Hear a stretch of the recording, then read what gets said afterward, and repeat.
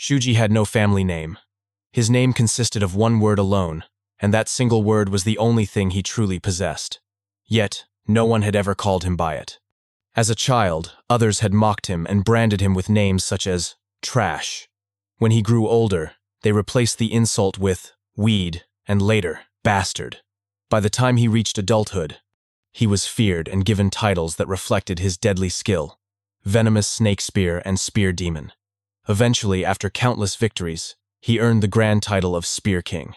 His life had never known comfort. His clothing had been nothing more than rags, and his daily sustenance had consisted of a single potato ration. But he had accepted it all, because the battlefield had been the only place he could call home.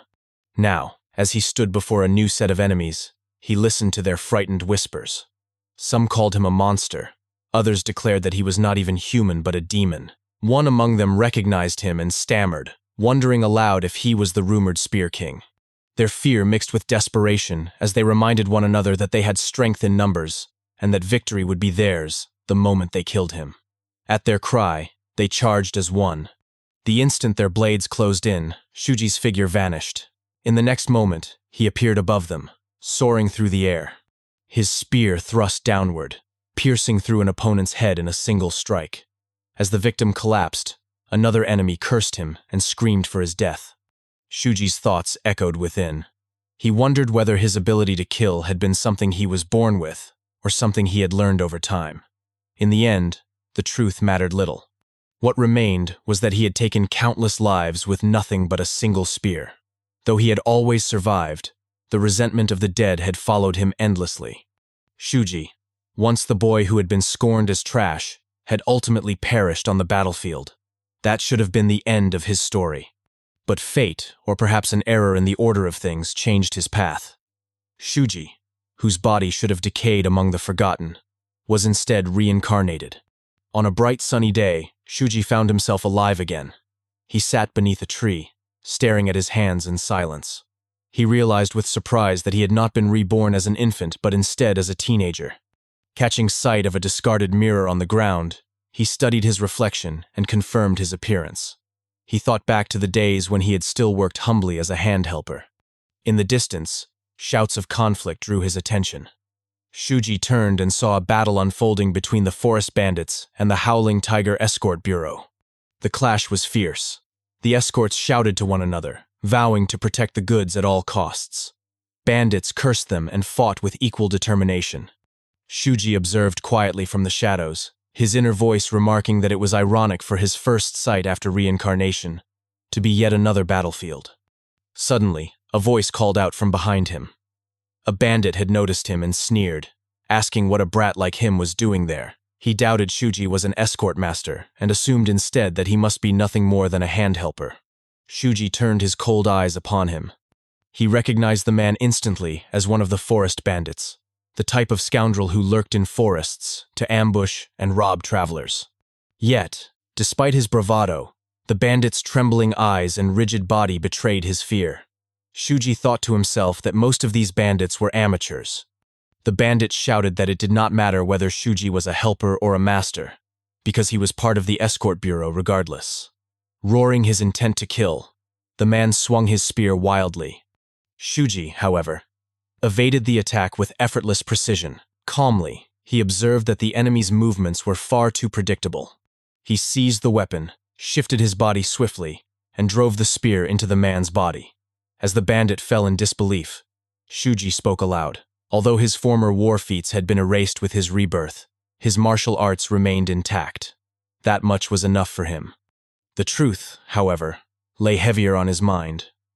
Shuji recalled that others had despised the martial arts technique he used, condemning it as demonic. Yet, in his current situation, he had no choice but to rely on it. He left the dying man skewered on the spear and began to walk away casually. His thoughts were abruptly interrupted as another bandit leaped from hiding, attacking with a bow and arrow. The shaft struck Shuji in the head, and the bandit burst into laughter, declaring that his enemy was finished and that at last, he himself could live. But his laughter froze when Shuji surged forward, very much alive, glaring at him with deadly menace. Shuji informed him coldly that he had already anticipated an ambush. He chastised the fool for not confirming his enemy's death, reminding him that such carelessness would always be fatal on a battlefield. With that, Shuji's spear pierced through him, ending his life instantly. Hoisting his weapon, Shuji now carried the weight of 2 dead men skewered upon his spear. He remarked that the weight finally felt right. As he looked upon the Howling Tiger Escort Bureau struggling against the bandits, he thought back fondly to his days of old. With measured steps, he walked into the battlefield, the corpses swaying heavily from his weapon. The sight stunned both bandits and escorts alike. Whispers spread in terror. Some asked in disbelief what kind of man he was. Others insisted he could not be human. Their panic only deepened when their leader appeared. The bandit leader announced his presence with a booming voice, declaring himself the head of the forest bandits. Shuji smiled in anticipation, amused at the prospect of testing his strength against him. The leader, in turn, grinned and promised to wipe the smile from Shuji's face before hurling a massive axe in his direction. Shuji evaded the attack easily, his movements so casual that it mocked the effort. Furious, the bandit leader shouted again, calling him a rat for dodging. Yet his confidence shattered when Shuji hurled a dead body toward him. Shuji noted calmly that while the man's physical strength was impressive, it was the only quality he possessed. In a single decisive swing, Shuji cleaved him in half with his spear. His voice rang out clearly as he explained that this was what a true attack looked like. The onlookers gasped in horror. Some cried that he had slain their leader in one strike. Others murmured that he was a monster. Their fear spread like wildfire. Shuji, meanwhile, looked at his weapon and frowned. He complained that it still felt too light. To remedy the matter, he skewered the leader's bisected body onto the spear along with the others, remarking with satisfaction that the weight was finally balanced. Panic overtook the surviving bandits. They broke ranks and fled in every direction, calling for retreat and screaming that the man before them was not human. Shuji, meanwhile, studied the corpses he carried, then smiled faintly as he understood. His inner thoughts whispered that when blood and demons met on the battlefield, they created what men feared most, the tricolored Dango Mountain bandits. Time itself had rewound by 10 years, and on that very mountain, the spear demon had returned. Shuji smiled once more and admitted to himself that it felt quite nice. One of the escort guards raised his voice and shouted for his men not to let a single bandit escape. The battle raged on in the background, the sound of weapons clashing and men screaming filling the air. The guards roared that the wind was on their side and insisted that they could not allow any of the bandits to live. In the middle of the chaos, Shuji stood motionless, his sharp eyes scanning the fight. Something nearby caught his attention, making him pause. A loud voice came from the battlefield, filled with arrogance and fury. The bandit yelled at the bounty hunters, asking who they thought they were to kill his men, and challenged them to face him directly if they dared. Shuji fixed his gaze on the man, realizing that this was no ordinary enemy. At that moment, the whispers of lingering spirits reached Shuji's ears. They revealed that the man fighting so fiercely was none other than Ego, their former leader. The spirits begged Shuji to bring him over to their side as well, insisting that their boss was strong. Shuji narrowed his eyes and acknowledged what he heard. He recognized that this man was indeed cut above the common rabble. When the spirits pressed him further, Shuji agreed, telling them that he would grant their wish. A cold grin spread across his face as he declared that Ego too would be devoured whole. Igo continued his wild assault against the escorts, laughing madly and swinging his weapon as he cried out for them to die. But suddenly, a voice called his name. He froze for a moment and looked back in confusion, demanding to know who dared call him so casually. In that instant, Shuji struck. Igo barely managed to block the attack, the force of the blow sending him crashing to the ground. His eyes widened in shock as he coughed out his anger, demanding to know who Shuji was. Shuji did not answer. He simply stared in silence, his expression cold and unreadable. Ego was startled by his demeanor, muttering in disbelief at the sight before him. He realized with horror that Shuji was hanging a man off his spear. The spirits of the fallen bandits called out again, asking Ego why he alone was left alive and beckoning him to come over to them. Hearing his name repeated by their ghostly voices, Igo broke down in terror. Tears streamed from his eyes as he screamed, calling Shuji a demon and begging for help.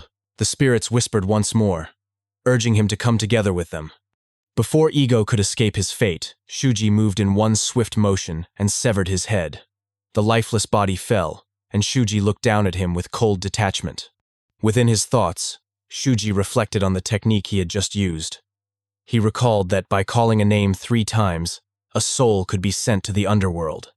During those 3 calls, the target would inevitably be drawn into the afterlife. He admitted to himself that it had been some time since he last used this technique.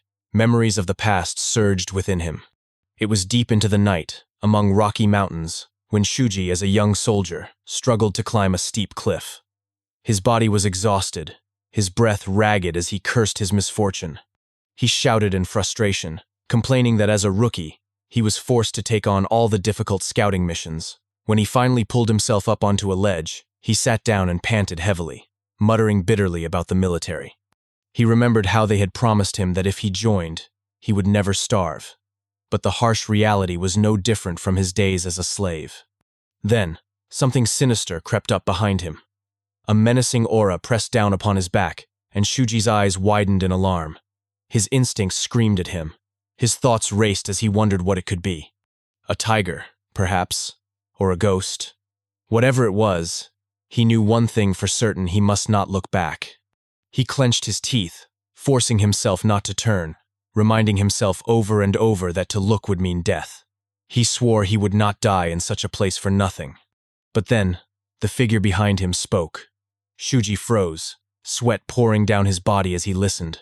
The voice questioned why he struggled so hard to survive when his life was worth no more than that of a bug.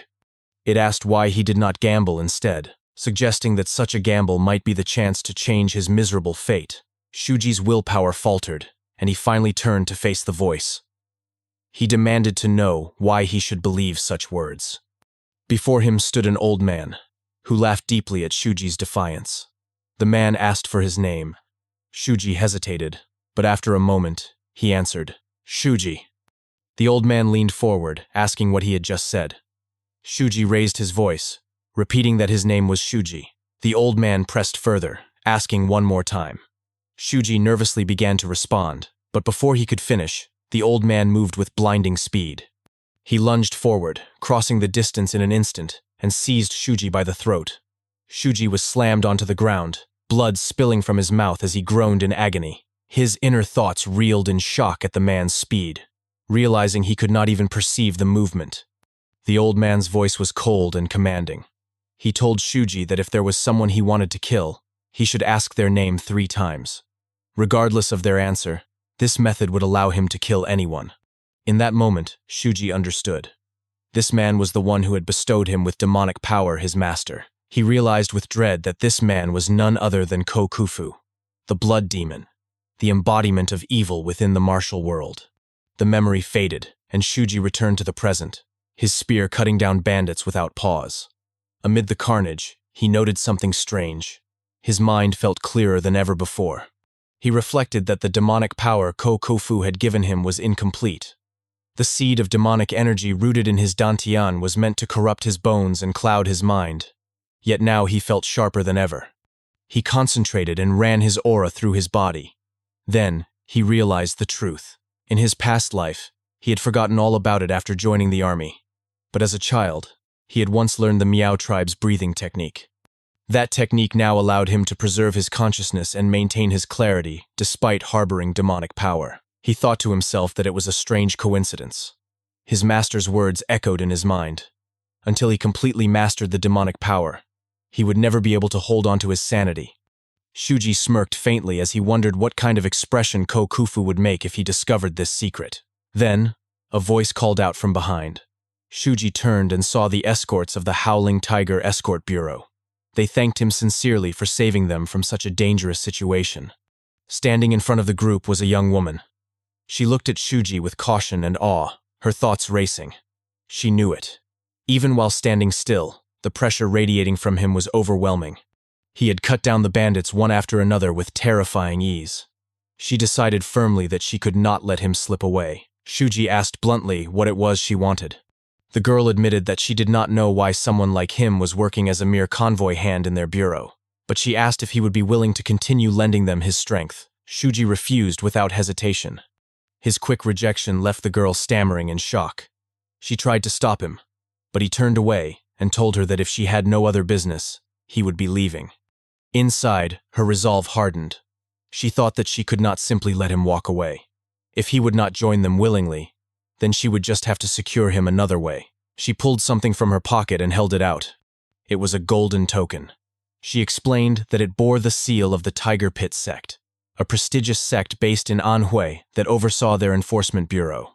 With this token, he would be welcomed as an honored guest. She begged him to accept it as a sign of her sincerity. Shuji looked down at the token. Inscribed on it were the words, Tiger Pit Sect First Class Escort, Shu Eika. He paused for a moment as a memory stirred within him. He recalled that the Tiger Pit Sect was known for their honest and upright operations. Yet he also knew that within a few years, the sect would vanish without a trace, a tragic fate awaiting them. He accepted the token. Shu Eika smiled warmly and thanked him. She told him that they would return to their transport duties, but once they were finished, they would come back to greet him again. She and her group bowed respectfully before leaving. Shuji casually took one of their horses, announcing that he would be borrowing it. Shu Eika panicked and tried to warn him not to use that particular animal, explaining that its temperament was too wild and they had decided to keep it only for hauling cargo. Yet Shuji mounted it with ease. The horse obeyed him completely. One of the escorts watched in disbelief, muttering that the beast had suddenly become obedient. To everyone's shock, the horse relieved itself as it walked, as though submitting to Shuji's authority. Both Shu Eika and the escorts gasped in astonishment. Shu Eika let out a sigh. She muttered that at his age, to have such skill in horseback riding on top of everything else, he truly was a monster. Another escort guard teased her, suggesting that perhaps this was love at first sight, as Shuji was strong, handsome, and exactly her type. Her eyes sharpened, and she drew her sword, glaring at the man menacingly. She accused him of being rude to their benefactor and demanded to know if he had a death wish. The terrified guard stammered apologies, insisting he was only joking. She finally sheathed her sword. Her expression grew serious as she confided to her men what she had observed. She explained that she had seen his spear technique with her own eyes. One of the escorts guessed that he might be the son of a famous noble family that specialized in the spear, but Shu Eika shook her head. She explained that it was not martial arts but military spear technique. Furthermore, his level of mastery and insight was far beyond his years. Another guard gasped, asking if she truly meant what he thought. Shu Eika nodded. She reasoned that most likely, Shuji was the son of a powerful military family, traveling on a warrior's journey after completing his training. She noted his personality, the way he had risked his life to save them. She was certain that if he learned of their sect's crisis, there was no way he would ignore it. Inwardly, Shu Eika pleaded. She begged silently for Shuji to save the Tiger Pit sect from the clutches of the Black Dao sect.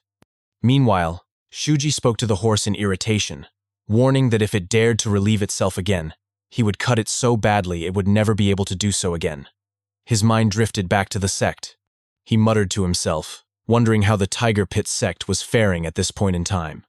Then, he thought of a certain man. Aiku. He wondered how that man was doing now. Shuji recalled the first time he had met Ko Aiku, the person who had become his first true bond after joining the army in his past life. He had been the one who stood by him as a comrade, a sworn sibling, the only one who shared his fate. The memory surged vividly. Back then, Shuji had been just a fresh recruit. One day, as he tried to eat, a senior soldier had kicked him aside, shouting at him for daring to eat without offering tribute. The man explained harshly that new recruits were required to hand over their meals to seniors. Failure to comply would only result in a beating. Shuji, confused, had responded that he had never heard of such a rule. Before the bully could press further, another voice had cut in. It was Ko Eiko. He had scoffed at the ridiculous hierarchy and remarked that since Shuji was new, that technically made him the next newest. If the rule were real, then logically his rations should also be taken. He asked mockingly if the bully planned on taking his as well. Enraged, the man lunged at him, threatening to smash his face in. But before his fist could land, a potato struck him squarely in the head. Koeiku had hurled it with precision, and when the man reeled in pain, he had taunted him to eat it and fill his stomach if he had any teeth left. Then, without hesitation, he charged forward, raining blows on him until his face was bruised and swollen. With each punch, he shouted that if he still had the audacity to return for more, He would happily knock out every last tooth in his mouth. The bully could only groan in defeat. Shuji, still stunned, had told him he should not have interfered, but Aiku brushed off his concern, declaring firmly that survival required strength, and that meant eating without surrender. With that, he had tossed another potato to him. That was how they first met. From then on, Shuji considered him not just a fellow soldier, but a comrade, no, a sworn sibling bound by fate. Aiku had introduced himself as Ko-Aiku and asked for his name. Shuji had given it after a brief hesitation. Time moved forward. One day, while desperately struggling to survive on the battlefield, disaster struck. A demonic being named Ko-Kufu had appeared, seizing Shuji by the neck at the edge of a cliff. Aiku had cried out in panic, threatening to fire a flare unless Shuji was released. Shuji, choking, had urged him to run, but Kofu mocked them both. With a cold grin, he released Shuji, sending him plunging down the cliffside. Aiku had screamed his name in anguish, but by sheer luck, Shuji managed to cling to a ledge below. He shouted back, urging him not to waste the flare and to escape while he still could. Kofu, however, was not finished. He stated calmly that he did not intend to kill Shuji yet. Instead, he had a proposal. If they brought him an herb capable of healing his internal wounds, he would grant them the strength to survive. The two looked at each other in silence. Shuji's inner voice admitted that they had no choice but to accept. When they agreed, Kufu seemed satisfied, remarking that they at least had determination in their eyes. Later, Kofu began teaching them about his secret art. He explained that there were beings called unrestrained demons, souls of humans consumed by tigers and corrupted into demonic servitude. These corrupted souls offered others as sacrifices to elevate their master's spiritual rank. His demonic technique mirrored this principle, absorbing the grudges of the dead to raise one's rank. The technique was called the Art of the Unrestrained Demon, and it had 3 stages: compression, tempering, and transcendence, each consisting of 10 levels. At the first stage, compression, one could emit demonic energy like steam. In the second, tempering, the practitioner's blood became poisonous, spurting like crimson mist when released. Beyond that lay the final transcendence stage, which Kofu himself had reached, advancing 4 levels into it. He declared that concepts like good, evil, and even demonic had lost meaning to him then. He urged them to etch his teachings into their hearts. To survive, they must go to battlefields and slaughter endlessly, feeding on grudges to change their destiny. Their next task, Kofu commanded, was to retrieve 100-year snow ginseng. Shuji immediately agreed, but Aiku protested, insisting that the herb was beyond their current capabilities. He requested instead that Kufu first help them open their Renandu meridians using the herbs they already had, so they would have the foundation to pursue stronger ingredients. Kofu, after considering, accepted his reasoning. Aiko insisted Shuji go first in opening his meridians. Shuji resisted, but he pressed him, saying that going second was always harder. They argued briefly, but in the end, they agreed, sealing their pact with a fist bump and the words, "Got it." But fate was cruel. Sometime later, Shuji staggered through the rain, his body pierced with arrows, leaving a trail of blood as he gasped for air. He clutched the herbs he had gathered, reassuring himself that everything would be fine now that his brother and master would be saved. But when he returned to the hideout, a thunderclap illuminated a shocking sight. Their master, Kofu, sat beheaded in his lotus position, his severed head lying in front of his body. Standing behind him, drenched in blood and holding a sword, was Aiko smiling faintly. Shuji dropped the hymns in horror and rushed to hold him as he collapsed. Trembling, he demanded to know what had happened. Aiko, his voice weak, explained that Kufu had never intended for them to live. He had acted first to prevent their deaths. Shuji realized in terror that all his meridians had been destroyed and his demonic energy drained away. Tears streamed down his face, but Aiku tried to soothe him, saying killing one half-dead old man was nothing. Then, with his final strength, he revealed his true identity. He was the last surviving member of the destroyed Tiger Pit sect. Shuji had once told him he served briefly in the Tiger Enforcement Bureau and that the sect's leaders were good people. Because he spoke fondly of his parents, he had come to see him as family. His voice trembled as he smiled. "I'm really glad I met you. If you ever get the chance, please, avenge me." The memory shattered. Back in the present, Shuji sat among the noise of a bustling place, His inner voice burned with determination. In this life, he vowed, that grudge would never exist. He would prevent the destruction of the Hu clan, and though he had already saved the Tiger Enforcement Bureau and their finances, it was not enough. He had to go further. He rode into Anhui, dismounted before a small manor, and approached a passerby. Politely, he asked a question, but the man struck him. Enraged at being spoken to so casually, Shuji swiftly overpowered him, beating him until the man was kneeling with swollen, blackened eyes. Demanding answers, Shuji asked if the manor ahead was the Tiger Pit sect. The man confirmed it was. Shuji then pressed further, asking if the sect leader was Ko Genin and his wife Sha Jian. Again, the man confirmed. Finally, Shuji asked if their son was Ko Eiku. To his shock, the man denied it. Shuji grabbed his collar in disbelief, demanding clarity. The man nervously explained that Shuji must have misunderstood Ko Genin, and his wife had no son at all. They had only one child, a daughter. Shuji staggered back in disbelief, his mind reeling as the truth sank in. The name he thought belonged to his sworn brother in his past life belonged instead to a young woman. Ko Aiko was a woman. Shuji could not comprehend what he had just learned. The thought echoed inside his head, almost mocking him. Aiku was a woman? It was absurd, yet the truth lingered before him like a blade. He scratched his head in frustration, considering his options. If he revealed the gold token, he could enter the Tiger Pit sect openly and confirm everything for himself, but such a step would interfere with his future plans. There had to be another way. Just then, the entrance door swung open, and a loud voice called out to him. A man rushed toward him, shouting with hostility. He accused Shuji of showing up casually after disappearing and called him an unreliable brat. According to him, Shuji had been tasked with cleaning the horse manure but had run away. The man seized Shuji's collar in anger, demanding to know where the others were before dragging him inside. As this unfolded, Shuji watched silently and thought to himself that although this man mistook Shuji for a homeless boy under his charge, the misunderstanding actually worked in his favor. Inside the stable, the man introduced himself with great pride. He was Wu Tuyen, the one responsible for managing the stables of the Tiger Pit sect. His instructions were simple. Shuji only had to handle the manure and feed under his supervision. Wu Tuyen reminded him that such work was better than living homeless, and he claimed to have already explained everything 2 days earlier. Shuji, unimpressed, simply responded that he did not know. Wu Tuyen became frustrated at the response.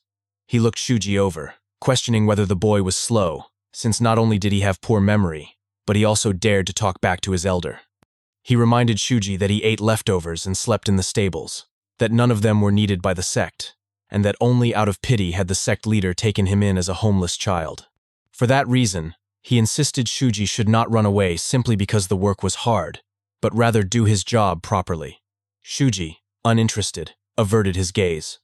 The moment he looked away, one of the horses suddenly grew agitated and kicked violently, striking Wu Tuyen and sending him crashing to the ground while clutching his knee in pain. Shuji frowned in confusion, wondering why the horse had suddenly gone wild. A mocking laugh then echoed across the stable. It came from a young master who stood nearby, proudly declaring that the horse was indeed a top-grade beast. He boasted that it had cost him enough to buy a mansion, and that even then it was not easy to tame. A servant beside him explained that one of the stable boys had been injured. The young master, however, coldly dismissed the incident, remarking that stable boys were no better than dogs and should be tossed some feed on the way out.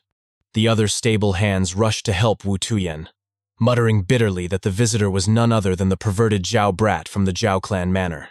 Wu Tuyen groaned in agony, clutching his leg.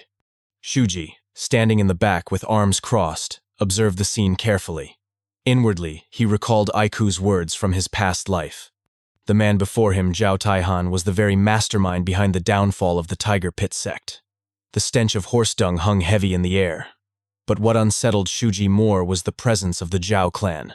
Zhao Taihan wore a sly grin, remarking that just being seen by stable hands dirtied his clothes. A stern voice then interrupted. The sect leader, Ko Genin, had arrived, explaining that he had rushed over upon hearing that a guest had come. His expression hardened when he saw Zhao Taihan and demanded to know the reason for his visit. At once, Zhao Taihan and his lackey changed their demeanor, bowing respectfully and greeting him with smiles. Zhao Taihan called Ko Genin father-in-law and claimed he had come only to visit his future bride. With a dark smile, he clarified that he was referring to Aiku. Ko Genin's expression grew sharp with anger. He denied ever approving such a marriage. Zhao Taihan admitted that this might be true for now, but insisted that once Aiku turned 16, he intended to hold the wedding. He even boasted that it was already the talk of the region, with children singing songs about it.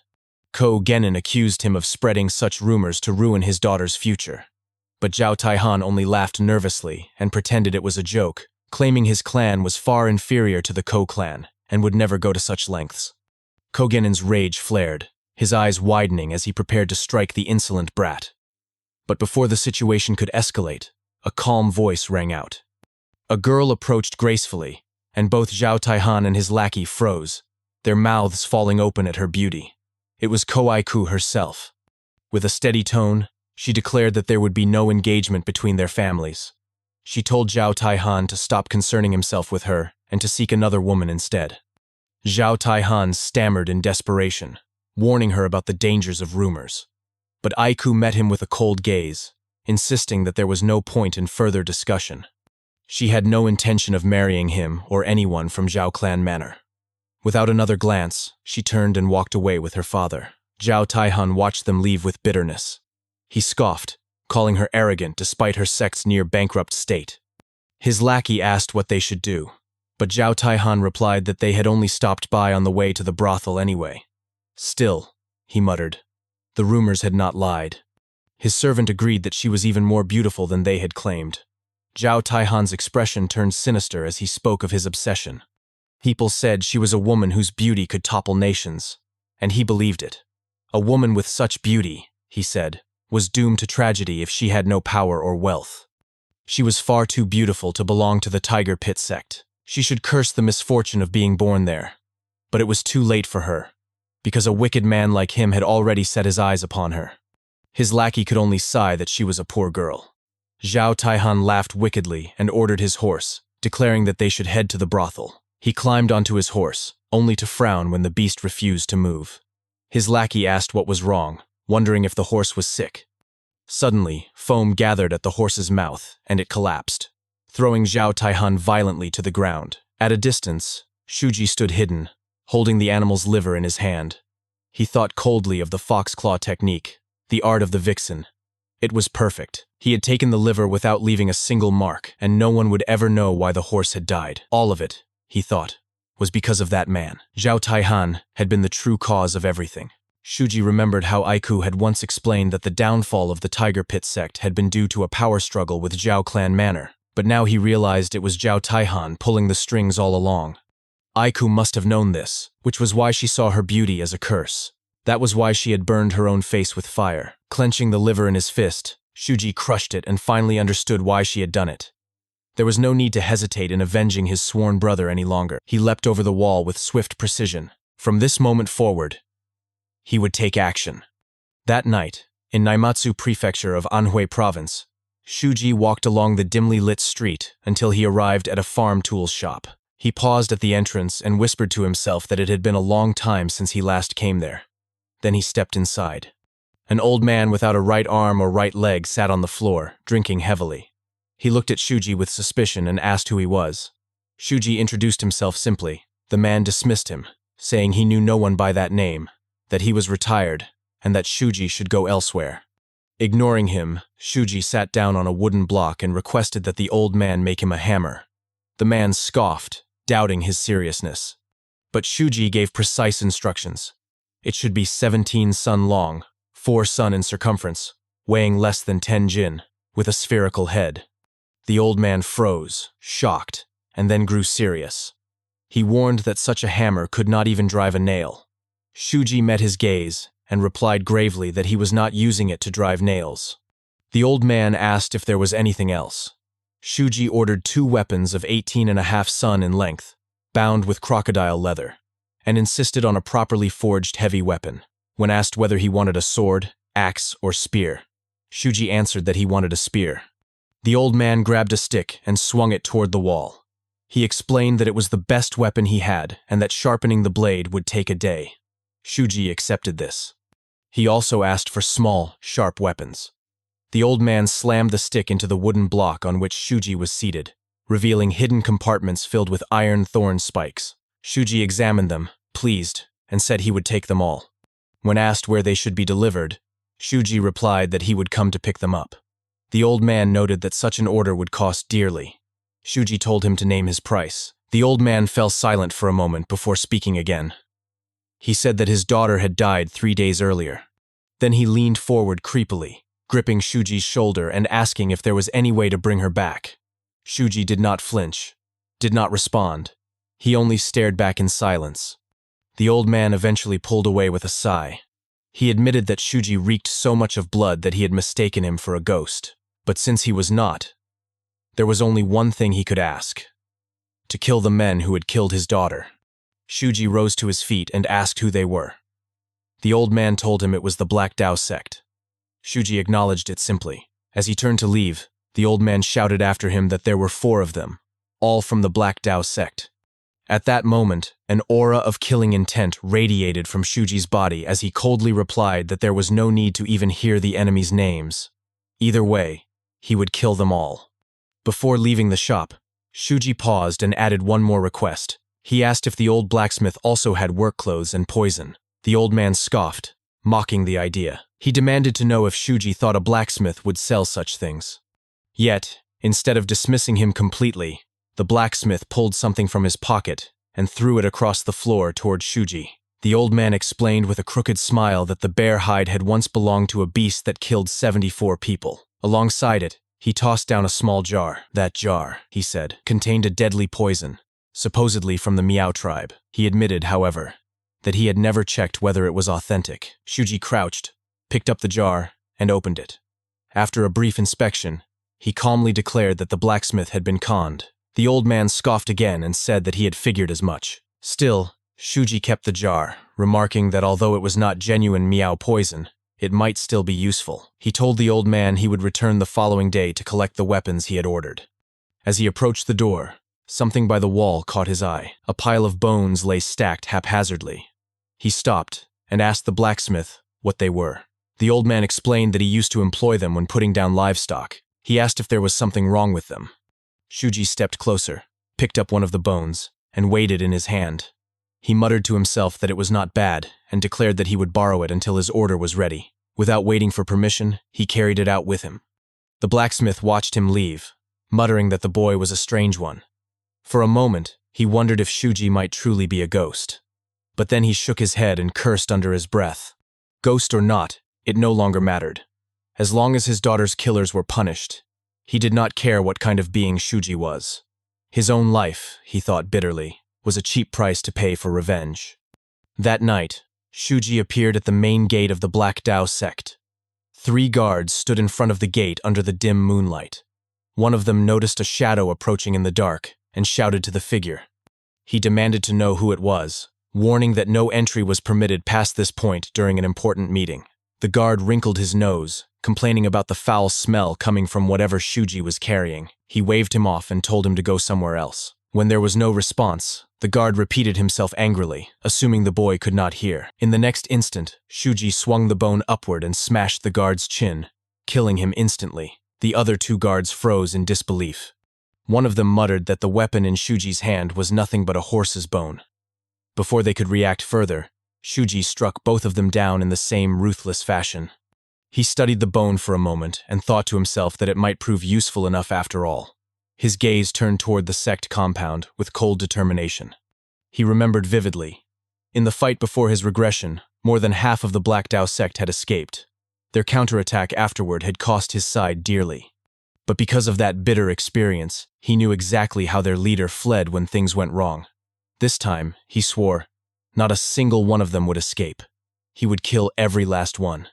With that vow burning in his mind, Shuji walked straight into the sect grounds. He moved casually, yet with each step, more corpses fell in his path. He killed everyone who crossed him with effortless brutality, cutting through the sect like a shadow of death. Eventually, he entered the main hall. Inside, one of the men yawned and looked up with irritation at the commotion. He demanded to know what all the noise was about, then smirked when he saw Shuji. He dismissed him as nothing more than a brat who had interrupted his nap. Another man, calmer, explained that the sect leader was in a meeting with a guest. He warned Shuji that he would be dealt with swiftly. Shuji examined the men with a cold stare. Inwardly, he judged their strength. All four of them were somewhere between third and second rate. He concluded immediately that these must be the four elites of the Black Tao sect. He voiced his thought aloud. They were indeed the four elites, were they not? One of the men scoffed at his arrogance and lunged. Shuji responded without hesitation, driving his foot viciously into the man's crotch. The victim doubled over with a groan of agony. Shuji then rushed at another and jabbed his fingers into the man's eyes, blinding him. The other two drew their swords, preparing to attack. Shuji hurled the horsebone across the hall. It slammed into the face of one of them before ricocheting back. Shuji caught it mid-air, then sprang at the blinded man and smashed the back of his head in with a single swing. He turned to the man he had crippled earlier. The wounded elite screamed in fury, swearing that he would make Shuji suffer the same pain. Shuji scoffed. He mocked the man for always taking from others but finding it unbearable when something was taken from him. He sneered that it was funny how those who robbed others cried the loudest when robbed themselves. He then kicked over a nearby vase and sent it crashing into the man. With cold amusement, Shuji said he was getting worked up over nothing. He was not there merely to steal possessions. He was there to steal their souls. With a final swing, he smashed the man's skull, killing him instantly. Another of the elites, wide-eyed, muttered in disbelief. He said that even within the Black Tao sect, no one fought with such viciousness. And to charge into their headquarters wielding nothing but a horsebone, this intruder was not human. He was a monster. Shuji approached without a word.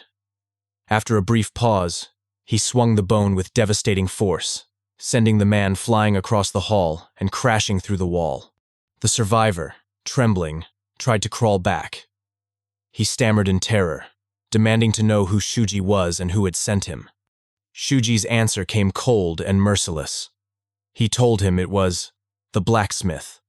Then he swung once more and ended his life. Standing over the corpses, Shuji surveyed the wreckage. He muttered to himself that the four elites of the Black Tao sect had been taken care of. That, he thought, should be enough to cover the payment. He turned and left, already thinking of the shopkeeper. That night, the sky burned crimson, casting an ominous glow across the land. Inside the main chamber of the Black Tao sect, two men sat across from each other in a heated discussion. One of them broke the silence first, speaking with contempt.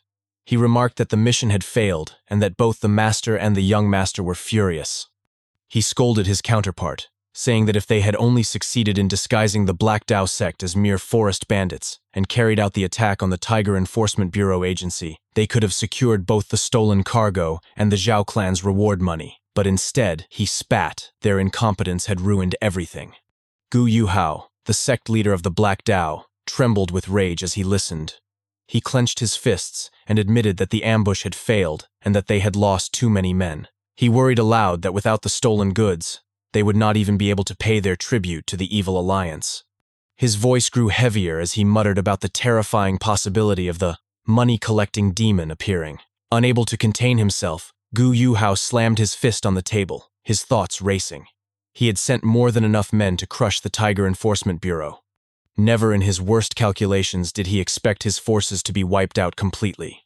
No survivors had returned, leaving them blind to what had truly happened. The other man rose to his feet and sneered, suggesting that they should have sent one of the four Black Tao elites from the beginning. Gu Yuhao barked back in frustration, saying that if only they had been warned earlier of how strong the Tiger Pit sect's guards were, none of this disaster would have occurred. The man gave him a venomous smile and slammed the table in return. He accused Gu Yuhao of blaming them unfairly and warned in a cold voice that if another failure occurred, none of them would leave alive. Gu Yuhao held his head and sighed heavily. He muttered that he understood, though the words tasted bitter in his mouth. The other man continued with icy calm. Unless the Tiger Enforcement Bureau failed in their transport job, he explained, the Tiger Pit sect would never be cornered. And if that did not happen, the young master's marriage plans would never move forward. He added with a sneer that the young master would never rest until he claimed the girl he desired. Gu Yuhao erupted, shouting that he already understood and that the man should stop repeating himself. His anger echoed through the chamber until suddenly, a loud sound shook the air. Both men froze and looked toward the source. Gu Yuhao's heart pounded in his chest. He thought to himself that the sound had come from the entrance. The four elites should have been guarding it. His expression turned grim. Moments later, the door creaked open. To their horror, four severed heads rolled into the room. They were the heads of the Black Dao's four elites. Both men were struck dumb with shock. The Zhao clan representative stammered nervously, unable to comprehend what he saw. He muttered in disbelief that the four elites had been slain and trembled at the thought that perhaps the orthodox sect had sent a master to annihilate them. As their fear mounted, Shuji stepped forward slowly from the shadows. The Zhao clan man immediately tried to save himself. He stammered that he was from the Zhao clan and had nothing to do with the Black Dao.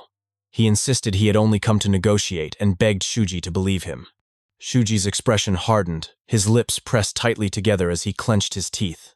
The man, seeing his hesitation, tried again, offering to lend Shuji a hand in his slaughter. Instead, Shuji spat a mouthful of blood straight into the man's left eye. The Zhao man screamed in agony, clutching his face. He demanded to know what Shuji was doing and cried out that he had said he was not part of the Black Dao. At that moment, Shuji remembered the words of his late master, Ko Kufu. Those skilled in the supreme demonic arts are called demon breakers. The blood of a demon breaker is a deadly poison to martial artists. Shuji thought to himself that although his blood was not as potent as that of a true demon breaker, it would still burn as though the man had been struck with searing chili powder. The Zhao man, enraged and half-blind, drew his sword and shouted in fury, demanding to know what was wrong with Shuji. He lunged forward with a fierce strike. Shuji dodged effortlessly. He noted in silence that the man's martial prowess was indeed first-rate, but still inferior to the four elites he had already slain. Then, a dark crimson aura began to radiate from Shuji and from the horsebone he held in his hand. Both men froze in horror. The Zhao man stammered in disbelief, shouting that it could not be that Shuji was using demonic arts. In desperation, the Zhao man lunged again, his eyes wild. He roared that Shuji was no orthodox master, but a mad demon. Shuji slipped past his strike with ease and swung the bone against the man's foot, shattering his balance. The Zhao man collapsed to the ground helplessly, and in the next instant, Shuji brought the bone crashing down, killing him instantly. Gu Yuhao, drenched in sweat, trembled where he stood. His thoughts raced. He knew what he was witnessing. Shuji was not simply an ordinary warrior. He was something far more terrifying. Gu Yuhao muttered inwardly that such men transcended the divide between orthodox and unorthodox. They were evil incarnate monsters the entire martial world had sworn to destroy. Demon users were savage beasts, he thought, slaughtering everything in their path until they reached a certain level of mastery. Seizing the opportunity while Shuji was distracted with the Zhao man, Gu Yuhao began to edge backward. He reached for a hidden switch on a bookshelf. He thought frantically that if he could slip out, he might have a chance to contact the Evil Alliance. If that failed, perhaps even the Martial Alliance could be warned. The hidden mechanism clicked, and the bookshelf slid open, revealing a narrow passageway. But before he could move further, Shuji's cold voice echoed behind him. Shuji called out his name, asking if it was truly him. Gu Yuhao froze and turned back, his heart skipping a beat. He thought in disbelief that Shuji still retained his sanity. Even after mastering the demonic arts, he was not a mindless beast. His control over his demonic energy was terrifying. Could this man truly be a peak stage master? Realization dawned, and terror followed. Gu Yuhao dropped to his knees and pressed his forehead to the floor in submission. He begged Shuji to forgive him. If Shuji would spare his life, he promised to do anything asked of him. He explained frantically that today was the deadline for paying tribute to the Evil Alliance. If he failed, he would surely lose his head, and even Shuji might be inconvenienced. Shuji looked down at him coldly. He thought to himself that Gu Yuhao was more perceptive than he had expected. After a brief pause, he suggested an alternative. He ordered Gu Yuhao to give up his martial arts. Gu Yuhao's body trembled violently. He stammered in shock, unable to believe what he had just heard. Shuji's gaze hardened. He warned that if Gu Yuhao refused, he would simply kill him. Gu Yuhao's mind raced. He thought bitterly that surrendering his martial arts would be no different from death. If he was to die regardless, then he would strike back one last time. With a snarl, he drew his sword. But Shuji had already anticipated this. His voice cut through the air, mocking him as nothing more than a coward who only boasted. The horsebone swung toward him. Gu Yuhao barely managed to dodge, but he staggered under the pressure of the crimson aura. Through gritted teeth, he muttered in disbelief that Shuji's energy was not that of a true peak stage master. He realized then that Shuji was only a second-rate warrior, and his expression twisted into a wild grin. He accused Shuji of daring to trick him, mocking him for his audacity. Shuji scoffed, unimpressed. He called Gu Yuhao a clown and declared coldly that his task would now be easier. His voice rang with finality as he stated it was time to purge the Black Tao. Gu Yuhao staggered and fell to the ground, clutching his head as a strange sensation spread from the wound Shuji had inflicted. In disbelief, he thought to himself that it was impossible. Had Shuji done something tricky with that last strike? Shuji approached slowly, his eyes cold as he looked down at the fallen sect leader. He told Gu Yuhao that he should be thankful, because it was Gu Yuhao's own misunderstanding that had made everything much easier. At that moment, the sinister spirit began to approach, laughing harshly as it called out that Gu Yuhao should die together with it. Driven into madness, Gu Yuhao lost control and swung his sword desperately. Shuji blocked the attack and retaliated with a precise strike at Gu Yuhao's left arm. Gu Yuhao cursed loudly and immediately attempted to stab forward, but Shuji dodged the attack with ease.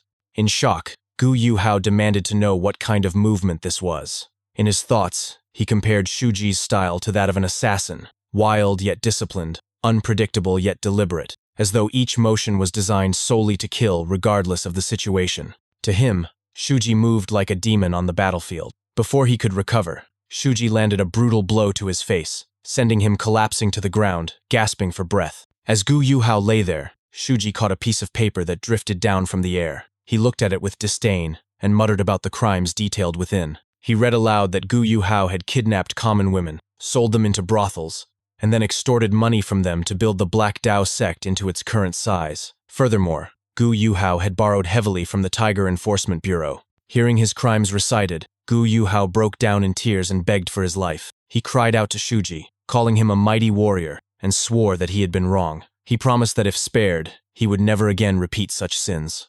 Shuji ignored his desperate plea. He reached for a torch and looked down at him with merciless eyes. He asked how many people had once begged for their lives in front of Gu Yuhao, just as he was doing now. That, Shuji said, was the question. Shuji brought the torch close to Gu Yuhao's face, and as the flames burned closer, the sect leader sobbed uncontrollably, begging again for forgiveness, insisting he would do anything. Shuji showed no sympathy. He lit Gu Yuhao on fire, the flames consuming him as he screamed in agony. Raising the bone he carried, Shuji remarked that this act would at least ease some of the regret felt by the Tiger Enforcement Bureau. On the verge of death, Gu Yuhao's eyes widened in terror. In his last moments, he thought of the Tiger Enforcement Bureau, and a horrifying realization struck him. Could this man be the root of all the recent troubles? Before he could finish the thought, Shuji's weapon came down and killed him instantly. Shuji stood sternly over the corpse of the Black Tao's sect leader. He muttered under his breath that so this was Gu Yuhao. With a heavy breath, he walked away, acknowledging that despite everything, the man might have been worth something. As he stepped out of the chamber, he heard voices outside. A group was rushing toward the room, calling for their master to hurry. When they spotted Shuji, they demanded to know who he was. Without hesitation, they declared that it did not matter, and shouted to kill him. Shuji scoffed at their arrogance and said that it looked like it was going to be a long night. By the next day, rumors were already spreading through the busy streets. At the stables, the boys gossiped excitedly. One exclaimed that he had heard from a former servant of the Black Tao that the entire sect had been wiped out overnight and their estate burned to ashes. Another boy was shocked, but quickly added that they had deserved such a fate. Wu Tuyen, one of the stable boys, explained further. He said that even their Tiger Pit sect had suffered much because of the Black Tao. The others reacted in surprise, asking if Tiger Pit had been a victim too. Wu Tuyen went on to say that Black Tao had bought Tiger Pit's debts from the Qianzhuang, and on top of that, their members often showed up to stir trouble. But now, because of the destruction of Black Tao, those debts had become worthless, and Tiger Pit actually came out ahead. One of the boys declared in awe that the warrior who had defeated the Black Tao was truly a hero of Anhui province. At that moment, Wu Tuyen noticed Shuji loitering nearby instead of working. He shouted at him angrily, asking if he was finished cleaning the horse dung yet. Shuji looked back at him coldly, which only irritated Wu Tuyen further. He marched over, demanding to know what that look meant and whether Shuji had a problem. Inside, Shuji sighed in annoyance. He considered flashing the gold token to silence the boy, but quickly decided against it. It would be better to stay low until matters with the Zhao clan were resolved. Wu Tuyen snapped, shouting that he had had enough of Shuji's attitude, and warned that the boy had better start listening when he was spoken to. Before the confrontation could escalate further, a clear voice called out, telling them both to stop. Wu Tuyen stiffened as soon as he heard it. Terrified, he muttered to himself that he knew that voice. A young woman walked in, scolding Wu Tuyen not to pick on the newcomer. Shuji froze in shock the moment his eyes fell on her. The girl introduced herself kindly, saying she was not too familiar with their traditions, but that new recruits deserved some consideration. She urged Wu Tuyen to be patient. Wu Tuyen stammered nervously, trying to excuse himself by claiming it was not like that. He insisted the boy simply would not listen. But the young woman, Ko Aiku, reminded him sternly that even a brief encounter was fate, and that every connection should be treasured because life was unpredictable. She told him that perhaps they would meet again in a faraway place, or even become family someday. Wu Tuyen scoffed silently at the idea, thinking he would never see Shuji again, while another boy muttered inwardly that no one ever left Anhui province anyway. Aiku then turned her gaze to Shuji. With a warm smile, she asked if he was the new recruit, and told him that if anyone bullied him, he should come and tell her. Shuji's eyes widened as he stared at her, his mouth slightly open. In his heart, he thought that though her face and voice were not the same as in his memories, her clear eyes had not changed one bit. They were exactly as he remembered. She had not changed at all. Overcome with emotion, Shuji smiled warmly and told her that if anyone bullied her again, she should come and tell him. Aiku blinked in shock, unable to process what he had just said. She stammered, confused, asking what he meant.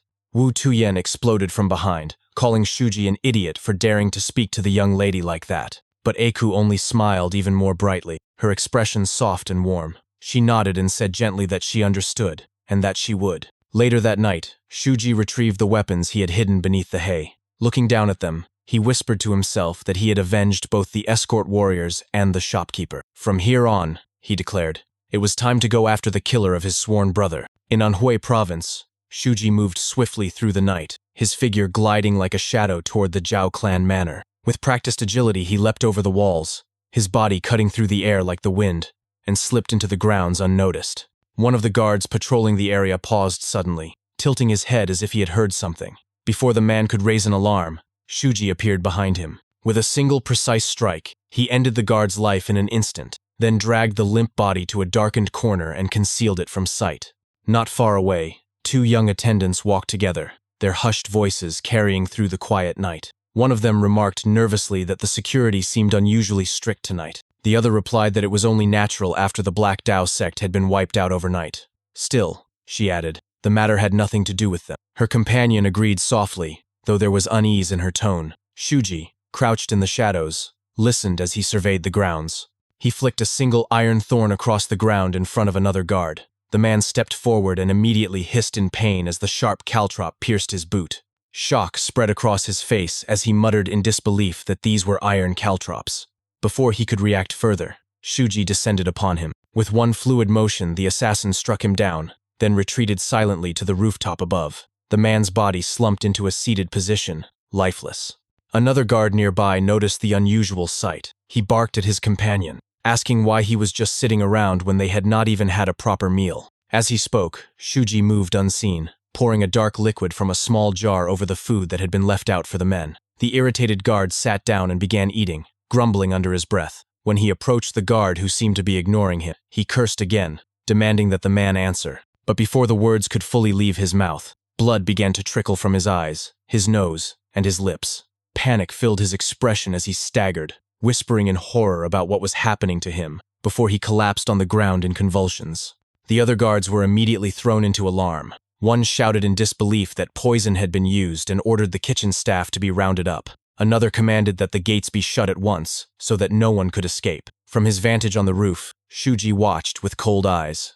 He closed the jar of poison and thought to himself with grim satisfaction that the shopkeeper's skills were as sharp as ever. The taste of the poison was not bad at all, he mused silently, and he admitted to himself that he liked it. Now that his equipment had been tested, he concluded, it was time for a more personal visit. The Zhao clan, that cursed name, would end tonight. Inside the manor itself, several guards muttered among themselves. One complained about the excessive security measures and wondered if they were truly necessary. Another agreed, pointing out that it was all because of the Black Dao incident. Their idle talk was cut short by the sharp sound. A window in front of them exploded into fragments, and Shuji leapt through the opening like a streak of death. Before any of the men could draw their blades, his spear flashed in the lamplight, and in a single sweeping motion he cut all three down. Their bodies crumpled lifelessly to the floor as he continued forward without pause. He ascended the staircase with calm, deliberate steps. As he did, another guard coming down the stairs caught sight of him. Mistaking Shuji for a fellow sentry, he remarked that he was supposed to be assigned to the fourth floor and asked about the loud noise he had just heard. He warned that the master had already gone to bed and instructed Shuji to tell the others to quiet down. Then, noticing the long spear in Shuji's hand instead of the standard sword, the man frowned in confusion. Before the realization could form fully in his mind, Shuji lunged forward and thrust the spear straight through his body. The man gasped, once before his life left him. The nearby guards cried out in shock as they realized an assassin had infiltrated the manor. They shouted for reinforcements, demanding to know why the others were not backing them up. In their panic, they rushed forward, but Shuji remained unshaken. He tossed a handful of iron thorns across the ground, and the men cried out as their feet were pierced, stumbling and slowed by sudden pain. Shuji closed in mercilessly, striking with his spear and hammer until every one of them lay dead. The manor grew tense with silence until a calm, commanding voice rang out from one of the rooms, complaining about the noise. Shuji froze for a brief moment, his eyes narrowing. His instincts screamed at him as he sensed a terrifying presence. In his mind, he admitted that the owner of that voice possessed an internal power that dwarfed even Gu Yuhao. The door opened, and from it emerged an old man who carried himself with the weight of authority and lethal confidence. He moved forward unhurriedly, his expression hard. The old man told Shuji that even if he had come uninvited, basic manners should still apply. Shuji's eyes, sharp and cold, fixed upon the figure before him. Inwardly, he acknowledged that at last he stood face to face with the man who had slaughtered countless innocents for his own gain, the man who had cast Eiko into hell. The old man studied him, his aura heavy and suffocating, and then asked what business brought him here at such an hour. Shuji fixed his cold gaze upon the figure before him and declared that the man standing there was none other than Zhao Yushi, the lord of the Zhao clan. Zhao Yushi's expression hardened, his voice filled with disdain as he called Shuji an insolent brat and warned him to watch his tongue. He demanded to know where Shuji had come from, noting that he did not appear to belong to any orthodox sect. Zhao Yushi speculated aloud, wondering if the intruder had ties to the Valley of Perdition, to the Path of Supremacy Society, or perhaps even to the lands beyond the Black Sands. Shuji studied Zhao Yushi's presence in silence. Inwardly, he noted how unusual the man's chi flow felt, twisted and warped, yet disturbingly focused. He thought to himself that this battle would not be an easy one. Finally, Shuji responded in a steady voice, revealing his allegiance. He claimed the name of the Tiger Pit sect. Zhao Yushi narrowed his eyes in disbelief. He remarked that it was hard to imagine anyone raised by the master of the Tiger Pit sect turning out like Shuji. He asked what connection Shuji truly had with that sect. Shuji sneered coldly and said that he was nothing more than a guest, a servant warrior, or perhaps something even lower, a stable hand. Zhao Yushi let out a sharp laugh. He told Shuji that he was not about to give anything away so easily. In the end, Zhao said, it mattered little where Shuji belonged, for he had already thrown himself into the lion's den. With that, Zhao drew his sword. A menacing aura flared around him, heavy and oppressive.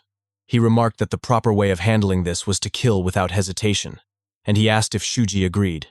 As Zhao prepared to strike, Shuji closed his eyes for a brief moment. He thought to himself that meeting Zhao Yushi in the flesh was surreal. In his past life, he remembered, this man had lived out his years peacefully, while Aiku had been forced to swallow her tears, never able to avenge herself with her own hands. But now, Shuji told himself, things were different. In this life, he would claim her vengeance. He vowed in silence to Aiku that he would take revenge for her here and now. The two warriors moved at the same time. Zhao's sword met Shuji's spear in a clash that shook the air. Zhao was forced back a step, clearly stunned by the exchange. His eyes widened, and he exclaimed in disbelief. He demanded to know whether Shuji was using sorcery, because he could feel the Zhao clan's internal art flowing from Shuji's body. Shuji responded with icy calm, asking why Zhao would think that. Internally, Shuji measured himself. His spirit title, he reflected, stood at the 9th level of the compression stage, making him equal in cultivation to Zhao Yushi. one of the top masters of the age. The deciding factor, he concluded, would not be strength, but the vast difference in experience between a man living his second life and Zhao Yushi. The two clashed again, exchanging blows with speed and precision. Zhao barked out that Shuji's moves were not bad, but that such techniques alone would never be enough to defeat him. A grin spread across Zhao's face, and in his thoughts he mocked the younger man, wondering what Shuji would do when confronted by a sudden burst of fire that could blind him. But Shuji suddenly charged forward with terrifying speed. Zhao was caught off guard and barely managed to dodge. Even so, Shuji's spear scraped against Zhao's neck, leaving a shallow wound. Zhao's expression darkened. He admitted with a grim smile that Shuji was scarier than he had first believed, confessing that his head had nearly been severed. Then Zhao retaliated, his blade grazing Shuji's side. He smirked, telling Shuji that he had come close to spilling his guts. Shuji gritted his teeth. Inwardly, he cursed Zhao's advantage, recognizing that the older man's attacks carried longer reach and the fluid movements of a seasoned veteran. Finding a decisive opening would not be easy. He hurled one of his weapons, but Zhao easily dodged it. Zhao laughed in amusement and commented that Shuji could even wield ranged weapons. Shuji hurled a hammer next, forcing Zhao to glance upward. Zhao's grin widened as he pressed forward with attacks. He said that Shuji's tenacity intrigued him even further, and now he truly wished to know what kind of eccentric master had raised him. Then, Zhao made an offer in the midst of battle. If Shuji surrendered now, he said, he would make him one of his retainers. Shuji scoffed, his thoughts cold and sharp. He knew Zhao's words were nothing but deception, meant to mask the preparation of another attack. At that moment, Zhao stomped against the floor, releasing a surge of force as he launched a powerful strike. Shuji attempted to dodge, but stumbled against the corpse of a fallen guard. He cursed under his breath. Zhao lunged forward with lethal intent, shouting that this would end now. His sword pierced Shuji's body. Zhao paused, surprised that Shuji did not scream. He muttered in astonishment that Shuji had guts. He even compared him to his own son, mocking his offspring as a weakling who would be bedridden by the slightest wound. That, Zhao confessed, was why he had sought a strong wife for the boy. He admitted in a strangely quiet tone that he did not know how many years he himself had left, and that all he had truly wanted was to see the face of his grandchild. But Shuji's reaction stunned him. Shuji calmly grasped the sword that was embedded in his body and held it in place. Zhao tried to pull the blade back, but it would not move. His expression shifted to shock. He exclaimed in disbelief, realizing that Shuji was stopping the blade with his own rib. He shook with the realization that Shuji had deliberately left a weak spot earlier to bait him into attacking. Shuji's eyes remained as cold as ice. He told Zhao that he would reveal exactly how many years the clan lord still had left. As he spoke, a red aura erupted around him, surging with oppressive force. Zhao felt fear claw at him, an emotion he could scarcely believe he was capable of feeling. His thoughts screamed at him to run, but he froze. Zhao Yushi's heart raced as he tried to convince himself to retreat and gain distance. Yet the pressure of Shuji's aura engulfed him. Shuji's lips curled into a nasty smile, and he muttered his enemy's name like a curse. Zhao Yushi felt his own composure crumble. He panicked, cursing under his breath, his mind consumed by the desperate thought of escape as Shuji's menacing aura bore down upon him. Zhao Yushi was devoured in the crushing weight of Shuji's aura. In that instant, Shuji managed to thrust his spear forward, landing a devastating strike to Zhao Yushi's chest. Blood spilled from Zhao's mouth as he staggered back, his body racked with pain.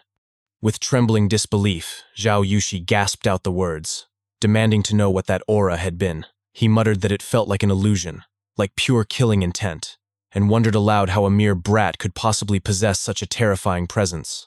Shuji only smiled, his expression wide and cruel, as he pushed the spear deeper into Zhao's body. He told Zhao that despite all the battles he had experienced in his long life, they were nothing more than structured duels and sparring matches. With a final push, Shuji pierced Zhao Yushi completely through. His words like venom.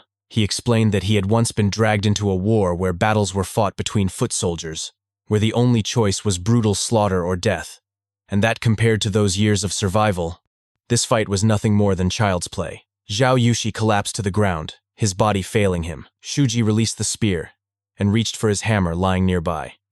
Zhao, his voice now faint and broken as he neared his last breath, whispered his final plea. He begged Shuji to spare his son's life. His voice cracked with desperation as he repeated the words, "Not his son. Please, not his son."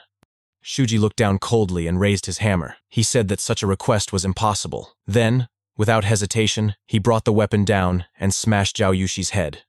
With a grin, Shuji remarked that, in the end, it meant Zhao would never see the face of his grandchild. He wiped the blood from his face, his expression hard yet satisfied. Inside his thoughts, Shuji admitted to himself that he needed to recover. Around him, the spirits began to whisper, their voices slithering through the silence. They laughed and beckoned him onward, claiming they could smell it, guiding him toward a scent. Shuji looked around the room, his gaze falling on a pot. The spirits urged him further, insisting that what he sought was inside. Shuji smashed the pot, and from within emerged the trembling figure of young Master Zhao. The boy shrieked in terror, screaming for Shuji not to come any closer. He cried out desperately for help, his voice high and frantic. Shuji stared down at him coldly. Within his own mind, he reflected that because of trash like this, so many others had been forced to suffer through hell. He reached down and seized the young master by the hair, pulling him up as the boy shrieked again in terror. Shuji mocked him, remarking that he still had the energy to scream. He asked if, born into a wealthy family with money and power, the boy had thought the world itself was something to be owned. The young master's expression twisted in despair as tears streamed down his face. His body trembled uncontrollably. Shuji sneered, telling him that in that case, he would make him the star of the show. He leaned close, his eyes locking with the boy's as he whispered with sinister delight that tonight, the star was him. As the long night finally ended, posters appeared throughout Anhui province. They bore grim words.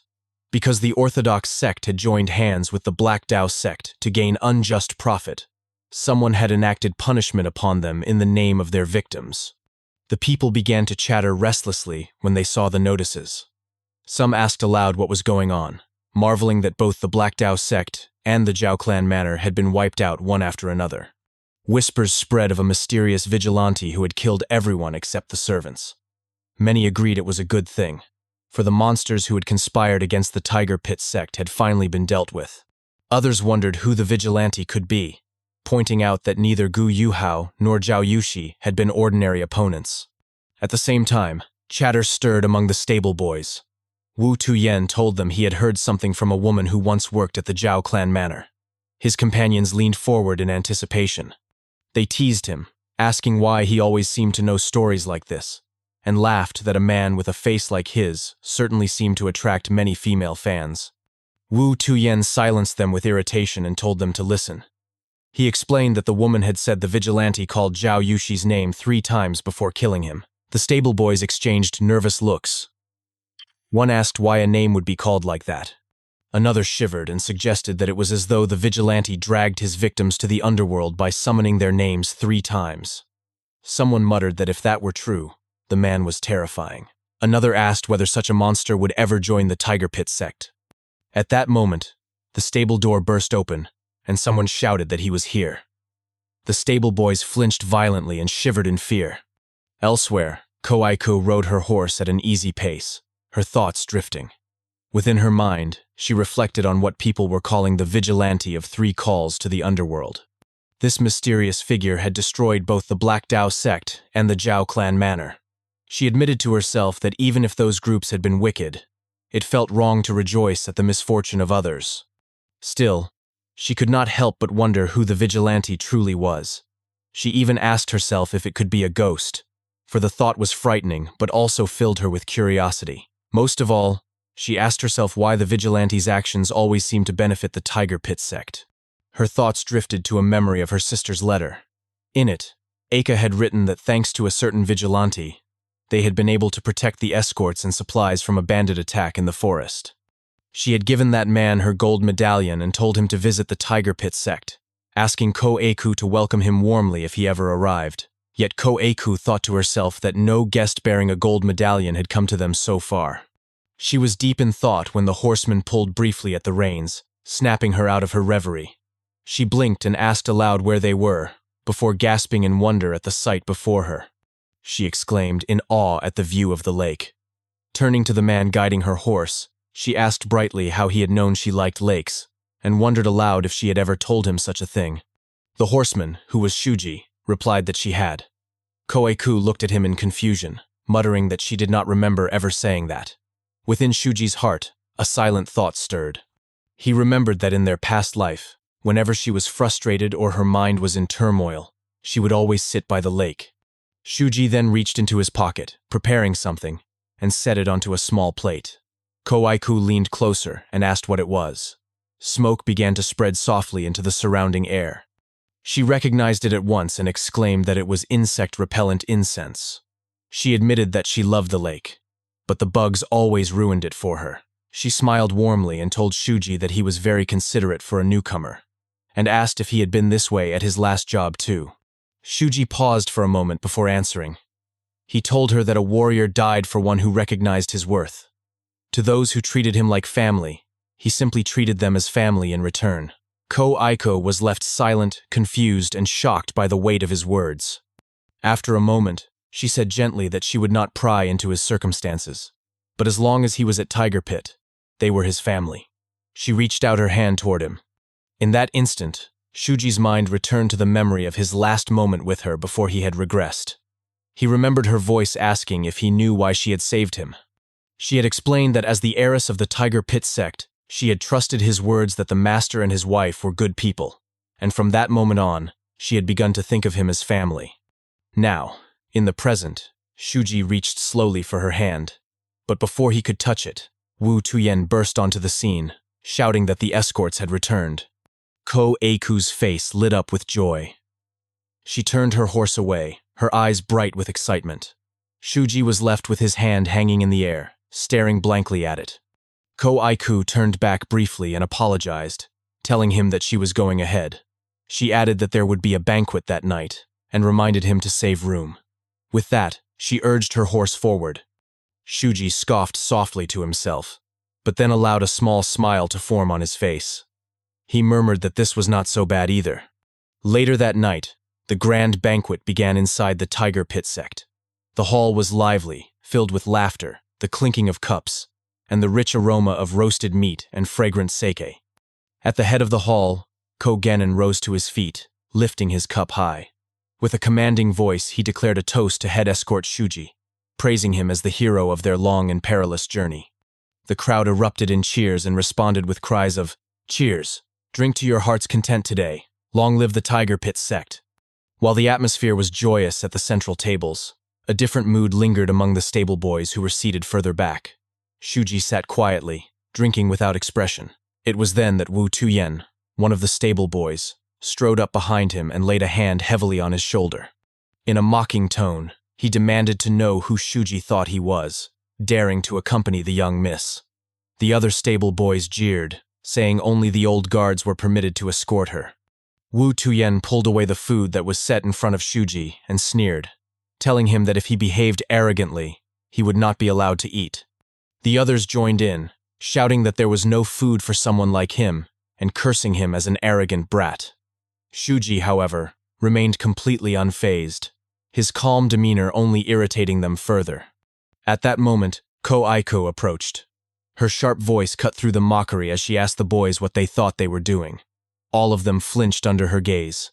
She accused them of bullying Shuji once again, though Wu Tuyen hastily lied that they had simply brought him food to share. Another stable boy echoed the excuse, stammering nervously. Koeku sighed softly, unwilling to be fooled. She took a mochi ball from her own plate and, with a gesture of care, offered it to Shuji. She reminded him of her words before that he must let her know if he was being bullied. She looked at him with concern and asked if he had been eating properly, wondering aloud if they were depriving him of food. She urged him again that if such things happened, he must tell her. Just then, her father called her name. Ko-Aku turned reluctantly and told Shuji she had to go, reminding him once more to eat well. She walked away, leaving the stable boys fuming with resentment. Wu Tuyen could not contain his anger, demanding to know how Shuji had managed to win the young miss's favor. Another boy shouted that Shuji was nothing but a kid compared to them, while a third insisted that his face was the only reason he was treated kindly. Wu Tuyen sneered, declaring that since the young miss had ordered it, they would feed him after all.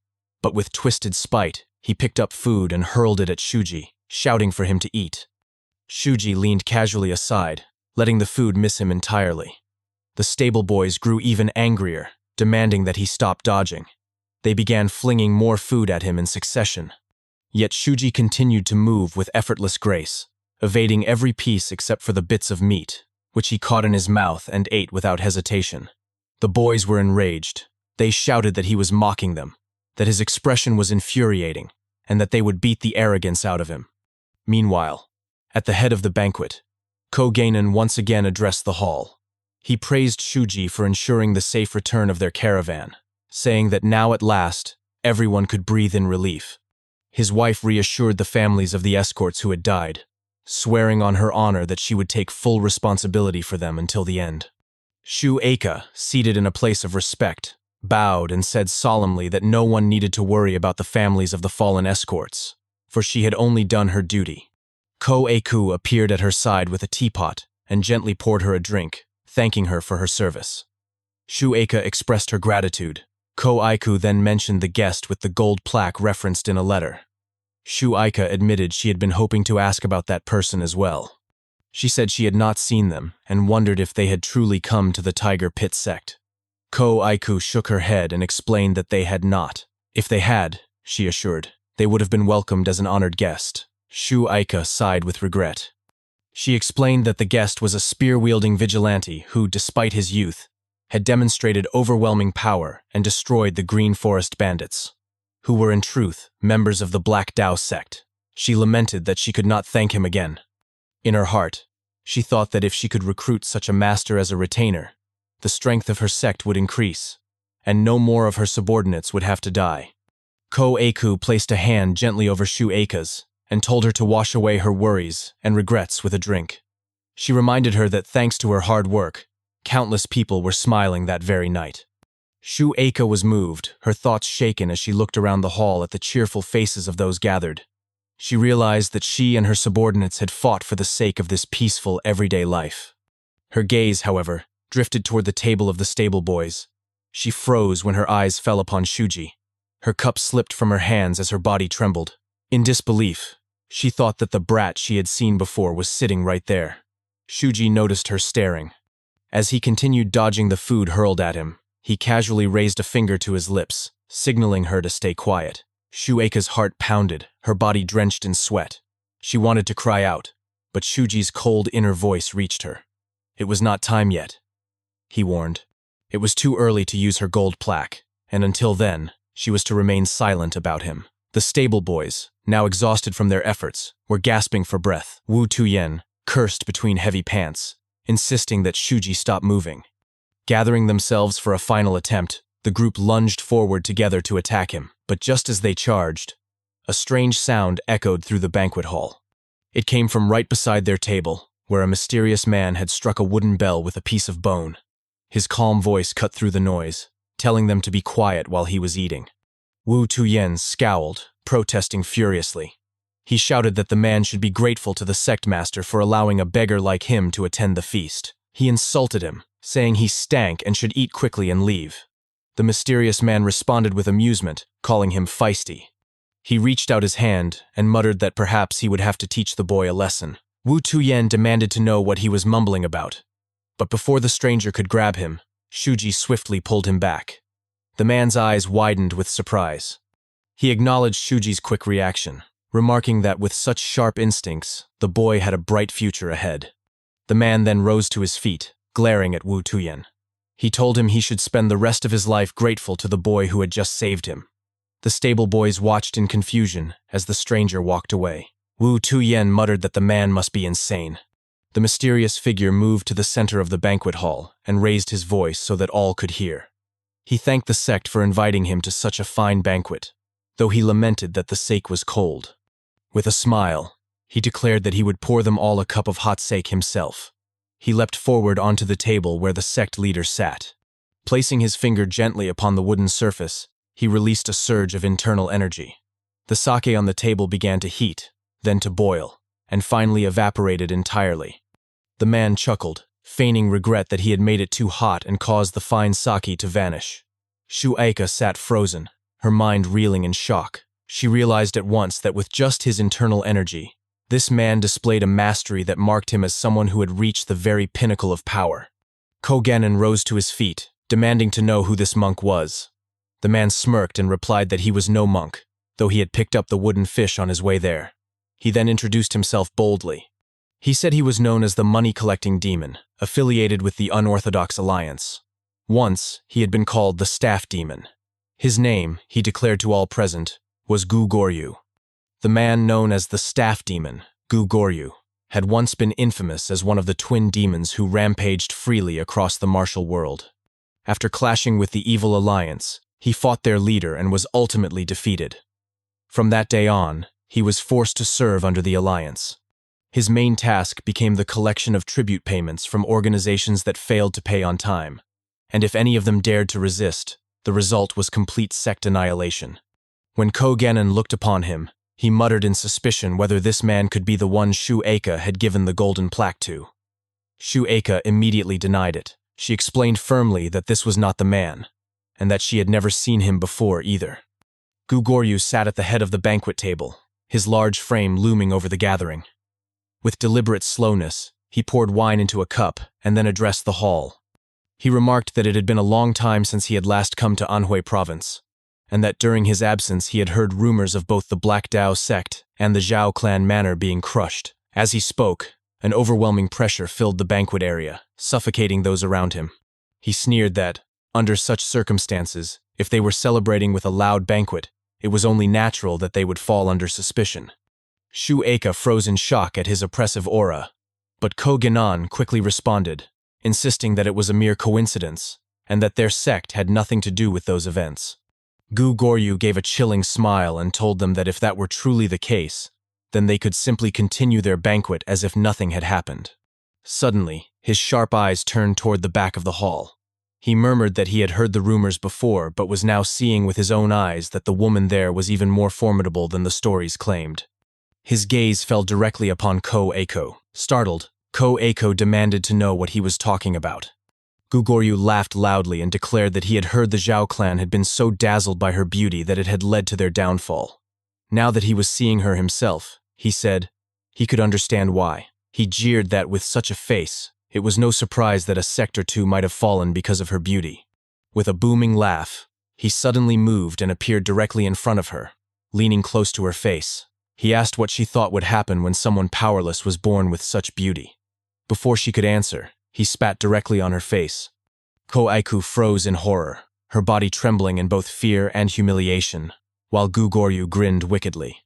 He proclaimed that such a woman was destined to suffer undeserved humiliation, just like she was experiencing now. Then, he burst into manic laughter, filling the hall with his crude voice. The sound of swords being drawn broke through his laughter.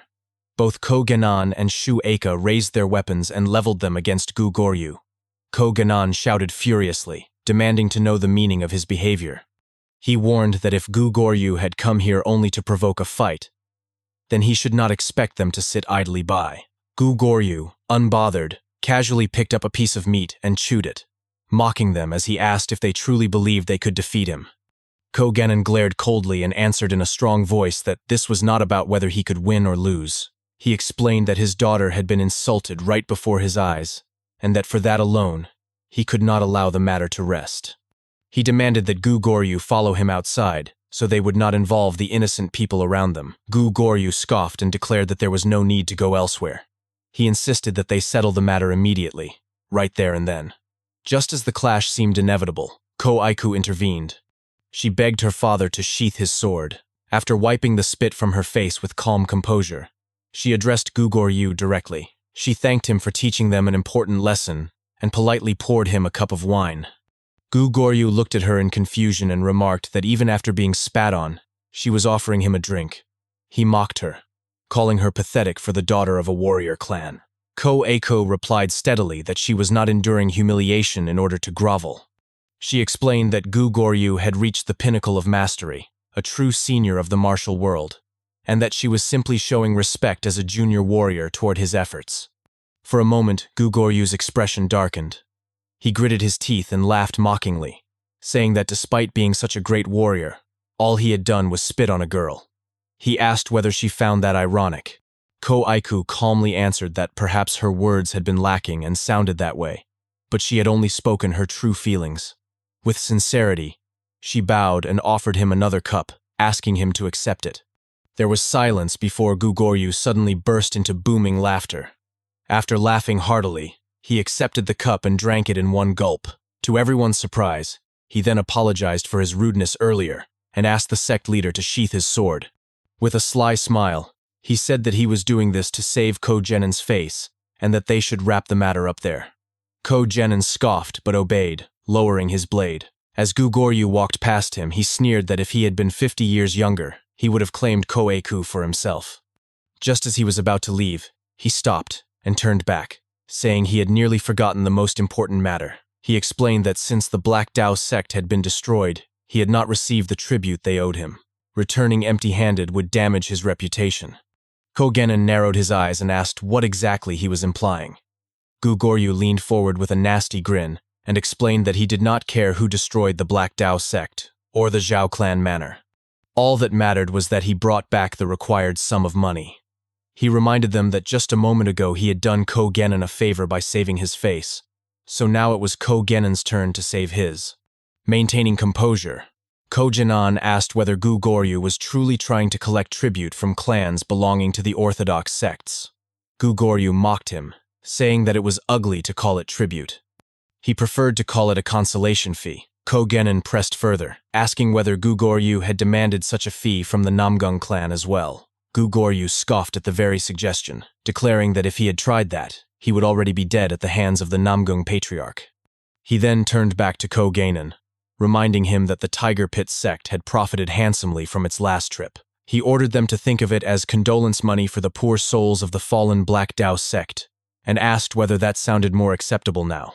After a long pause, Ko Genin sighed and reluctantly began to agree, asking for some time. Before he could finish, Gugoryu slammed his staff against the ground with thunderous force. The impact shattered the floor, leaving a deep crater. His voice grew sharp as he warned that time was precious to everyone. Ko Genin clutched his head in frustration. His thoughts raced. He realized that if he angered the staff demon, the Tiger Pit sect would be annihilated tonight. Even if he turned to the Namgung clan for aid, there was no guarantee they would intervene. In the end, he understood that there was only one option left. After staring grimly at the crater Gugoryu had made, Ko Genin finally ordered that all the money be brought forth. A heavy sack filled with gold and silver ingots was placed before Gugoryu. With laughter rumbling in his throat, he stepped forward immediately to examine it. Ko Genin declared firmly that this money was being given on the condition that Gugoryu would not lay a single finger on anyone from the Tiger Pit sect. Gugoryu examined the ingots with satisfaction and scoffed that he was not a monster, and he knew the limits of decency. Still, he added mockingly that for someone voluntarily giving him money, Ko Genin carried quite a murderous aura. Dismissing it with a wave, he declared he would accept the fee gratefully. As he prepared to leave, he tossed a single gold ingot toward Ko Aiku, calling it his apology for spitting on her earlier. Ko Aiku lowered her head in silence, while Ko Genin clenched his hands in frustration but said nothing. Gugoryu finally turned toward the exit. With a laugh, he told them there was no need to see him out.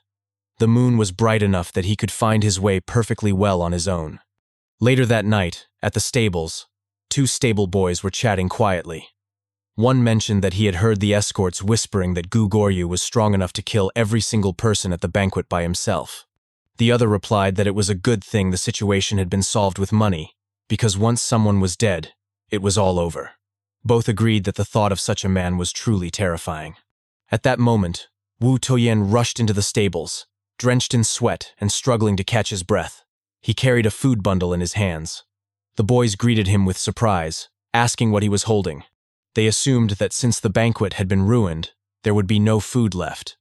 But they praised him for always thinking of them.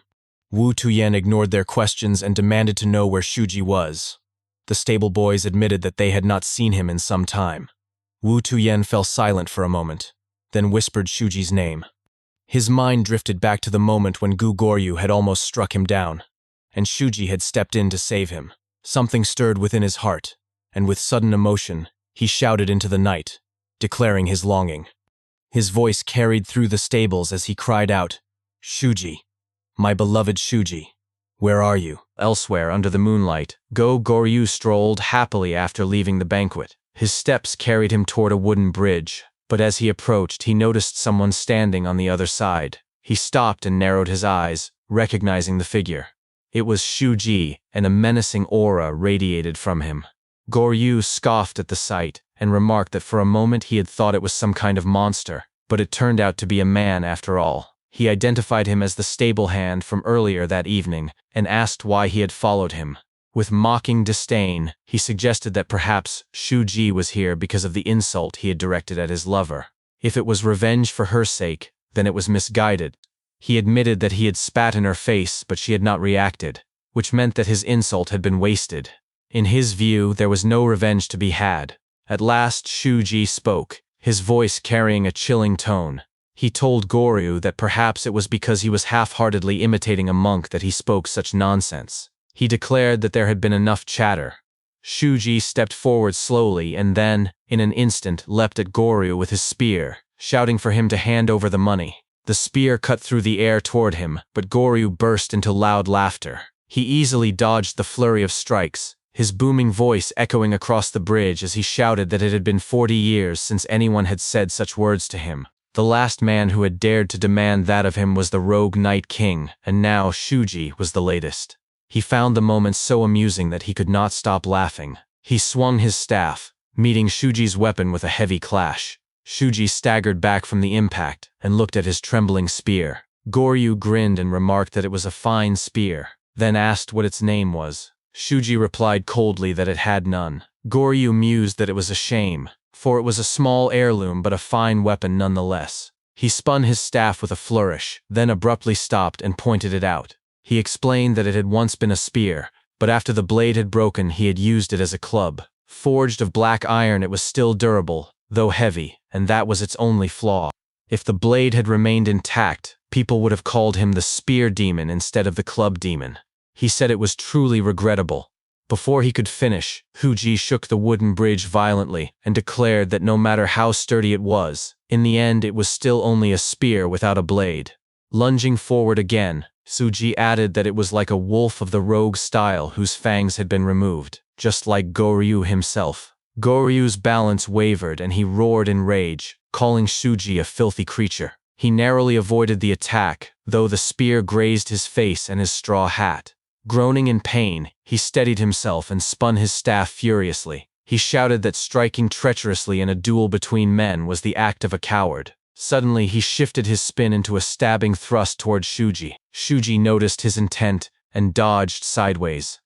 Grabbing onto the rope of the bridge, he swung himself to the side, reached into his pocket, and hurled iron caltrops toward his opponent. Goryu shouted as he leapt back from them, mocking the move as cowardly but claiming it would not work on him. He deflected the remaining caltrops with his staff. Shuji darted to the side again and spat at him. Goryu noticed it instantly and tilted his head out of the way. With a smirk, he admitted that Shuji was more persistent than he had thought. Swinging his staff with force, he mocked him further, asking if he was so upset that he had spat on his lover and called him a naive fool. Shuji flipped backward, narrowly dodging the blow. Landing on his hand, he hurled more caltrops while spitting again and simultaneously swung his leg in a wide kick. Though the spit initially missed, he caught it with his foot mid-motion and kicked it directly into Goryu's face. A scream tore from Goryu's throat as his skin burned instantly where the spit had landed. Staggering, he muttered in disbelief that the spit itself was burning. His mind raced as he wondered if Shuji was a poison user from the Sichuan Tang family. He could barely see, his vision blurring. Shuji closed in with grim determination. He gripped a hammer in his right hand, discarded his spear, and smashed it down toward Goryu's head. Goryu swung his staff blindly, but Shuji pressed forward without hesitation. Goryu tried to read his movements, and managed to dodge backward just before another strike landed. Breathing heavily, he steadied himself from a distance and admitted aloud that he had underestimated Shuji. He had not thought a mere stable hand could be so strong. Yet even as he spoke, he muttered privately that it could not be right. There was no way a man like Shuji had trained under the Tiger Pit sect. His movements were too different, too unorthodox. They carried no regard for form or decorum. His entire body, Goryu realized, was a killing weapon. Tearing the cloak from around his neck, Goryu shouted that he did not care which demon or fiend Shuji was. He swore he would drag him to hell himself. He raised his staff into a battle stance. Shuji retrieved his discarded spear with a string tied to his hand. A dark aura swirled around him as he entered his own stance, coldly remarking that Goryu talked far too much. The two men glared at one another, the night filled with tension. A gust of wind swept across the bridge, rustling the leaves. They both braced themselves, waiting. The moment a leaf touched the ground, they lunged simultaneously, their weapons colliding with immense force. The impact created a shock wave that made the wooden bridge tremble violently. An arm dropped from the bridge and fell into the depths below. As it hit the ground, a scream echoed through the night. Shuji stood still, calm and steadied. In front of him, Goryu laughed maniacally. Blood gushed from his wounds, yet he grinned through the pain. He shouted that though his arm had cost him dearly, the price was worth it. He had won. Shuji, impaled through the chest by the staff, collapsed to his knees. A few minutes earlier, the clash between Goryu and Shuji's weapons sent sparks flying. Shuji's spear slid off to the side, but with sharp instinct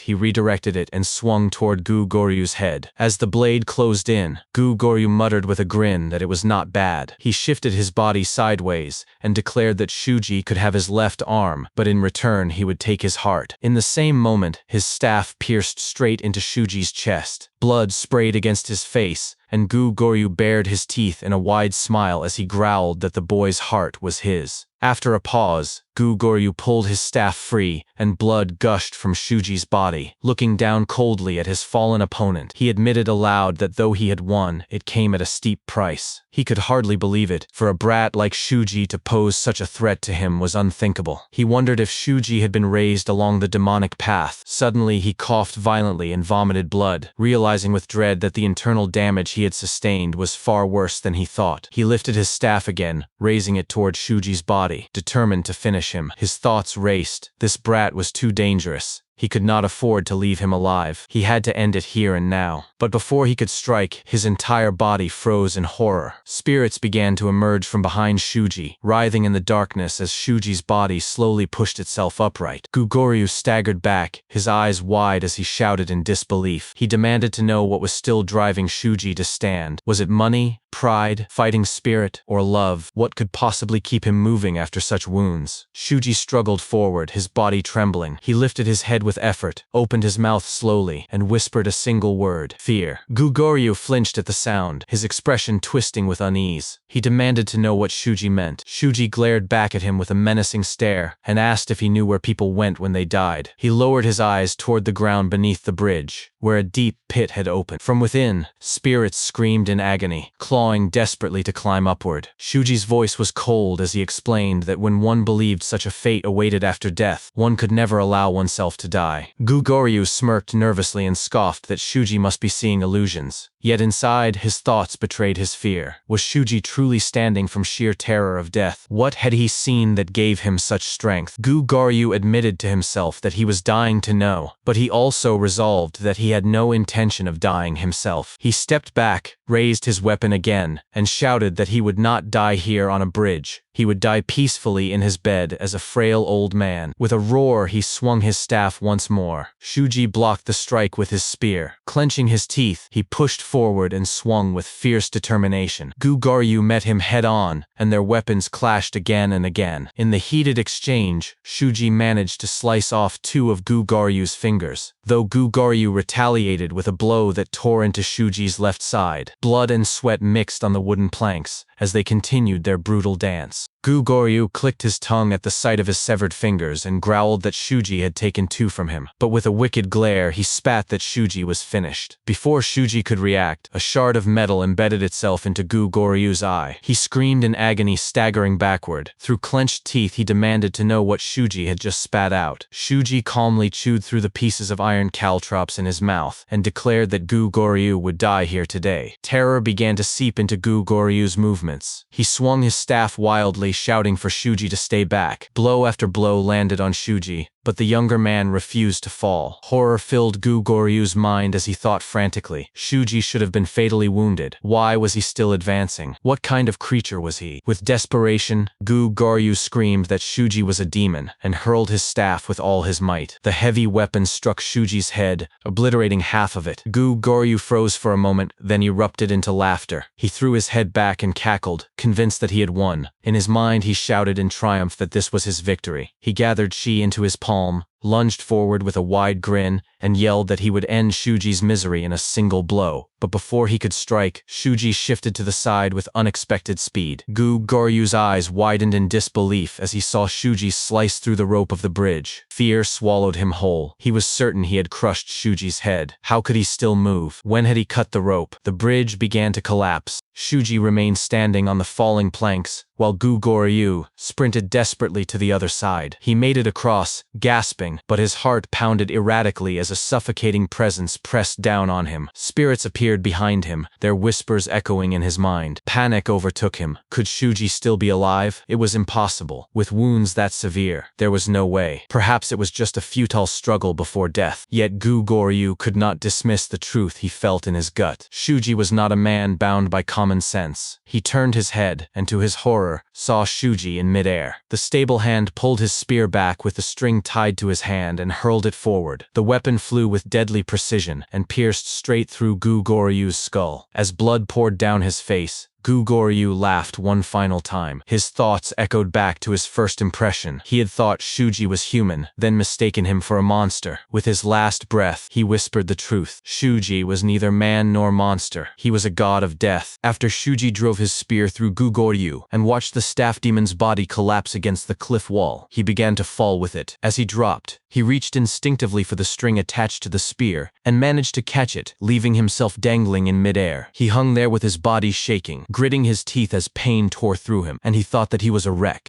He felt as though his head had been split open, his organs were ruptured, and his leg had been broken. Even so, he reminded himself that as long as he did not die, he could recover. At that moment, an ominous surge of energy pulsed around him, and the chi of malevolent spirits swirled like smoke around his wounds. He recognized the sensation immediately, and thought to himself that it was the blood-stained cursed demon art, a strain of the supreme demon arts. He closed his eyes and remembered how Kofu had once explained that the only reason he could pursue revenge endlessly, even when his body was ruined, was because of the supreme demon arts' extraordinary regenerative ability. Shuji considered that his own life had been saved for the same reason, and wondered for a moment if he should feel grateful. Lightning then crashed violently against the cliffside, striking Gu Goryu's body and causing the rocks and mud around it to break loose. The corpse tore free from the wall, and the earth rumbled as the resulting landslide began to fall. Shuji looked up at the collapsing debris and muttered, do not screw with me." The force knocked him loose and he fell to the bottom of the ravine. Mud and broken stone rained down upon him as heavy rain intensified the collapse. When everything settled, half of his body had been buried beneath the rubble. Nearby, the evil spirits began whispering in cruel voices, mocking his state and shouting for him to die. They taunted him, repeating that he should be buried alive, their voices rising until they suddenly stopped as a new presence approached from behind them. All of the spirits turned and saw Gu Goryu's spirit staggering towards Shuji. Shuji lay on his back, exhausted, and met the spirit's gaze as it growled. Recognizing it, Shuji addressed it by its title and name, calling it the staff demon Gu Goryu. The ghost did not stop. It continued snarling and attempted to strike him with an ethereal version of its staff. Shuji struggled, clawing at the mud and rubble until he freed himself enough to scramble upright. He repeated the name again, louder this time, declaring it with growing authority. When the spirit lunged a final time, Shuji raised his voice sharply and commanded, "Staff demon, Gu Goryu." The attack froze inches from him. The spirit shrieked in agony as its form began to unravel, pulled violently into Shuji's body in a swirl of pale flame and scattered chi. When the spirit fully disappeared inside him, Shuji scoffed and remarked that a cursed ghost which had reached the peak of its power would take considerable time to tame. He added that absorbing such a spirit would serve as the catalyst he needed to rise from the compression stage to the remain stage. With a groan, he pushed himself to his feet again, and said quietly that it was time to head back. Pain surged up his leg, and he collapsed again, clutching the injury while cursing under his breath. He murmured that after returning, he would need to focus on healing his body before attempting to open the Ren and Du meridians. He grabbed the string still attached to his shattered weapon, and clicked his tongue at the sight of the broken spear, complaining softly that he could not even use it as a cane.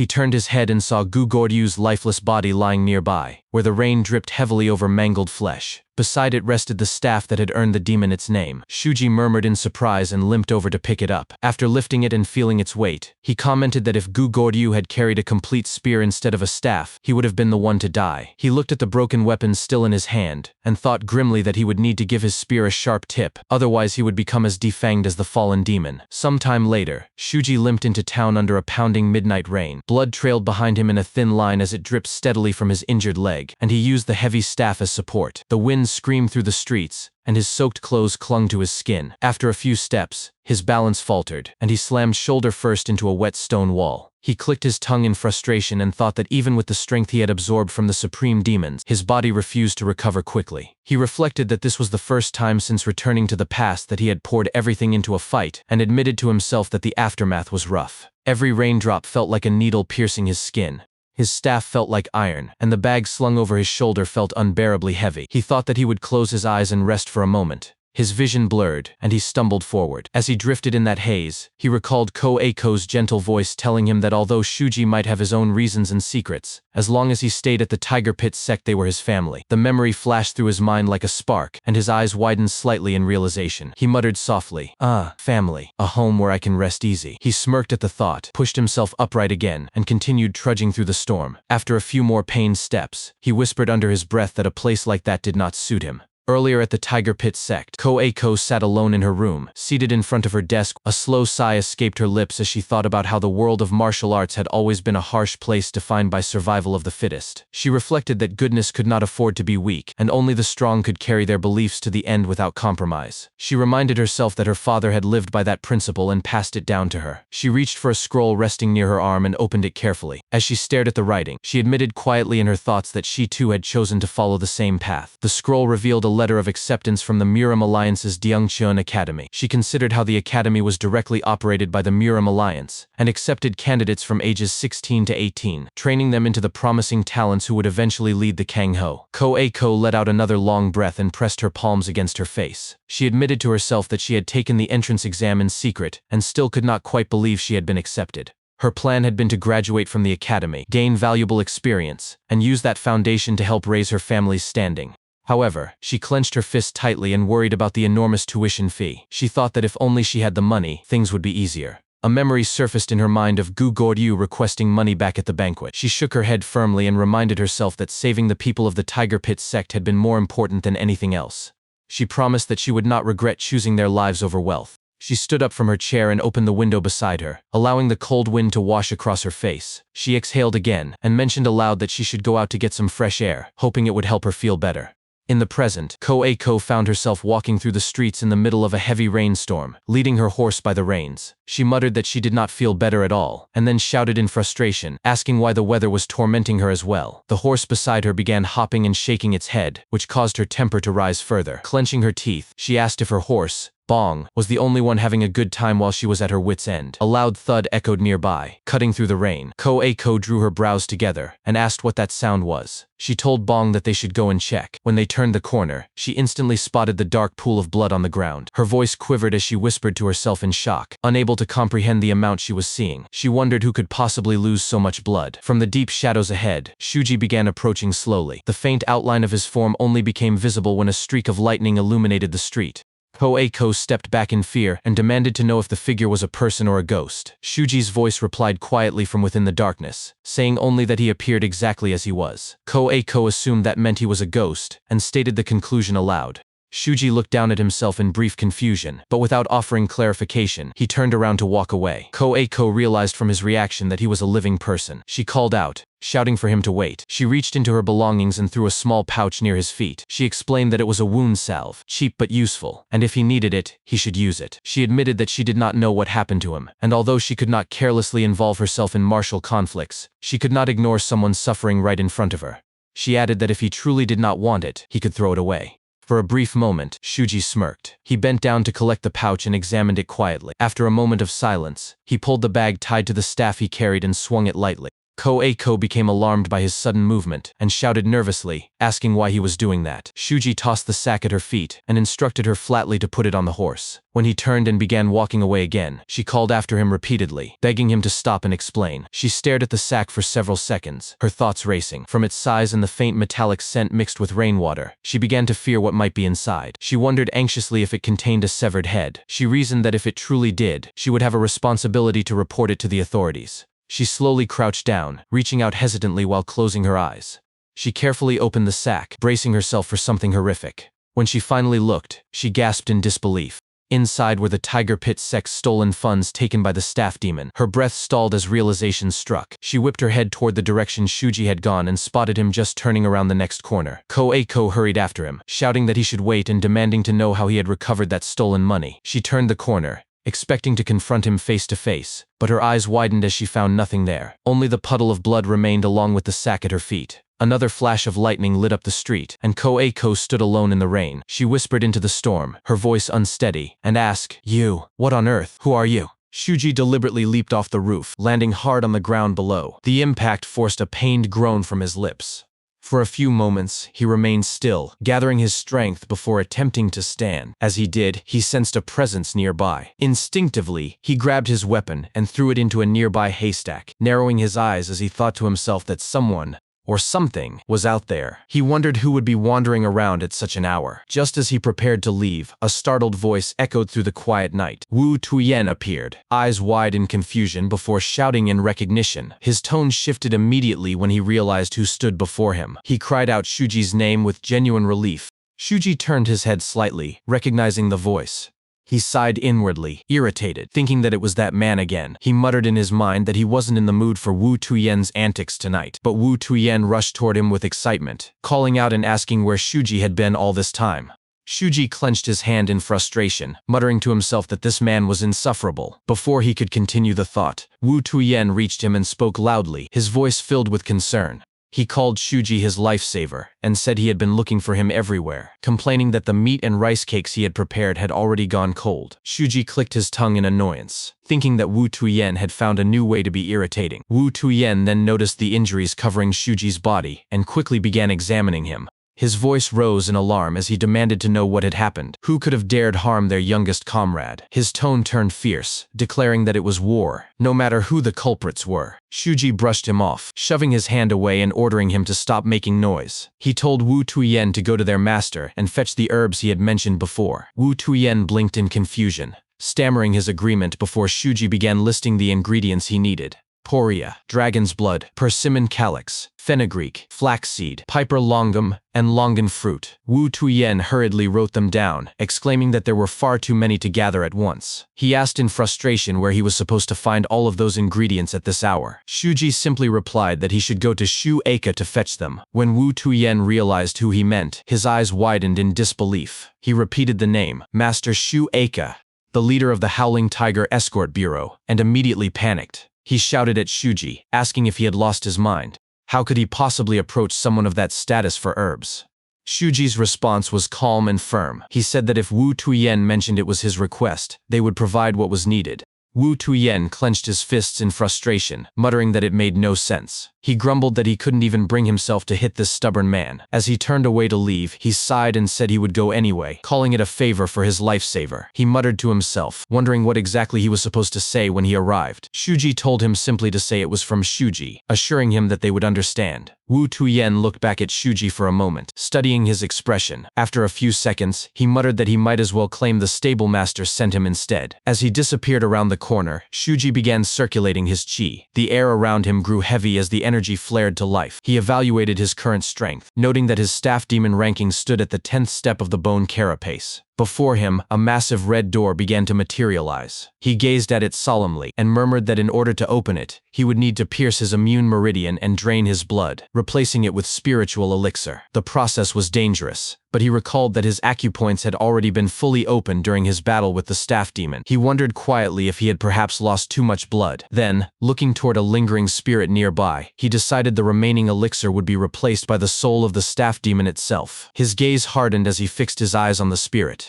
The ghost shrieked in terror as Shuji extended his hand, grasping the strand of spiritual essence. The The spirit struggled violently, wailing as Shuji pulled it toward him. Moments later, the resistance faded, and the spirit was absorbed completely. Just then, Wu Tuyen appeared at the corner, calling Shuji's name in shock. His voice trembled as he approached, recalling the strange words Shu Eika had spoken to him earlier. He demanded to know who Shuji truly was. Shuji stood silently, grabbed the sack of ingredients, and coldly told him to be quiet. Wu Tuyen stammered, unsure how to respond, and eventually fell silent. Shuji entered a nearby room and gave his instructions without looking back. He ordered Wu Tuyen not to let anyone enter until he returned, and if something went wrong, to inform Master Gu immediately. Wu Tuyen reacted in disbelief, starting to protest but ultimately staying quiet as he watched Shuji disappear inside. Inside the dimly lit room, Shuji sat down and began meditating. His thoughts drifted to the concept of magic. He reflected that once a person surpassed the skull meridian and reached the stage of dual principles, it became impossible to tell whether their power stemmed from martial cultivation or from magic itself. He thought of Kofu, the founder of the Spear Demon Path, and wondered what had become of him. Perhaps he was still being hunted by the Martial Alliance and the Sado sect, or maybe he still reigned as the martial god general of the Heavenly Demon sect. Shuji questioned if Kofu might be out there searching for disciples like him and Ko-Eiko. His mind wandered further, recalling a memory of his past. He saw himself walking alone across a devastated battlefield. In that vision, he reached the place where his master had once stood. The massive red door appeared again before him, and as he prepared to open it, a familiar voice called out. Ko-Eiko stood behind him, asking if he was truly leaving. He tossed a potato at Shuji, who caught it effortlessly. Ko-Eiko gave a faint smile and told him farewell, addressing him as brother. As the enormous door creaked open, Shuji smiled faintly in return, and whispered that his brother should stay well. A blinding light engulfed him, and the memory faded.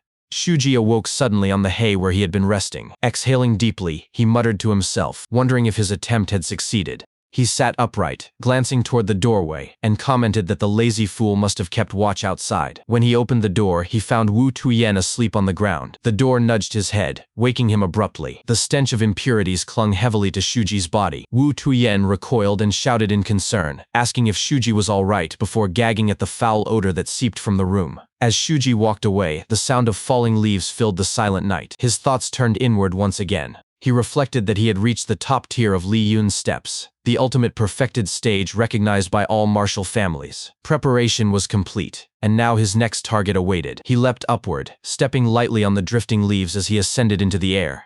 Dark chi swirled around him, forming into a pair of ethereal wings. Looking down upon the town below, his eyes hardened. He murmured that his next revenge target, after the Zhao clan head, would be the Black Dao sect, the defeated faction of Anhui and one of the pinnacles of the 5 great families. As his chi intensified and the night air trembled, he uttered the final name under his breath, the Namgung clan. Inside the Tiger Pit sect, Ko Genin sat with his wife, Sha Gian, sharing a quiet drink. As he mentioned that the Namgung family had extended an invitation, they were holding the grand banquet earlier than usual that year. Sha Gian immediately questioned why they, of all people, would be invited to a gathering dominated by the great orthodox sects of Anhui. Ko Genin explained that the Zhou family, also known as the Zhao family, the official representatives of Gorei Hyun, had vanished, and it appeared their sect had been selected as a replacement. Sha Gian poured another cup and murmured, though they were innocent in all of it, they could hardly expect warm treatment from the others. Ko Genin agreed, adding soberly that in the world of martial arts, only the logic of power held sway. Weakness invited suffering, regardless of fairness, and before the towering presence of the Namgung family, they were little more than pebbles at the base of a mountain. Before he could finish, Sha Gian gently interrupted, advising him not to dwell on it too heavily, and reminded him of the recent news. Namgung Yul, the family's precious daughter who had enrolled at Deongchun Academy, was returning home. Ko Genin's eyes lit up. Ah, you mean the Sword Blossom, Lady Namgung Yul? Sha Gian confirmed it, and noted that among the wives' circles, rumors swirled that the banquet's true purpose was to showcase their daughter, to present her publicly, to boast, to signal her readiness for alliances. Ko Genin threw his head back and laughed into his cup. I'd be happy if that were the case. I can listen to a man brag about his daughter all day long. He set the cup down and added, more seriously, that in truth, his own Ko-Eiko was in no way inferior to Lady Namgung. Sha Gian blinked. Honey, why would you say that? Ko Genin replied simply, it was the truth. Ko-Eiko lacked nothing in looks, talent, or character. The only thing she lacked, he admitted with quiet bitterness, was worthy parents. He sighed, confessing that as a father, he felt ashamed, and that he needed to push her forward before it was too late. Just as he downed the rest of his drink, a loud voice erupted from the doorway. "Dad! Mom!" Ko-Eiko burst in, breathless and urgent, shouting again as she rushed toward them. "No! Father! Mother!" Ko-Genin beamed, delighted. "Oh, my daughter! It's good to hear you call me Dad again." She ignored the sentiment, unfurling a scroll and thrusting it toward them, declaring it was urgent, and demanded their immediate attention. The moment Ko-Genin's eyes landed on the document, his hands began trembling. What is this? A letter of acceptance to the Deongchun Academy? Shagian covered her mouth, utterly stunned. Goodness, look at this. A perfect score in all subjects. My daughter is the top student.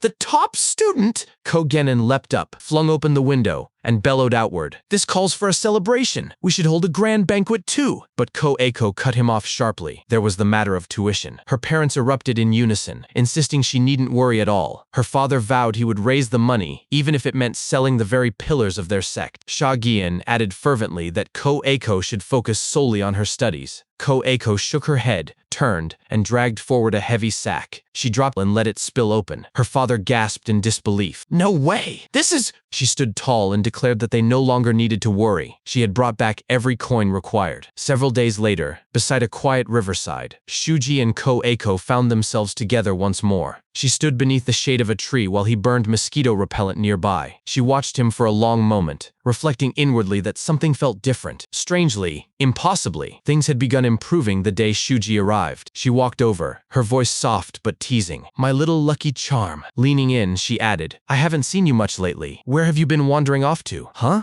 And has something changed since I last saw you a few days ago?" Shuji remained silent, as though her words hadn't registered. Frustrated, she smacked his back and demanded, "What are you thinking so hard about?" She sat beside him abruptly and pressed again. Why hadn't he answered when she called? Startled by her sudden proximity, Shuji offered a vague reply, just this and that. In truth, he was devising a plan to dismantle the Namgung family. A memory surfaced, his own voice, years ago, recounting how an elder of the Namgung family had colluded with the Zhou family and the Black Path sect to cover up the Tiger Pit sect's brutal persecution. The Namgung family, because they possessed the power, had shielded the conspirators and allowed injustice to fester. He reflected that the Namgung family was a superpower granted autonomy within Anhui, entrusted with maintaining order across sects and clans. Yet even within their ranks, corruption festered. Certain factions turned a blind eye to atrocities among lesser groups, accepting bribes in exchange for silence. One such elder's name appeared on Ko-Eiko's kill list, one of the many who had betrayed him, stabbed him, in his previous life. His eyes narrowed instinctively at the thought. Beside him, Ko-Eiko spoke again, gently. Were the other children still bothering him? Shuji began to deny it, but she cut in, declaring that warnings alone wouldn't suffice. It couldn't be helped. Then she smiled, looking directly at him and asked, "Shuji, do you want to leave with me?" He stiffened. She continued. This time, she had been accepted into Deongchun Academy. Her words overlapped with a ghost from his past, Hu Yeyang's own lament, and as the top student. "But I couldn't go because I didn't have the money. If I had been accepted there, my life would have been very different." Ko-Eiko's voice softened, warm and resolute. "I will definitely enroll in the Deongchun Academy to broaden my horizons, build connections, and then come back. And I want to make our family grow." She leaned down, her tone intimate. "Shuji, you're quiet, diligent, and talented. If you're okay with it, come with me to the Deongchun Academy. Life there will be more comfortable than here." Shuji gave a faint, almost imperceptible smile, and thought to himself that this was the dream she had been denied in her past life. Once everything was settled, she would no longer need him. From then on, she could walk that path alone. Ko-Eiko pressed, waiting. "You'll come with me, right?" At last, Shuji answered, not with certainty, but with conditionality, depending on the situation. She stepped back, crossed her arms, and teased, "What? Playing hard to get? Then I'll take that as a yes for now." She added that Deongchun Academy was far, so if he had anything to settle, debts, obligations, farewells, he ought to do it in advance. And she asked pointedly, "Surely he didn't owe anyone money?" Shuji kept his gaze low, tending the fire, and replied quietly, "He had some debts to collect." Ko-Eiko's eyes widened. "Debts? You have debts?" She seized his arm, voice rising with fierce protectiveness. "Then you have to take care of them. Collect everything you're owed. Got it?" Without waiting for a reply, she spun away, striding toward her horse, and shouted over her shoulder, "No, let's go! I'll collect them all for you!" Shuji rose slowly, watching her retreating figure, and murmured to himself, barely audible, "No matter what, a debt must be collected." His expression darkened, his lips curled into a wide, chilling grin as he whispered, "Every last coin, every last drop of blood, all of it." Few days passed, and the Namgung family estate grew lively as guests arrived to attend the grand banquet. At the entrance, Shu Ika bowed formally when the Tiger Pit sect appeared. She welcomed them respectfully and commented on the length of their journey. Ko Iko returned the bow and replied politely that the escort had worked hard as well. Ko Jinan added his own thanks, stating that their trip had been comfortable thanks to escort Ju. He then suggested that they enter the estate. Behind them, the stable boys from the Tiger Pit sect gazed around in awe at the grandeur of the Namgung family estate. The marble walkways, ornate pillars, and sprawling gardens seemed to stretch endlessly before them. Wu Tuyen's eyes widened in amazement as he muttered, "So this is the Namgung family. It's so big and beautiful, and everyone is so handsome and pretty." Suddenly, loud, excited voices from young women drew their attention. Several girls rushed forward, crowding around Shuji and bombarding him with questions. They asked where he came from, whether he worked alone, and how old he was. They admired his handsome face,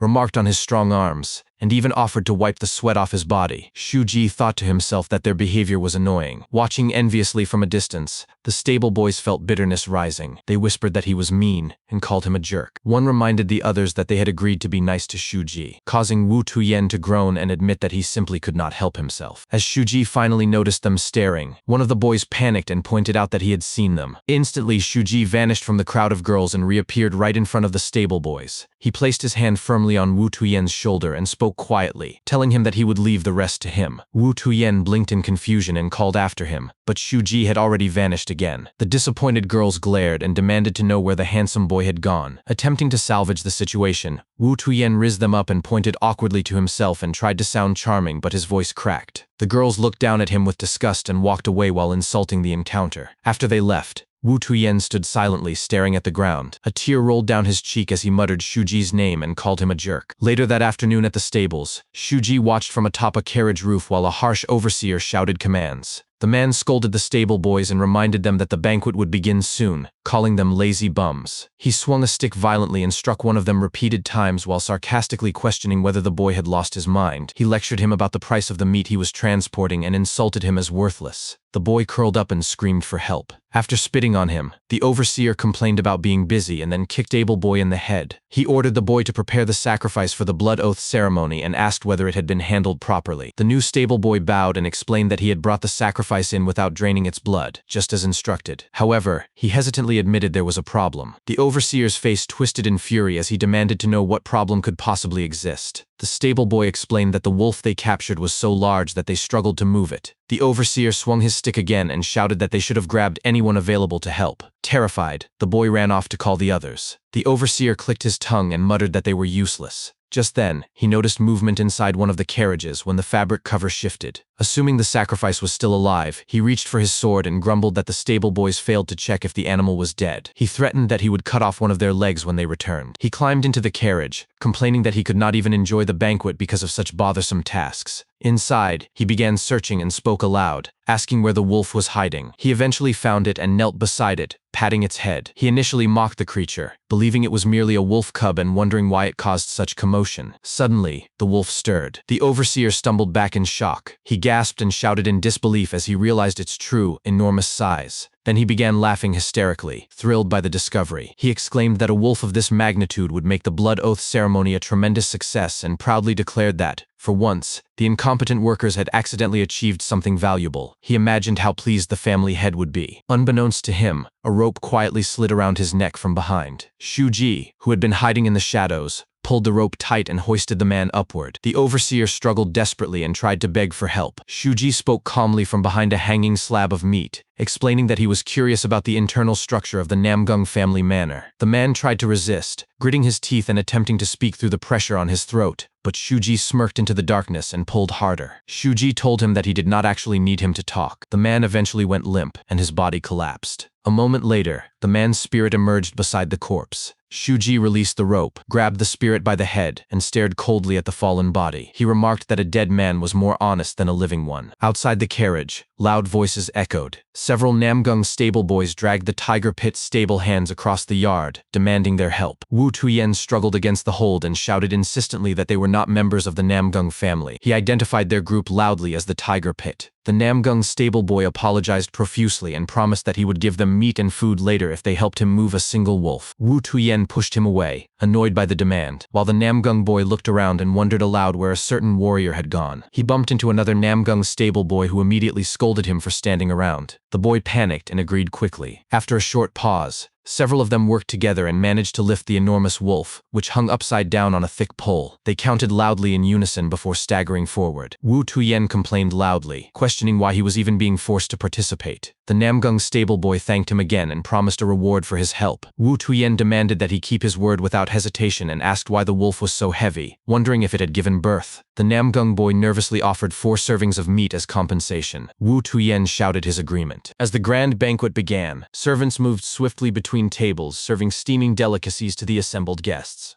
From the highest building of the Namgung estate, 2 figures observed the scene below from a balcony. One of them was an elderly man reclining comfortably in a rocking chair. He was known as the Sword King, Namgung Cheon, the former head of the Namgung family. He was seen idly watching the activity and remarked that he was bored. Standing beside him was Namgung Pa, the current head of the Namgung family. He commented to his father that the atmosphere within Anhui remained unsettled due to the annihilation of the Zhou family, and explained that if the Sword King revealed himself during these times, it would restore stability. Namgung Cheon sighed, noting that he had heard the same argument before. Namgung Pa pressed on, explaining that the Zhou family was undeniably a collateral branch of the Namgung lineage, led by Zhou Yangjia, a distant relative of Namgung Pengsang, who remained a respected authority within the Council of Elders. The Sword King responded that he knew this already and recalled seeing Zhou Yangjia's face several times, commenting that the boy had been quite bright. Namgung Pa continued, pointing out that now that the truth had spread that Zhou Yangjia had colluded with the Black Path sect, the Namgung family needed to prove that, as a pillar of the righteous path, they held no shame. Namgung Cheon dismissed the seriousness, stating that a few weaklings dying among themselves should not matter, and pointed out that his son often became overly emotional about trivial matters. Namgung Pa groaned and complained that comparing the Zhou family and the Black Path sect to crickets was ridiculous, especially since the incident he referenced happened long ago. Their exchange was interrupted when Namgung Yul, the eldest daughter of the Namgung family, arrived and bowed. She announced that it was almost time to enter the banquet hall. Namgung Pa's face brightened immediately as he praised his daughter, asking his father whether she had grown beautifully. The Sword King smiled, asking if she had found any suitable husband material at the academy. Namgung Pa leaned forward in disbelief, shouting into his father's ear that she was too young to worry about marriage already. Namgung Cheon waved a dismissive hand, complaining about the noise. Namgung Yul stated calmly that her grandfather was correct, explaining that she should marry soon and become an asset to the family. Namgung Pa hesitated and admitted that thinking about marriage already felt too early. His face shifted into panic as he suddenly asked if she was secretly seeing someone. She immediately denied this. Namgung Yul then added that after graduation, the situation might change, and she was only preparing in advance. Her grandfather chimed in loudly, advising her to look farther away for a groom, rather than choosing bland and dull-witted boys nearby. Namgung Pa shouted back that he would be the one to pick her husband. Namgung Cheon scoffed, claiming his son would only find another boring man. Trying to change the subject, Namgung Pa reminded his daughter about the approaching blood oath ceremony. She acknowledged it while he explained the ritual thoroughly. He stated that the blood of a large and fierce beast would be drained into a copper tray, and then drunk in turns by those who wished to form an alliance. He placed his hand on his daughter's shoulder, explaining that she would wield the family's sacred sword to draw the blood, emphasizing that it was the most important role in the ceremony. Namgung Yul vowed to do her best in order to elevate the family's prestige. Namgung Pa then suggested that they should attend the banquet immediately and told his father to rise. As he looked down below, his attention caught sight of someone and he muttered with frustration. He bowed quickly to his father, excused himself, and announced he would go ahead. Before entering through the door, he turned to his daughter and strongly warned her that she could not allow anyone to take the sword from her. Confused, Namgung Yul looked at her sacred weapon and muttered softly, wondering why that would ever happen. Earlier down at the banquet level, the Tiger Pit sect's arrival had drawn attention. A guest looked back toward them, whispering that they must have been invited this time instead of the Zhou family. He had assumed the Tiger Pit sect had been responsible for eliminating the Zhou family and the Black Path sect, but seeing them here suggested otherwise.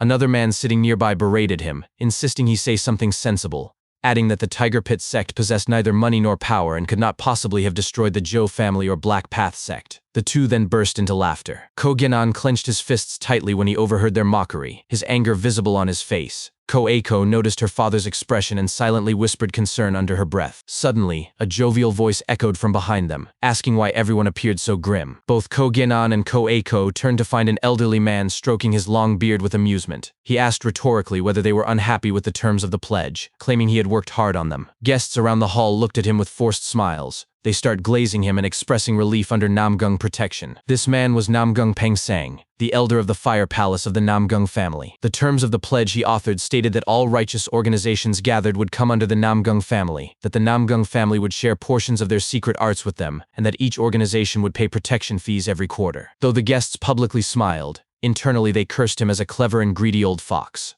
Someone loudly declared how incredible it felt to be chosen to learn the Namgung family's secret arts, laughing at his own statement. Pangsang smirked in approval and then turned toward the Tiger Pit sect. He asked jokingly whether this was the rumored Tiger Pit sect leader. Ko Genan and his daughter bowed politely, and Ko Genan expressed that it was an honor to meet him. Pangsang chuckled and placed his hand heavily on Ko Genan's shoulder, insisting there was no need for honor because they would be seeing each other often. He remarked that the incident with the Zhou family was unfortunate and then tightened his grip on Ko Genan's shoulder. Spiritual energy flared as he mocked him, repeating that he had not accused him.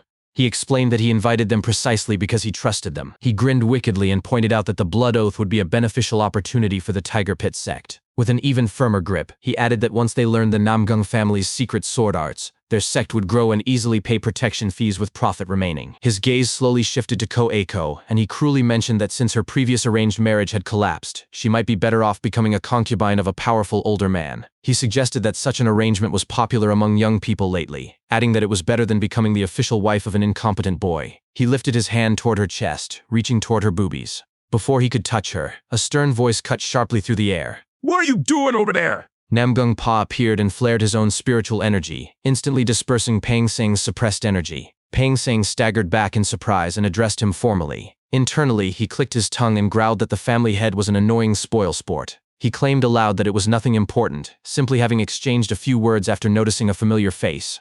Namgung Pa stared down at him coldly and insisted that he would decide the importance, demanding again to know what had happened. Pangsang burst into manic laughter in response. The family head seems on edge right before the big event. He then added loudly that the girl had questions about the pledge and he was merely offering advice, asking Ko Genan to confirm. Ko Genan bowed and stuttered that it was true. Pangsang assured Namgung Pa that everything was harmless and politely excused himself. As he passed Ko Genan, he whispered that they would finish the conversation they could not have today another time. When he finally left, Namgung Pa exhaled deeply in relief. He apologized sincerely on behalf of the elder's rudeness. Ko Genan attempted to dismiss the apology, but Namgung Pa insisted that they were to become strong allies and that decency demanded such apologies. He then turned to Ko Eiko and bowed, apologizing for the elder's inappropriate remarks. She returned the bow respectfully and assured him she was fine. Namgung Pa then silently evaluated Ko Eiko, remembering that she had placed first in the entrance exam of Daeung Chenan Academy. He concluded internally that her foundations were excellent and that she might become a worthy rival and friend to his daughter. He thanked her aloud and looked up to judge the time.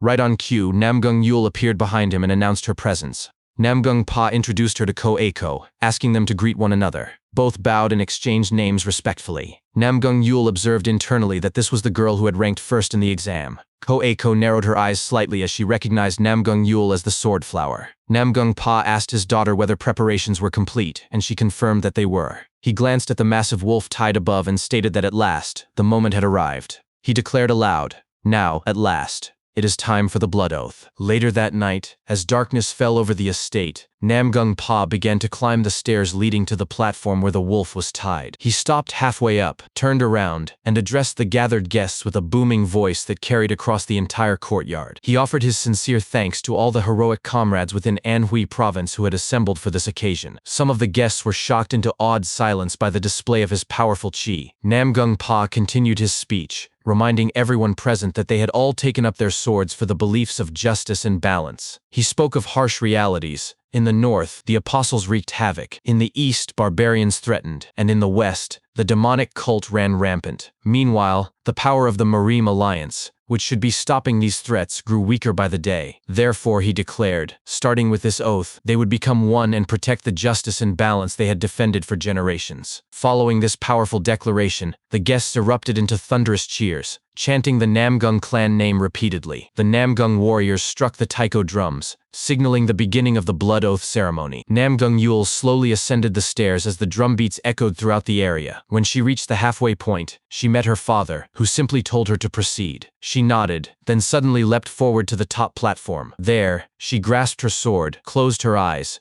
and slowly drew the blade, thinking to herself that the sword of Namgung was her sword. She swung it through the air, vowing silently that today, here, she would give her all and bring glory to the name of Namgung. She opened her eyes wide and began performing intricate sword techniques, her movements precise and graceful.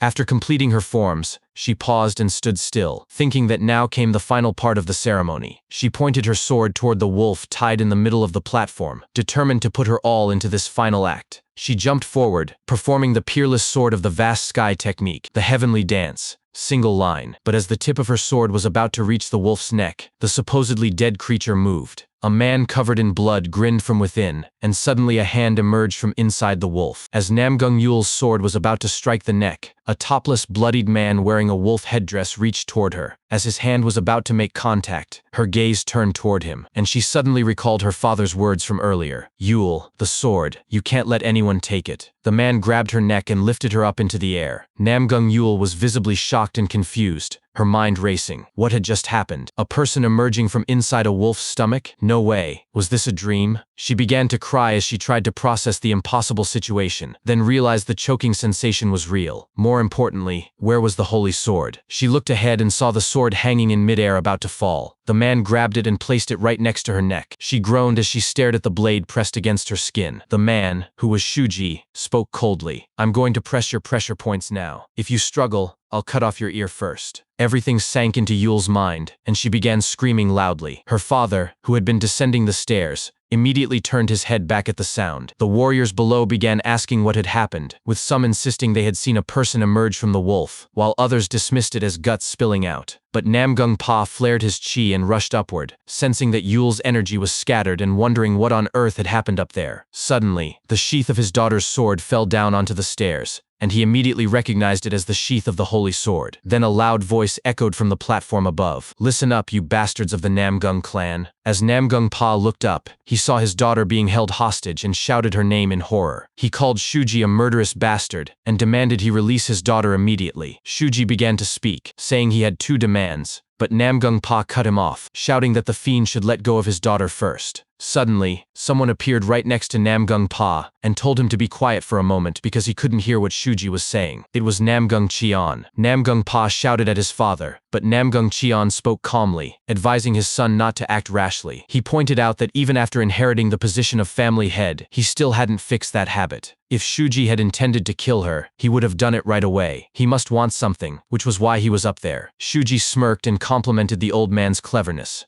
Namgung Cheon thanked him. Shuji then leaned forward as he looked at Yul, and warned that if anyone tried to interrupt him again, he would sever the girl's neck first. Namgung Pa gritted his teeth as he glared up at Shuji. Shuji resumed speaking. As I said before, I have two demands. First, today's blood oath is voided, because it is unfair. The Namgung clan, known as the Great Pillar of the Righteous Faction, is engaging in such a lowly, unfair contract. That is why the great cause cannot stand. Second, the one who created this treaty must be killed. If you send that person up to this altar, I will release this girl without a single scratch. Namgung Pa raised his hand, asking for permission to speak. Shuji nodded at him. Namgung Pa spoke, saying the treaty would be revised fairly, but killing the one who created the treaty was not acceptable. Before he could finish, Shuji cut him off with a grin, and suggested that before Namgung Pa said it was not acceptable, he should ask for his opinion first. Down below, Namgung Pangsang stepped forward and shouted at Shuji, calling him a fiend and asking if he thought the Namgung clan would be swayed by his cunning, silver tongue. Shuji coldly responded that if Pangsang came up, he would release the woman unharmed. Pangsang shouted back, calling Shuji a crazy bastard, and accusing him of planning a hostage exchange where he would seal his martial arts, calling it nonsense. Shuji spoke out loud, confused. When did I say you had to seal your martial arts? Pangsang was taken aback, asking what he had just said. Shuji responded that he didn't have to seal his martial arts, because he could just beat him to death. He told Pangsang to stop talking nonsense and get up there, calling him Snake Eyes. After Pangsang heard Shuji's words, he turned sharply toward Namgung Pa and declared that he would go. that he would ascend and save Yule. Around them, the onlookers began exchanging hushed remarks, expressing disbelief that the elder would truly take such a risk, though others countered that his niece's life hung in the balance, leaving him no real choice, even if the situation remained deeply uncertain. Namgung Pa clenched his fist, his thoughts racing.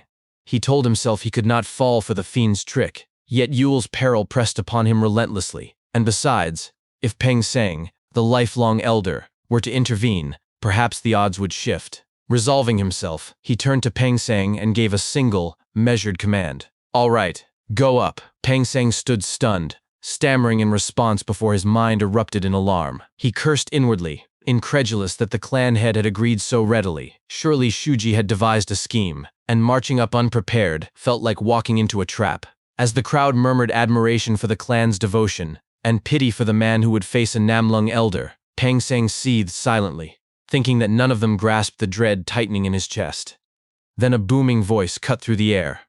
"Peng Sang, you lazy bastard!" He turned to see Namgung Cheon perched atop a taiko drum, demanding without patience that he hurry up. Peng Sang bolted forward instantly, shouting his obedience. "Yes, Grand Clan Head, I'll go up right now," to which Cheon responded with uproarious laughter, declaring that it had been far too long since he'd had such fun. As Peng Sang sprinted up the stairs, fury and humiliation churned within him. Damn it, to be manipulated by some nameless upstart. Since matters had come this far, he would rather, but no resolution formed before he reached the platform's summit, where his eyes fixed on Shuji. Though cloaked in animal hide, the youth's immaturity was unmistakable. If he was no rejuvenated master, Peng Sang resolved to kill him with his own hands. At the same moment, Shuji narrowed his eyes, recognizing in Peng Sang the man who had once topped his kill list, the one who, protected by kinship to Zhou Yangjia, had buried the massacre of the Hojung sect without inquiry, who had hunted Ko Eiko to near death to preempt future threats, and who, after Shuji had eradicated the Five Venoms cult and remnants of Hong Gong, had orchestrated a smear campaign branding him a public enemy of the Murim. Aloud, Shuji stated that he had learned from the butchers at the slaughterhouse that Peng Sang had ordered the capture of the wolves, and he asked if that was true. Peng Sang confirmed it without hesitation. When Shuji questioned why the cub had been taken alongside the mother, surely one would have sufficed. Peng Sang replied coldly that dangerous breeds must be eradicated entirely, lest survivors grow into vengeful beasts. Shuji lowered his head and murmured, "I knew it." His thoughts darkened. Peng Sang's cruelty and resolve remained unchanged across lifetimes. Past and present, they could not coexist beneath the same sky. Gently, Shuji set his sword beside the wolf, while keeping Yule secured in his right arm. Speaking softly to the wounded beast, he apologized for what he had done, then vowed, "But in return, that old snake, I'll make sure to send him to hell." Without warning, he released the pressure point at the base of Yule's neck, gripped her jaw, and allowed her to speak. Her voice trembled with rage as she denounced him. A villain daring to act so brazenly within the Namlung stronghold, convinced he would escape unscathed. Leaning close to her face, Shuji answered simply, "I can." When she cried out in disbelief, "What?" he kissed her, full and deliberate on the lips. The crowd below gasped in shock. The moment he pulled away, Yule groaned in agony and screamed. He wiped his lips and said flatly, "You're noisy." Below, Namgung Pa roared in outrage. What are you doing? This wasn't part of the deal." But Shuji merely gripped Yule's shoulder and clarified that he had not injured her, only administered poison, and thus had kept his word. Then, with terrifying suddenness, he hurled her from the platform. Namgung Pa shrieked, "Yule!" and lunged, catching her mid-air. His hands flew over her body, and his thoughts turned grim. Her internal energy was scattered, disrupted by a poison even he could not identify. Who was this fiend? He bellowed for a healer, and one warrior acknowledged the order while the rest readied to seize Shuji. But Shuji raised a hand, a small vial glinting within it. He announced that this was the antidote, and if anyone else dared step onto the altar, or if Peng Sang attempted to flee, he would shatter it instantly. The warriors gritted their teeth. One spat the word, "Despicable!" Then Shuji reached into the wolf's flank and withdrew his staff.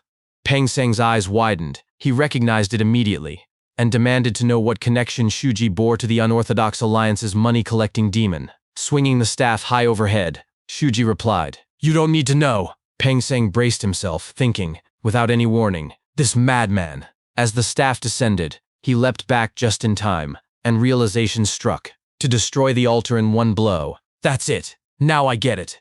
It was you. Snatching a nearby sword, he named Shuji aloud as the one responsible for the annihilation of the Zhou family and the Black Path sect, the infamous three-tiered abyss. His blade slashed toward Shuji, grazing the youth's shoulder. Shuji dropped his staff, drew two short blades, and charged. Peng Seng blocked the first strike with his forearm, blood welling instantly, then swept his sword horizontally with a pained groan. Shuji retreated, just enough to scatter iron caltrops, and vanished, reappearing behind Peng Seng, hammer in hand. Peng Seng snarled, "Damn it! This rat-like guy!" and sensed the blow an instant before ducking, snapping back, aiming for my back. How cunning, but it's so obvious.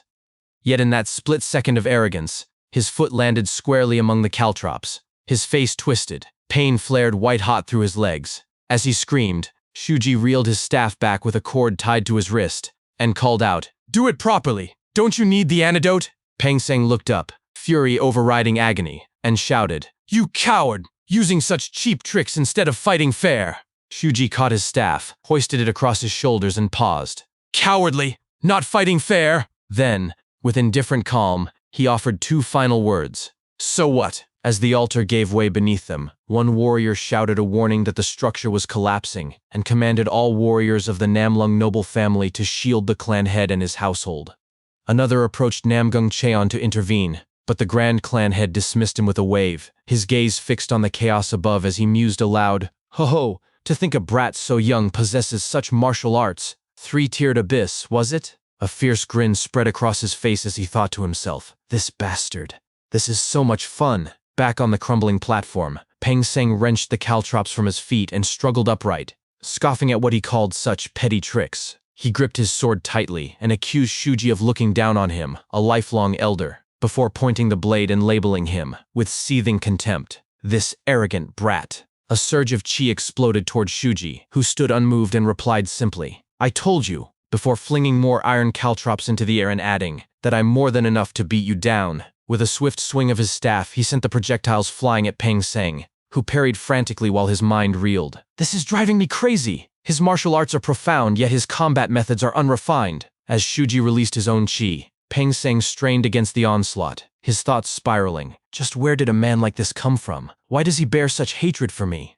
No, more urgently, if I don't kill him now, I will die. He began the sword technique, limitless flow of the sky, but Shuji evaded it with a sidelong roll. Peng Seng smirked. "Lazy donkey rolls?" Then lunged forward, shouting triumphantly that it was a move all martial artists avoided. Yet he had anticipated Shuji's use of it. His blade struck true, slicing into Shuji's shoulder and drawing blood. Shuji clamped his right hand over the wound, only to release it moments later and fling the bloodied hand toward Peng Seng in a sweeping arc. The crimson spray splattered across Peng Seng's face, some slipping into his mouth. He laughed uproariously. "Ha ha ha ha! Just get torn apart and die!" But within an instant, his expression twisted in horror. He clapped a hand over his mouth, then screamed, What is this? Poison?"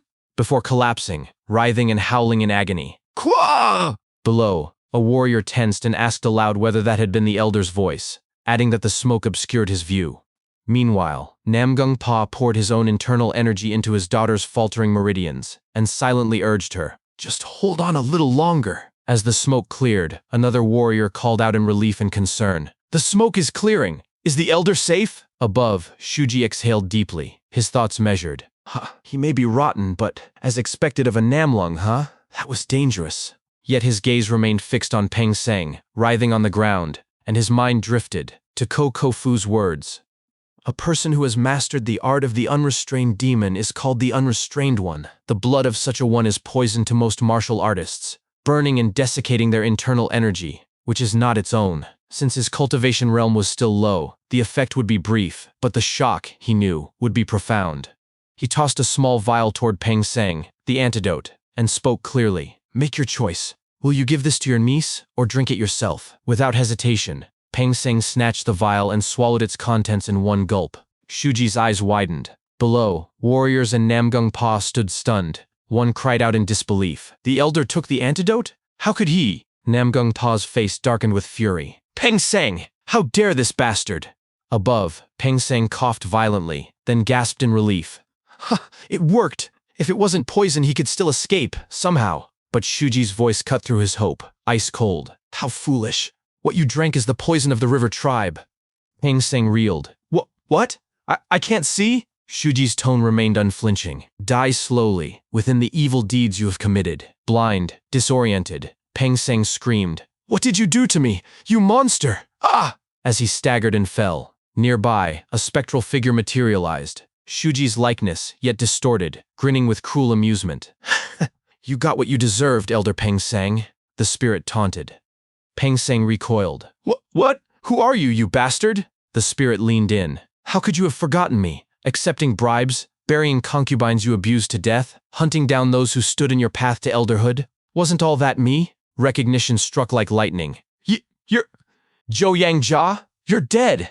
The spirit chuckled darkly. Dead? How could I go alone, leaving you behind? Am I not one of the contributors who made you an elder? Peng Seng erupted, voice raw with decades of suppressed contempt. Contributor! You don't know your place! Zhou Yangjia, you are nothing but a hunting dog. You, the North Palace of the Namlung family, every subordinate clan and family beneath them, they're all just my damn dogs! He lunged for the specter, snarling. Now hurry up and piss off to the afterlife. The spirit swelled, its grin widening. That's right. You made me do so much of your dirty work. It leaned closer, voice dropping to a venomous whisper. Thanks to that, I met some crazy bastard and ended up as dog soup in an earthen pot. Peng Seng roared back. You brought this on yourself. From the moment you swore the blood oath, you chose to be my dog. If you're a dog, act like one and obey your master. But the spirit only laughed, fading slowly as it delivered its final words. You will follow me soon, for your entire life. This place is very cold and lonely. Come fully prepared. As the vision dissolved, Peng Seng spat defiantly. Who cares about the words of a vengeful spirit? Only to be seized by a violent coughing fit, blood sprang from his lips. His vision flickered. My vision! I can see? What was that? A hallucination? Then, from below, a voice rang out. Namgung Peng Seng! He snapped upright. Ha! Yes! You there! Is anyone there? Please, save me from this crazy bastard! Can't you hear me? Namgung Pa answered, voice frigid with betrayal. Peng Seng! How dare you! You knew that was the antidote meant to save Yule, and you drank it anyway! Horror flooded Peng Seng's face. Clan head. That was unavoidable, but the crowd below erupted, warriors and allied families alike shouting in outrage. Elder Peng Seng, did you mean what you just said, that the Namlung noble family views its sworn subordinates as mere hunting dogs? We are not your dogs! What did you do using the dead Zhou Yangjia? Answer us! Stammering, Peng Seng tried to deny it. No, But Shuji cut in from behind, voice sharp and clinical. When poisoned by the poison of the river tribe, your eyes, nose, and ears go blind, but your mouth remains functional. You know this from experience, don't you? Peng Seng whirled, shrieking. You bastard! Shuji stepped forward, staff raised high, and spoke one last truth. The root of all evil lies at the tip of the tongue.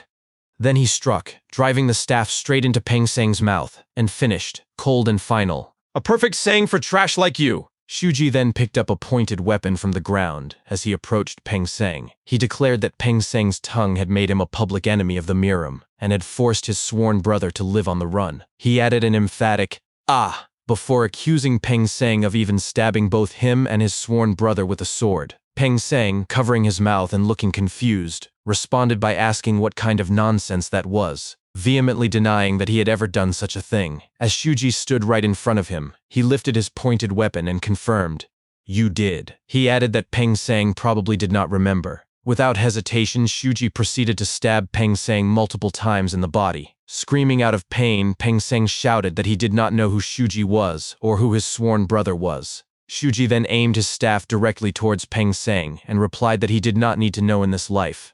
With that, he began to thrust his staff toward Peng Seng with a powerful force. A loud scream echoed from the altar as the structure began to crack. Peng Seng then started to beg, pleading with Shuji to stop. Just then, two Namgung warriors arrived at the platform, while Peng Seng continued to plead for his life, gasping for someone to save him. Shuji spoke to the warriors from his back without looking away, warning them, "If you come any closer, I will kill this guy immediately." He noted that Peng Seng might not look like much, but he was a hostage.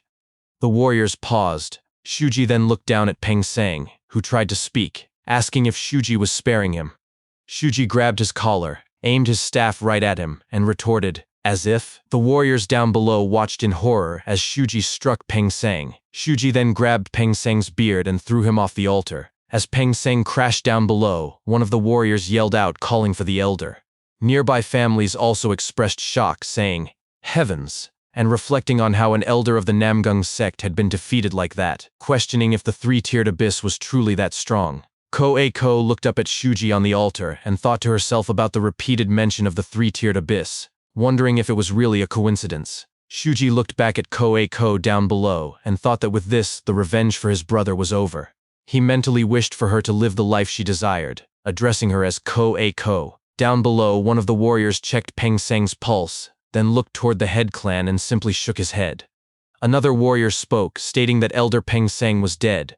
He noted that Peng Seng was an advanced master, and to think something like this had happened in the middle of the Namgung sect. Namgung Pa then walked in front of the altar, looked up at Shuji above, and demanded that the three-tiered abyss keep his promise. As Shuji looked down on them, he thought that his blood's toxicity lasted for about an hour, and Namgung Yule's poisoning would fade soon. He grabbed the antidote bottle that Peng Seng had drunk on the platform, concluding that he could not just tell them that obediently. He then lifted the bottle up high.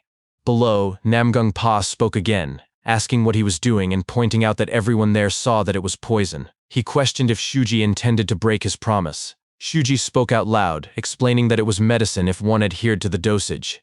He said the amount was so small that one would have to dip a needle to apply it to the tongue. He then added, "However, there isn't much medicine left." Hearing this, Namgung Pa gritted his teeth and thought that he could neither trust nor distrust those words, worrying about Yule's fate and cursing the situation. He then extended his hand and spoke out loud, agreeing to the terms and demanding Shuji hand the antidote over quickly, promising to spare his life afterward. Shuji replied that if Namgung Pa did not pick it up quickly, it would all flow away. He then threw the bottle down onto the broken platform.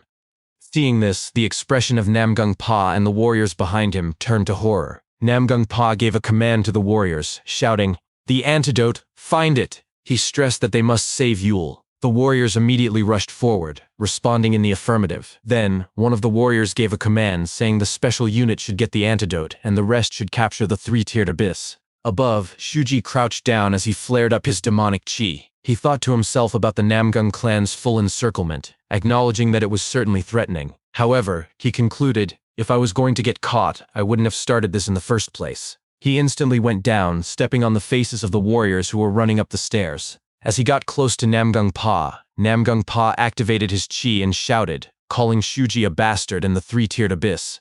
Still in midair, Shuji responded that Namgung Pa had better go search because that was the last of the antidote. Namgung Pa groaned as he looked back at his daughter lying on the ground. He spoke, warning that if anything happened to Yule, he would chase Shuji to the ends of hell and execute him himself. Namgung Pa then passed Shuji as he rushed toward the altar to find the antidote. As Shuji landed, he immediately ran away and replied, telling Namgung Pa to suit himself. The nearby warriors then readied themselves as Shuji closed in. One of them shouted for the three-tiered abyss to stop, questioning how he dared to commit such an act in the middle of the Namgung, and if he truly thought he could escape safely after that. They then swung their swords toward Shuji, but Shuji used his spirit as a platform to dodge the attack and leap up into the mid-air. As the warrior watched Shuji go up in the air, he shouted in awe about the lightness art being unbelievable and questioned if the three-tiered abyss was truly that skilled. As Shuji stepped down on the spirit once again, the spirit spoke, cursing Shuji for using them as stepping stones. As he went up even more, Shuji thought to himself that he was almost there. He concluded that all that remained was the highest outer wall of the Namgung sect, and if he just crossed that wall, he would be safe.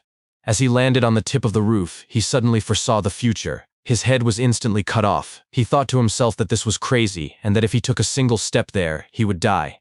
He immediately jumped back away. As he landed on the ground, he saw a figure standing on top of the wall and recognized him. He cursed the situation, thinking that in his past life, he had thought the man retired from active duty and went into seclusion. He realized it was the worst situation for the man to show himself in a place like this. He gritted his teeth and added that this was the former Martial Alliance leader and a living legend of the old Miram. The man then jumped down onto the tip of the roof and began laughing with a sound of ho-ho-sho. He then looked down at Shuji and said, "You're a child with good instincts." Shuji finished his thought, identifying the man as Sword King Namgung Cheon. He then gritted his teeth and added that the former leader of the Martial Alliance was a living legend of the old Miram. He thought that if he had taken just one more step, his head would have really been cut off, and he acknowledged it as truly the Mind Sword. Then Namgung Cheon spoke, asking the kid a question. He pointed towards the wall and added, inquiring if he was not leaving. Shuji responded that Namgung Cheon had projected killing intent. He then looked back at Yule and asked if she was not going either. In an instant, Namgung Cheon disappeared from the roof and responded that he was going now. Shuji responded that this was not the time to act so leisurely. But before he could finish, Namgung Cheon suddenly appeared right beside Yule. As Shuji looked back and saw him, he gritted his teeth. Namgung Cheon then spoke as Chi surrounded his hands, saying, "Let's see." He placed his hand on Yule's dantian. As Chi surged into her body, Yule began to cough blood. After a few moments, Namgung Cheon chuckled and spoke, saying she should be fine now. The Namgung warriors nearby then exclaimed that their lady's color had returned, and ordered that she be escorted to the inner chambers quickly. Namgung Cheon then stood up, looked at Shuji, and spoke with a chuckle, asking if that was done now. Shuji's mind raced. He thought to himself that from the beginning, Namgung Cheon could have detoxified Namgung Yule with his absolute internal energy and blocked all his moves. The fact that he had not, and only stepped in now, meant something else. He then spoke out loud, responding that if Namgung Cheon had wanted to kill him, he would have done it right away. He was doing this because he wanted something else. Namgung Cheon acted mildly surprised as he played with his beard. He then grinned menacingly, and added that Shuji was a smart kid. Shuji gritted his teeth and responded sarcastically, thanking the old man. The warriors nearby then began to surround Shuji as Namgung Pa shouted to capture that villain alive, tie him up, and bring him before him. But before the warriors could move, Namgung Cheon shouted a command for them to halt right there. Namgung Pa protested, shouting to his father, and asking why he was doing this, as that man was a criminal. Namgung Cheon cut him off and spoke, stating that they had all lost that kid, and he was the one who caught him. With a sinister expression and tone, he added that they should not spoil the fun, as this was the most fun he had had in nearly 30 years. He then looked back at his son, and asked if he would show him some filial piety. As Namgung Pa and the warriors backed off, Namgung Cheon turned towards Shuji, and added that as he could see, his word was law within the Namgung sect. He mentioned that even the emperor respected his opinion above others. He mused about enacting a new law, and after a few moments, declared with a chilling tone that without his permission, there would be no leaving the Namgung estate. Hearing this, Shuji began to think to himself about the decree. He calculated that if he dug inward and hid in the slums, his success rate for escape was 30%. It was close to a gamble, but if it came to it, he would try. He then spoke out loud, asking how he could get permission to leave. Namgung Cheon extended his hand forward and said he would give Shuji a handicap of 5 moves. He stated he would not use his sword and would only dodge, so Shuji should go wild. Hearing this, the people nearby were shocked, saying it was unbelievable for the Sword King to use the expression giving a handicap, and only 5 moves at that. They wondered if he rated the 3-tiered abyss that highly. Shuji narrowed his eyes, and thought to himself that 5 moves meant Namgung Cheon was telling him to draw out all his power to satisfy him. He then went into his stance, and added that for him, there was no reason to refuse. He began to slowly release his chi and spirits, as he pointed his staff towards Namgung Cheon. Seeing this, Namgung Cheon became very excited, and said that as expected, his eyes were not wrong. He then thought to himself as Shuji made his first move, pleading for him to do his best to entertain him. As Shuji began to attack, a swirling chi appeared at the tip of his staff. The warriors nearby braced themselves as they watched, speaking to themselves that it was sucking them in. As the attack was about to reach Namgung Cheon, he sharpened his eyes and sliced Shuji's attack in half with his bare hand. Then the altar behind them exploded with a deafening boom as the remnants of the attack landed on it. The people nearby were startled, shouting that it was collapsing, and to dodge. Namgung Cheon chuckled, as Shuji ducked down to avoid Namgung Cheon's counterattack, which sliced off a section of the nearby wall behind him. He sharpened his eyes and looked at Namgung Cheon with his trembling right hand. He then paused as he noticed something. Namgung Cheon spoke to him, asking what was wrong. Shuji pointed out that Namgung Cheon had said he would not draw his sword. Namgung Cheon acted surprised, looking at his sword and wondering aloud why it was drawn. He began to reason that at his level, the sword was more comfortable than his hands, and that it just moved on its own. He claimed Shuji would understand when he reached his age, and that these days, dementia came and went. Shuji thought to himself whether a senile old man was better than a promise breaker. Namgung Cheon cleared his throat and spoke, suggesting that Shuji's first move was just to test the waters anyway. He asked if he should retract 1 move as compensation. Shuji gripped his staff firmly and responded that there was no need.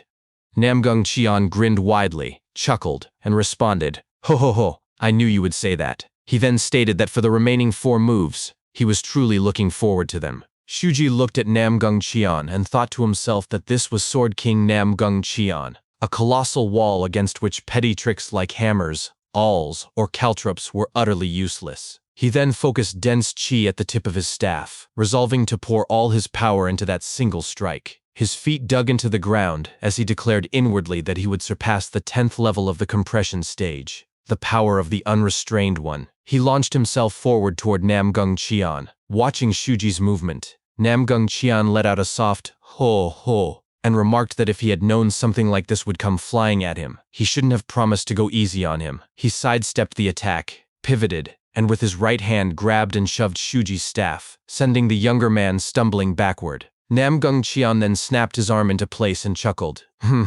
They say even brushing sleeves is fate, but we seem to have quite a tough fate. Shuji responded dryly that he would rather pass on such a fate. Namgung Cheon replied that even if Shuji declined, their fate remained, and raised 3 fingers, stating there were 3 moves left. Shuji assumed his stance and thrust his staff forward. Namgung Cheon clicked his tongue internally, comparing the previous strike to a harpoon, and this one to a giant battering ram. He blocked the blow with his left palm. As Shuji pressed forward, blood began bursting from his own arm.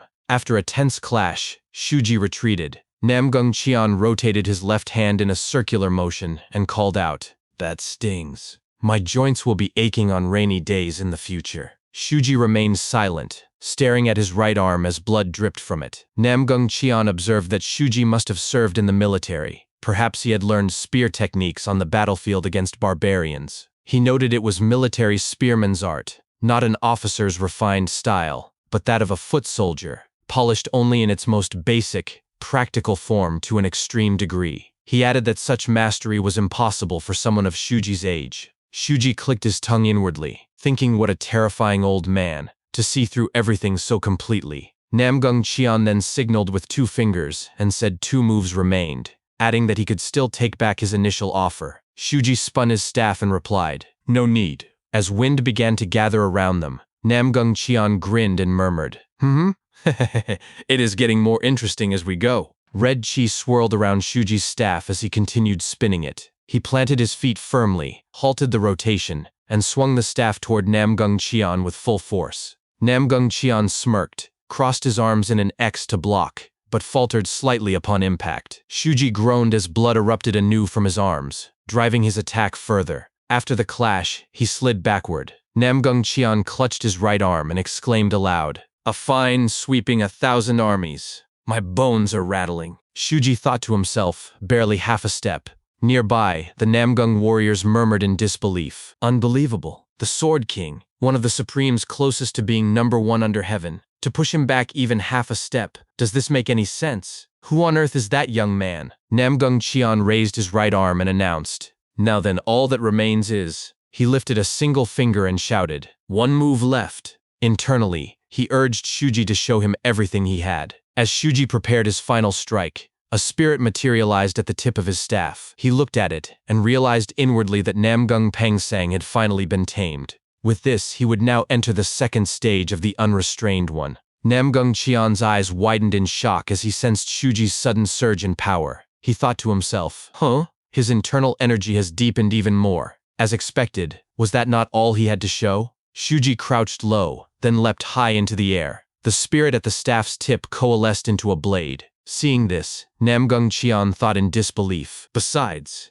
that is, a spear? Just as Shuji descended to strike, Namgung Cheon laughed aloud. Ho, this won't do. He drew his sword. An immense chi enveloped him. He met the attack head-on, and a cataclysmic clash of energy exploded outward, forcing the onlookers to stagger back. One of them cried out, "It's a massive storm! Everyone, watch out!" During the collision, Shuji reflected that Namgung Cheon's internal energy was indeed vast, befitting the Sword King. He resolved to turn that very energy against him. Placing both feet on Namgung Cheon's blade, he pushed off and sprang away, vaulting over the wall and fleeing. After a moment, Namgung Cheon sighed. His son, Namgung Pa, appeared beside him and asked whether they should pursue Shuji. Namgung Cheon told him to leave the young man. He had intended to escape from the start with that final move. Even if they caught him, Namgung Cheon admitted he would have no face to look him in the eye. The first encounter had been a mistake, but the last one was not. Namgung Pa then asked why his father had drawn his sword at the end,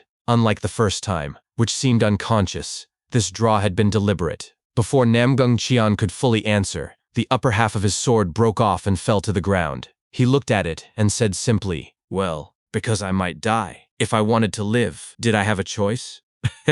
Namgung Pa looked at his father's broken sword with concern and said softly, "Father." Namgung Cheon replied that if Shuji's weapon had been a true spear instead of a staff, he likely would not be alive. He added that the ink bamboo staff Shuji carried was probably taken after killing the staff demon himself. Anyone, he mused, would die to a spear like that. He dropped his shattered sword to the ground and stated that drawing his blade for the final move had not been a mistake. After all, wasn't life more precious than face? He chuckled, ho ho ho, and remarked how he had gone back on his word 2 or 3 times and been beaten repeatedly by a young man. He then turned to his son with a grave expression and admitted that this old man was truly ashamed to face the fellow heroes of Anhui. He had no face left. Namgung Pa bowed deeply and shouted aloud that, for the sake of the Namgung clan, he intended to settle everything right then and there. He vowed that the main house would compensate fully for the day's incident, apologized to the gathered heroes, and declared, "The banquet is over." Sometime later, as people continued cleaning up the banquet grounds at the Namgung estate, Namgung Pa stood beside his father on the balcony of a tall building and spoke. He wondered aloud about the identity of 3-tiered Abyssin expert, whose sect, affiliation, age, and even face were now known. Who could he be? Seated in his chair and rotating his wrist, Namgung Cheon responded that the man's fighting style resembled that of a lowly thug. His spear arts were third-rate, yet his martial arts stood at the peak. His footwork surpassed even the peak, and his tactical calculation resided in the transformation realm. He concluded that Shuji was someone impossible to figure out. Namgung Pa placed a hand over his face and lamented that by letting such a person escape alive, the Namgung clan's reputation had fallen to the ground. Namgung Cheon countered that, honestly, it worked out well for his son. When Namgung Pa asked how, his father explained that Pang Sang, the thorn in his side, had died with his head smashed in. As a council elder who constantly opposed the family head but was an old retainer favored by Namgung Cheon himself, Pang Sang had been untouchable. Now with him gone, the path was clear. Namgung Pa protested, "Father, how can you say something like that?" Namgung Cheon simply advised him to always interpret the situation to his advantage. He grew serious and instructed his son to investigate Pang Sang's evil deeds thoroughly and provide relief for all damages caused. He urged Namgung Pa to use this opportunity to blame every past mistake of the main house on Pang Sang, thereby solidifying the Namgung name more firmly than the honor lost that day. The beast caught as a sacrifice in this blood oath, he said, was Pang Sang. Then, as if remembering something, he leaned in and asked, "Ah, right, is Yule okay?" Namgung Pa confirmed that she was, adding that thanks to his father expelling the poison, she should have regained consciousness by now. Namgung Cheon grinned and told him to relay a message to Yule. She must capture that man called 3-tiered Abyss, or whatever his name was, alive. Namgung Pa exclaimed in disbelief, asking why Yule would do such a thing. Namgung Cheon shouted furiously in response, "Before marriage, she had been held in the naked embrace of a strange man. Her lips had touched his. Her marriage prospects were ruined, so naturally, she had to go fetch the groom herself." Namgung Pa argued back that they did not live in such an era anymore, and reminded his father that he had repeatedly said he would find a groom himself. Namgung Cheon dismissed this with dissatisfaction, asking if he meant a son-in-law from the Orthodox faction. He warned his son not to limit his associations and learning only to the Orthodox faction, for only then could he survive the turbulent waves of the ever-changing Murim. Namgung Pa insisted that the Namgung family was a giant tree that would not fall from mere ripples. They could easily weather the storms of Murim.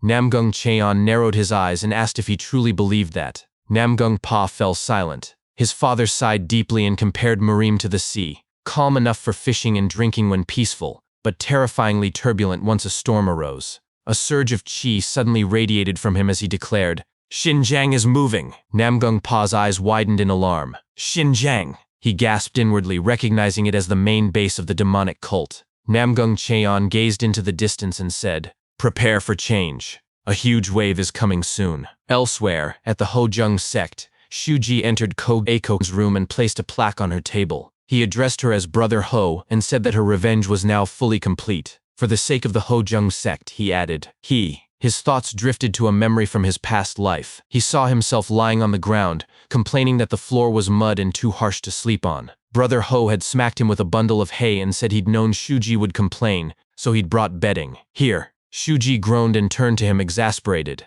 Ah, seriously, Brother Ho. Brother Ho had replied that having any place to lay one's body was enough, urging him to spread the hay and sleep because tomorrow would bring another battle. As Shuji laid the hay down, he noticed fleas jumping around and threw it back at Brother Ho, shouting, "Hey, it's full of fleas. You pick this up?"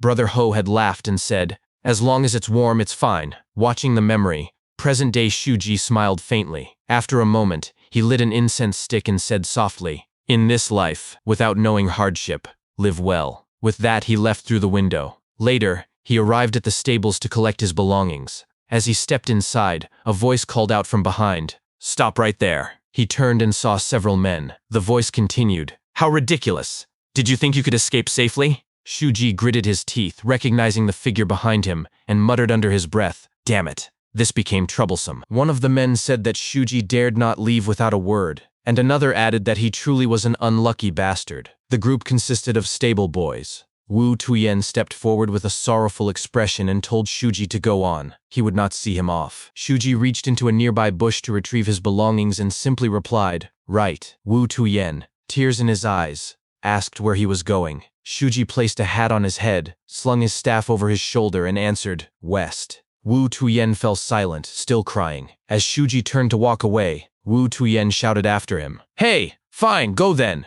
you heartless bastard." The other stable boys also called out through their tears, bidding him farewell and urging him to take care. If he ever had nowhere to go, he should return to the Hojung sect anytime. Wu Tuyen added loudly, "Where else would a guy like you go anyway? I'll be waiting, so you definitely have to come back. Definitely!" Shuji smiled faintly, then leapt over the top of the wall. Before he could get far, Wu Tuyen shouted again, "And hey, you punk! Which way is west?" Shuji looked back and replied, "Hanam." Later, the sky turned gray and thunder rumbled overhead. Shuji looked up as lightning flashed, and a voice echoed from behind him. "Hey, Shuji!" He glanced back and saw Ko-Eiko catching her breath as she called his name repeatedly. She paused, holding up the Hojung sect plaque in her hand, and said softly, "Shuji, so you were the three-tiered abyss." She explained that Bong followed everyone else obediently, but had only ever been afraid of two people, him and the person who had given her money for the golden wound salve on that rainy day. She added with a smile that he also reeked of horse manure.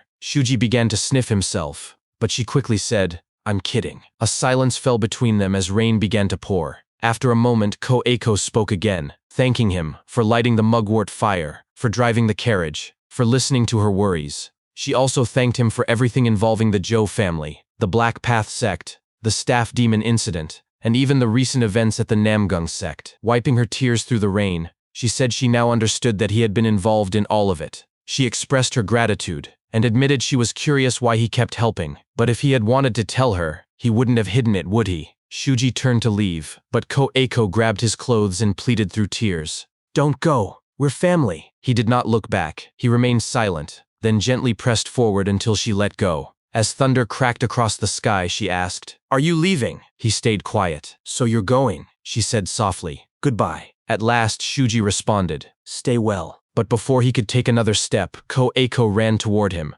wrapped her arms around him from behind, and kissed him. After the kiss, she whispered, "Let's meet again." Elsewhere, in a bamboo forest, a group hurried through the undergrowth before coming to a halt. They were members of the Namgung sect's Purple Moon Search Unit, Special Operations Team. Standing before them was Namgung Yul, who closed her eyes and recalled her grandfather's words. "Capture the three-tiered abyss and bring him here. You must bring him back alive." Chi began to flare through her body as she thought to herself that she did not know why her grandfather had issued such an order, but it worked out well for her. She felt a flush of heat, adjusted her clothing, and resolved inwardly that she would catch him, tie him up before her, and whip him, just like the first time, until his whole body was covered in blood. Her thoughts were interrupted when one of the men behind her reported they had found a trace. Startled, she touched her lips, her face turning red. Her hand trembled as she clenched it and reminded herself, "Right, I won't think about anything else. I'll just catch him first, risking everything I have." She gave the order aloud, "Chase him," and to herself she added, "No matter what it takes." She licked her lips slowly and finished with quiet intensity, "I will make him kneel before me." As time passed, Shuji stepped onto a cliff overlooking a river and gazed down at the floating establishments below.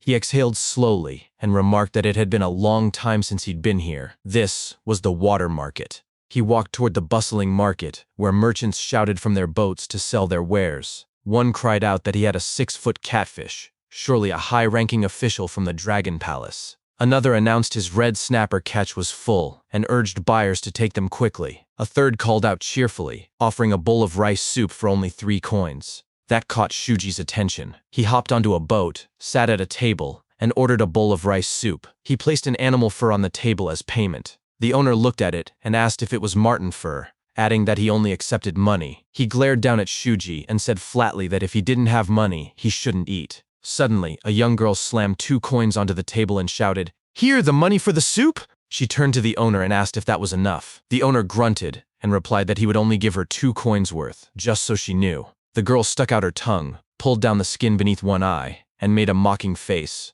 Bleh. When the food arrived, Shuji began eating. The girl, now sitting across from him, asked if he was a beggar. Shuji replied that he was not. She swung her feet idly and said her mother told her that anyone without money was a beggar. Slightly irritated, Shuji changed the subject and asked her name. Byuk-ryeon, she answered, then immediately asked where he was going, calling him beggar mister. Shuji said he was heading to Hanam. When she asked where that was, he explained it was where the Murim alliance was located. She pressed further, asking why he was going there. He replied simply that there were many bastards he needed to kill. Byuk-ryeon jolted upright and exclaimed in surprise, "So he was a martial artist too?" Shuji asked if she knew about such things. She nodded and said her mother had told her. The Path of Supremacy Society that sent her mother here were Murim people, and Murim people were incredibly strong. Shuji set his spoon down, picked up the marten fur, and said, "I see. Thanks for the meal. This is for the soup." Byuk-ryeon scoffed and told him it was fine. The marten fur was far more valuable than the soup. He was a stupid beggar mister. Shuji gathered his belongings and insisted he must pay for his meal regardless. Then her tone shifted. She fidgeted with her fingers and pleaded with him. Later, when he met Murim uncles, could he ask them something? Her mother was sick, and they needed permission to go ashore. Her mother had said Murim people only spoke to other Murim people. Shuji considered this and said that if he met them, but before he could finish, the owner appeared behind him and said, "Me." Byuk-ryeon frowned and turned to him. "Huh? I already paid for the soup. Why are you doing this?" Her words trailed off as she saw the owner's bloody face. An arrow protruded from his head. With his last breath, he whispered, "Save me." Behind them, a ship had arrived, and bandits began slaughtering merchants. One bellowed orders to scrape up everything, whether the victims had valuables or not, and laughed cruelly, promising to spare lives if they surrendered quietly. Shuji watched the chaos unfold and muttered that first mountain bandits, now water bandits. It never ended. Byuk-ryeon stood frozen in shock. Shuji grabbed his staff and addressed her directly, confirming her name was Byuk-ryeon and declaring he would grant her request right then. Confused, she asked what he was going to do. As he walked forward, the wrappings on his staff fell away. He glanced back at her and said, "What else? I'll have a conversation." At the front of the ship, bandits threw an elderly man to the ground. The man demanded to speak to whoever was in charge. A man seated nearby introduced himself as Gongsan Hop, a Baekdu of the Jangang River stronghold, and asked what the elder wished to say. The elder stammered that unlike the fishermen, he managed the red light district and warned that the Path of Supremacy Society backed them. If they did this, the society wouldn't stay silent. Before he could finish, Gongsan Hop split his head in half with a sword stroke and declared coldly, "They will stay still." He then announced to the crowd that the Path of Supremacy Society had sold them to him. The merchants murmured in disbelief. Sold? They had nearly paid off their debt. They'd been promised freedom if they worked until year's end. One pleaded desperately that he needed to reach the mainland. Gongsan Hop waved a hand and ordered his men to shut them up. The bandits began slaughtering them one by one, screams of agony echoing across the water. Gongsan Hop watched with a smirk, scoffing that for ignorant fools who knew no martial arts, their blood was surprisingly red. Then his eyes narrowed as he spotted someone approaching, a figure walking steadily across the wooden platform, staff in his right hand, hammer in his left, with Byuk-ryeon trailing behind. 2 bandits moved to intercept him. One sneered that if he'd come to buy, he was too late. The other added that by stepping into the water market, he and the brat behind him now belonged to them. Byuk-ryeon covered her head, ducked down, and whimpered in fear. In one effortless motion, Shuji swung his staff and killed both bandits instantly. As their bodies tumbled into the water, he remarked, "For a mere water bandit, He locked eyes with Gongsun Hop and finished, "Your blood is red." Gongsun Hop ordered his men to attack all at once, archers first. They loosed arrows, one shouting they'd turn him into a hedgehog. Shuji unraveled the sash from his waist and flung it forward, blocking the volley. He spun, whipping the sash, embedded with iron caltrops, into the archers' faces. As they screamed in pain, he vanished and reappeared beside Gongsun Hop, having already slain the remaining archers. Gongsun Hop demanded to know who he was and where he came from. Shuji said nothing, only wiping blood from his staff. Gongsun Hop shrugged and proposed they part ways peacefully. After all, if they fought, one would surely die. Wasn't it better to avoid a war of attrition? Shuji replied that the one dying would be Gongsun Hop, and as for whether his body would remain intact, perhaps they should make a bet. Enraged, Gongsun Hop snarled that Shuji was a pup who didn't know how fearsome a tiger was. He swung his sword downward, vowing to make him regret his arrogance. But before the blade could land, Shuji struck it with his staff, sending the sword flying. Gongsun Hop stared in confusion at his broken left hand and muttered, "Ugh, huh?" Shuji's voice turned icy as he said, "Regret? Me? As expected of a water bandit. Even if you drown, only your mouth would float." Gongsun Hap began sweating profusely as he looked at his broken wrist and thought to himself that his bone had shattered simply from trying to block a single attack. To do this to him, a first-rate master, meant the man before him was undoubtedly. He looked directly at Shuji and declared inwardly that he was a peak master. He knew he should run without looking back, but asked himself where he could possibly go. Nearby, a woman called out to Byok Ryeon, who immediately ran toward her, crying, "Mom!" Panicking, Gongsun Hap pulled a bottle from his pocket and thought that Shuji did not seem like the type to spare him even if he begged. This might be his only option. He hurled the bottle onto the wooden floor. A bright explosion erupted, then shot upward like a firework. Grinning awkwardly, he said aloud, "Soon, the captain and all my subordinates nearby will come this way. It'd be better for you to run away now, you know?" Shuji replied calmly, "No need to worry, because I can just kill you faster." Gongsun Hap lifted his feet and grunted, "Coup, indeed." Then without warning, he stomped the wooden platform into splinters and added, "But would that be easy?" Shuji deflected the flying wooden shards and responded, "If this is what you wanted to show me, it's too easy." His eyes narrowed. Gongsun Hap began laughing hysterically, "Ha, ha, ha, ha, you fool," and seized Byok Ryeon. He shouted that he had seen Shuji with the girl just moments ago, and if Shuji took one more step, she would die. He demanded Shuji throw away his weapon and kneel. Shuji paused, looked at the crying Byok Ryeon, and said softly, "Byok Ryeon, I am sorry. I cannot leave the water bandits alone just to save you." She smiled through her tears and replied, "Yes, I understand. Just please let my mom go to the mainland." Shuji nodded and promised. He then began walking forward. Gongsun Hap staggered back in disbelief, shouting, What are you doing? I'll really kill her?" Shuji responded in a chilling tone, "Kill her? Instead, as the price for that, I will make sure you experience the most terrible pain in this world. Starting from the tips of your fingers and toes, I will slice your skin thinly until only your torso remains. Then I will pull out both your eyes and all your teeth, cut off your ears and nose, burn your tongue with fire, and throw you straight into a pigsty, ensuring you can neither live nor die for the rest of your life." Gongsun Hap's expression turned dire. He stammered that if Shuji did such a thing, the captain, no, the stronghold leader, would not stay still. In fact, the entire path of supremacy society would rise against him. At that moment, a spirit began to manifest behind Shuji. Upon seeing it, Gongsun Hap trembled uncontrollably and groaned in terror. Byok Ryeon noticed his grip loosening. After a few moments, Gongsun Hap released her completely and asked nervously whether, if he saved her and surrendered, Shuji would show him mercy. Before he could finish, his eyes widened in horror. Shuji was already swinging his staff toward his face. "I told you," Shuji said. "I'll send you straight to the pigsty." Later, merchants gathered near the bamboo forest, recounting the event. One scratched his face and said he was a merchant from the water market, and that when the Jangang River stronghold's water bandits tried to slaughter innocents and steal their wealth, a nameless wanderer had saved them.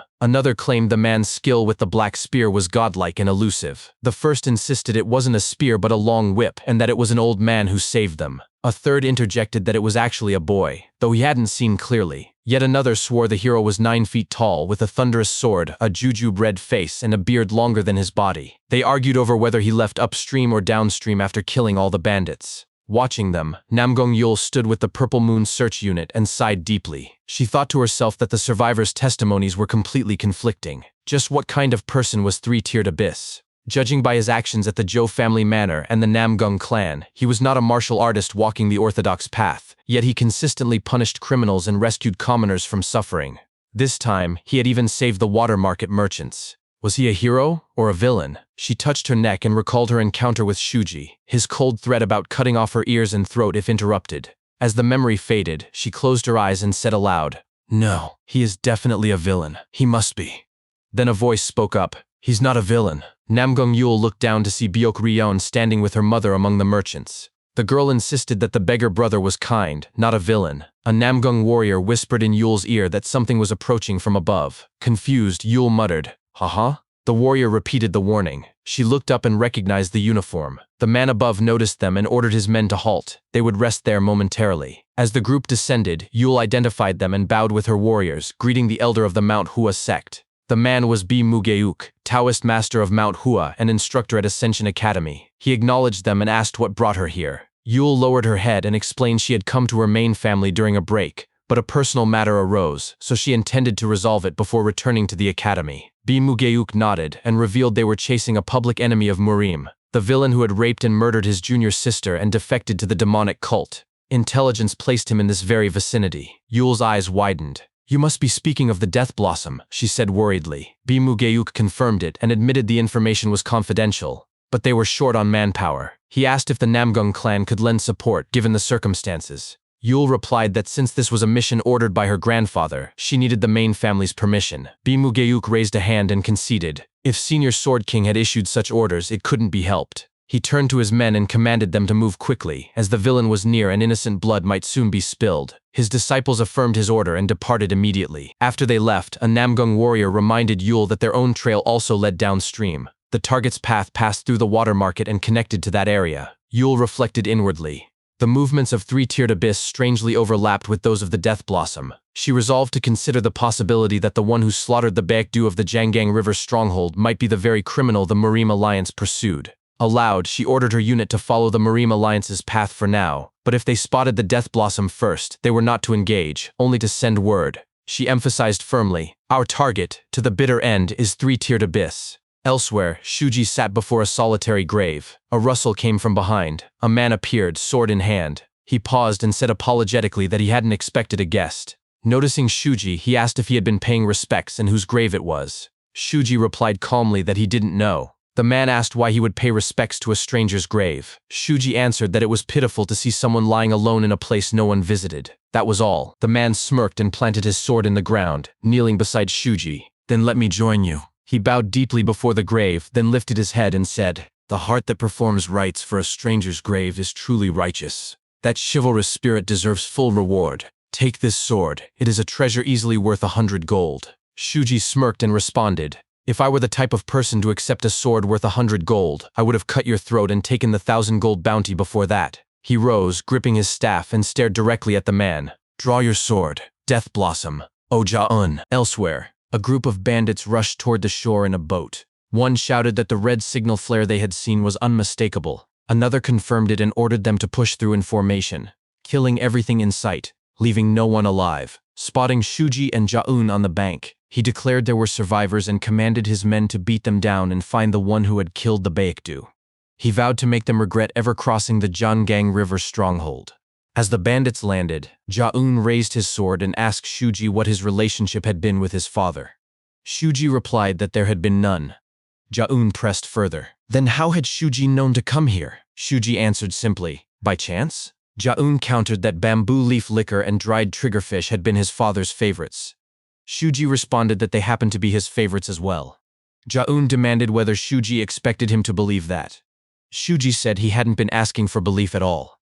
Suddenly, the bandits lunged at them. One roared that they were fearless bastards and threatened to beat them to death. As two attackers closed in on Ja-un, he moved his sword without looking at them and continued questioning Shuji about his destination. Shuji said he was headed to Hanam. Ja-un instantly struck down the bandits behind him without turning and noted that Hanam was near the Mount Hua sect, so why was Shuji going there? Shuji, deflecting an attack from behind without glancing, replied that he was going to take revenge. Ja-un narrowed his eyes and asked against whom. Shuji smirked and said it was someone who had been like a master to him. Ja-un, cutting down more bandits around him, retorted that if it was a master, then call him a master. What did like a master even mean? Shuji, also fighting off attackers, answered that some relationships in this world could not be simply defined. Amid the chaos of battle, Jaun pressed again, so who exactly was this master-like person? Shuji told him it was no concern of his. A pause followed. Then, as a cherry blossom petal drifted onto Shuji's spirit manifestation, he abruptly struck his staff toward Jaun, but Jaun blocked it with his sword. Shuji remarked, as expected of a plum blossom swordmaster. Jaun clenched his teeth and snapped, "Don't call me," before launching a furious assault, shouting by such a disgusting title. Shuji dodged backward and asked if the name of Manhwa weighed heavily on him. Was it because he had been on his way to join the demonic cult after raping and murdering his junior sister? Jaun's eyes widened. His expression shifted. He fell silent, slowly raising his sword high. The air grew still. Then he executed his technique, plum blossom sword art, falling plum blossoms like rain. He leapt forward, unleashing a storm of strikes. Shuji braced himself and thought inwardly that this was indeed Death Blossom. Oh, Jaun, to possess such skill despite an injured body. Aloud, he said, "That's a lot," and met the assault with his staff. As their weapons clashed, Shuji surged forward, analyzing the flurry. Illusion swords and chaotic swords, real strikes woven with feints. He reminded himself not to be dazzled by the countless fluttering petals of orthodox and unorthodox techniques.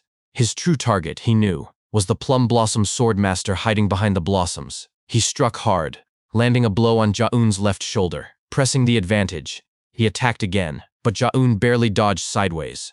Both paused, Jaun breathing heavily. Between gasps, he said, "If my left arm were still properly attached, it would be your head rolling in the mud right now."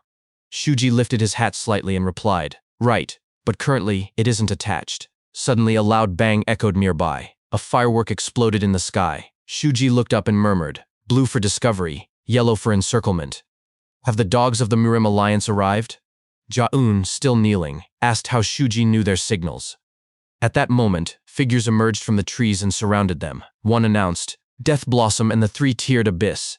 It appears the two of them are in the same place. Given the large number of dead water bandits from the Jangang River stronghold here, it seems a three-way battle took place." Jaun rose to his feet and turned to Shuji. "The Taoists from—" "No, the Mount Hua sect followed me, but the hounds of the Namgung clan are unexpected. Did you bring them here?" Shuji remained silent, watching the encircling Murim warriors. Then B. Mugeok stepped forward and declared, "The villain Death Blossom has tarnished the name of Mount Hua, but he is still a plum blossom swordmaster. Everyone, do not let your guard down." Jaun recognized him instantly, and thought, "B. Mugeok." He turned to Shuji and said aloud, "Enemies in the same boat, I see. Together for a common goal. We both seem to be in the position of being pursued. What do you say?" After a brief pause, Shuji nodded. Jaun said, "Fine then," and ran toward the boat. "I'll go first." But suddenly he felt killing intent from behind. Shuji had attacked him with his staff. Jaun twisted his head mid-stride, gritting his teeth as he shouted, "Is he crazy?" The strike connected, and Jaun crashed to the ground. Shuji approached slowly and said, "Death Blossom must be desperate too, to fall for such a shallow trick." He grabbed Jaun by the collar, lifted him up, and added in a chilling tone, "But there's no need to be too ashamed. The staff demon fell for this trick too." Witnessing Shuji's sudden betrayal of Jaun, one of the Murim warriors exclaimed in disbelief, "What? All of a sudden?" and called three-tiered abyss despicable. From behind, Bai Mugeok immediately ordered, "What are you all doing? Seize him." His men rushed forward in response, but Shuji leapt onto a boat, hoisting Jaun over his shoulder, and began smashing the remaining vessels. The Murim fighters were stunned. One cried out that the madman had destroyed every other boat and was planning to escape alone down the river. Namgung Yul surged forward, shouting for them to stop three-tiered abyss before he reached the current. As they neared the water's edge, Shuji raised his staff with his left hand and slammed it into the river's surface, sending a powerful wave crashing toward Yul and the Namgung warriors. They were thrown back onto the shore. Yul cursed and commanded her special task force to pursue him immediately. Without hesitation, one warrior flashed forward and drew his sword, demanding Shuji hand over Death Blossom. He accused him of daring to smuggle away a public enemy of the Murim world, and questioned whether he feared the alliance. But before he could finish, he sensed an overwhelming killing intent. Instinctively, he retreated to the shore. Yul called out anxiously, "Taoist master, are you all right?" The Taoist master stared at Shuji from a distance. Shaken, he thought to himself what that chilling dread had been. No, it was outright fear. He gritted his teeth and ordered his men to find an intact boat and give chase at once. They scattered instantly in obedience. As time passed, Shuji recalled the past, specifically a rainy night, the night Red Void and Ho Yaeng died. When he first met Oh Ja-eun, he had knelt beside Yaeng's lifeless body when a man approached from behind and placed a hand on his shoulder, asking if he was the disciple of the right messenger, the official title of Red Void, as martial god general of the demonic cult. The man expressed surprise that the right messenger had taken disciples at all, let alone two, as he never seemed the type. That man was Oh Ja-eun, the left martial god general of the heavenly demon cult. Later, after burning Yaeng's body and standing beside the severed head of Ko-Fu, Ja-eun explained that Ko-Fu had betrayed the cult, founded the blood cult, and thrown the world into chaos, making him a public enemy to orthodox, unorthodox, and demonic sects alike. Ja-eun had intended to kill him personally, but since Shuji had already done so, he considered himself indebted. He bowed his head in respect. Shuji watched him and reflected inwardly. Death Blossom, Oh Ja-eun, had been so upright he hardly seemed part of the demonic cult. Had he not been framed in a certain incident, he would have lived as a hero in his youth and an immortal in old age. Watching him face pursuers alone day after day, Shuji had learned much from him, though he never truly regarded him as his master. And Ja-eun, whether speaking to Shuji or slaughtering enemies, always wore the same expression, except for one time. They had once visited a tomb. Ja-eun cleaned it and said his father was buried there. Kneeling, he bowed deeply, then sat beside Shuji and spoke softly. In life, his father had loved bamboo leaf liquor and dried triggerfish. He wished he had brought some, and added, "Someday, if I should die at the hands of the Muram Alliance's dogs, could you retrieve my body and bury it beside this tomb?" Shuji had fallen silent, then nodded. "I will," but that promise was never kept. Facing 91 pursuers alone, Oh Ja-eun was struck by 32 blades before he fell. Afterward, his eyes were gouged out and hung at the east gate of the Mount Hua sect, his head displayed on a stake, and his body stuffed into a sack and discarded in Zhejiang. Then, after much time had passed, Shuji took up his spear to fulfill that long-overdue vow. When he broke into the Mount Hua sect to reclaim Ja-eun's remains, a warrior spotted him at the east gate and shouted an alarm. Another demanded to know who dared show their face at Mount Hua. Was it the Wicked Path Alliance or the Heavenly Demon Cult? A third corrected him. The intruder was alone. He had breached the east gate by himself. Another warrior refused to believe it was possible. As Shuji ascended the stairs and revealed himself, one recognized him and whispered in awe, "No, wait. That worn spear and those clothes. Could it be the Spear King?" The leader of Mount Hua stepped forward nervously and asked what business the legendary Spear King of the battlefield had with their sect. Shuji replied in a commanding tone, "I have come to retrieve the body of the Death Blossom that you have torn into pieces." From that day on, his title changed from Spear King to Spear Demon. Back in the present, inside a cave near the cliff where Shuji and Ja-eun had taken refuge, Ja-eun suddenly shot upright as he woke. Before him, Shuji asked if he was awake. Clutching the spot where Shuji had struck him, Ja-eun groaned in pain and anger. After a moment of silence filled the cave, he sighed deeply and said that honestly, he didn't even know who Shuji was. His head was still throbbing, but back then, before he could finish, Shuji cut him off and stated plainly, "I saved your life." Ja-eun growled in frustration, then after a pause muttered, "Damn it!" He reached for one of the grilled fish roasting by the bonfire, took a bite, and remarked, "Not bad." Then, more seriously, he added that he should start by saying thank you, and bowed his head low. Shuji gritted his teeth, recalling words Ja-eun had spoken in his past life. "I suppose I'm indebted to you." He thought to himself that Ja-eun was just as rigid and upright now as he had been then, the youngest ever chosen as a Plum Blossom swordmaster, only to become an overnight public enemy of the martial world. Aloud, Shuji asked, "For what reason are you being hunted?" Ja-eun replied that Shuji already knew. They claimed he had raped and killed his junior sister. Shuji scoffed and exclaimed, "Ha! But that couldn't possibly be true." Hearing this, Ja-eun's eyes widened in surprise. He lowered his head and said that even those who had spent decades with him called him a despicable, inhuman lecher. Yet a stranger he'd met that day believed him. He hardly knew what to say. "Just hear this story," he added, "and let it pass."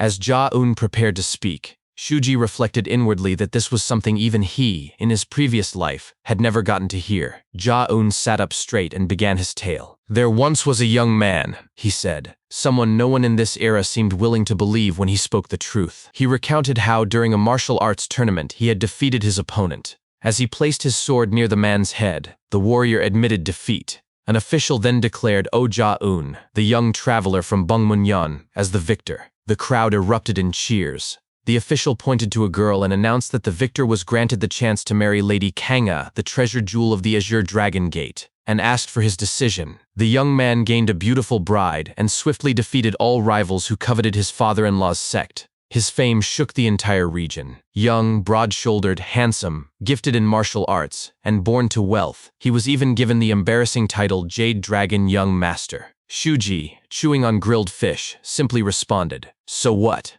Ja-un fell silent for a moment, then continued. As the young man's renown grew, even the Manhwa sect took notice. Answering their call, he became a Taoist, and before long, was bestowed a sword engraved with plum blossom petals. Everything was perfect. It felt like a dream. He was respected by fellow disciples, cherished by his masters, and ultimately named Plum Blossom Sword Master. And yes, he had the most beautiful wife in the world. But then, he had one particularly close junior sister, Wol Mengyang. She too was beautiful and exceptionally talented, often spoken of in the same breath as he was. Gossips even called them Mount Hua's Wu Yue spring and autumn. One day, Ja-un had approached her and nervously asked what kind of gifts women liked. Wondering if it was rude to ask, Mengyang, startled, blushed and suggested a hairpin. Overjoyed, Ja-un touched her shoulders and thanked her before rushing off. She stood still, watching him leave, her hand resting on her own shoulder. Later, in town, Mengyang spotted Ja-un holding a beautiful hairpin and placing it gently in his wife's hair. Her expression shattered into grim despair. Ja-un noticed something and turned, but his wife smiled and asked what was wrong. He replied it was nothing. He must have been mistaken. After that, Mengyang stopped speaking to him entirely. She refused joint training and avoided even sharing a meal. One day, they stood back to back on a cliff. Ja-un slowly turned and asked why she was avoiding him. Had he done something wrong? Softly, Mengyang confessed that from the moment she first saw him, she had fallen in love. Through their shared trials and missions, those feelings had only deepened. Tears streaming down her face, she raised her voice and pleaded that she didn't care if she became a concubine. She only wished for him to look at her. That alone would be enough. But she fell silent when she saw the disgust on his face. "Senior brother?" she whispered. From that day on, the young man's attitude changed completely. He distanced himself from her far more coldly and thoroughly than she ever had from him. He even went to the sect leader and declared his intent to descend the mountain, showing the firmness of his resolve. Shuji asked how many days passed after that. Ja-un answered, "It was one night. On a deep, pitch-dark night like tonight, with not even the moon in the sky." He paused, jaw clenched. Then, blood began to spill from his eyes as he gritted his teeth in rage and finished. "That day, my wife was poisoned to death." That day, Ja-un rushed toward his home, breathless with dread. Upon arrival, his father-in-law greeted him coldly. "So you've finally come?" Horrified, Ja-un asked what this meant. But before he could finish, his father-in-law seized him by the collar and shouted that while Kanga had been suffering, Ja-un had been nowhere to be found. He accused him of failing to protect his own wife and questioned what value there was in being a plum blossom swordsman of Mount Hua. Ja-un stumbled toward his wife's body, pulled back the sheet covering her, and saw her lifeless face. His expression shattered. He screamed aloud in anguish. Later, while still deep in mourning, he built a hut before her grave. One day, Wol Mengyang visited. Shocked by his haggard state, she covered her mouth and called out, "Seigneur!" Then she embraced him tightly, begging him to stop dwelling on the dead. She grasped his face and pleaded that the living must go on, that he should forget everything and be with her. Ja-un shoved her hands away, stood, and walked out of the hut without a word. Mengyang turned and cried after him, "Seigneur! Seigneur!" But he remained unmoved. That was how deeply he had loved his wife. He spent the night under the mountain dew. The next day, he was arrested and taken to the Mount Hua sect. Shuji asked if it had happened all of a sudden. Ja-un confirmed it had, without warning or explanation. Bound in the center of the courtyard, Ja-un saw Bi-mugeuk standing over him. He asked if Bi-mugeuk had returned from the alliance, and demanded to know what was happening. But Bi-mugeuk cut him off, ordering him to shut his mouth and accusing him of violating junior sister Wol Mengyang and taking her life. Confused, Ja-un stammered, "Mengyang is—" "What?"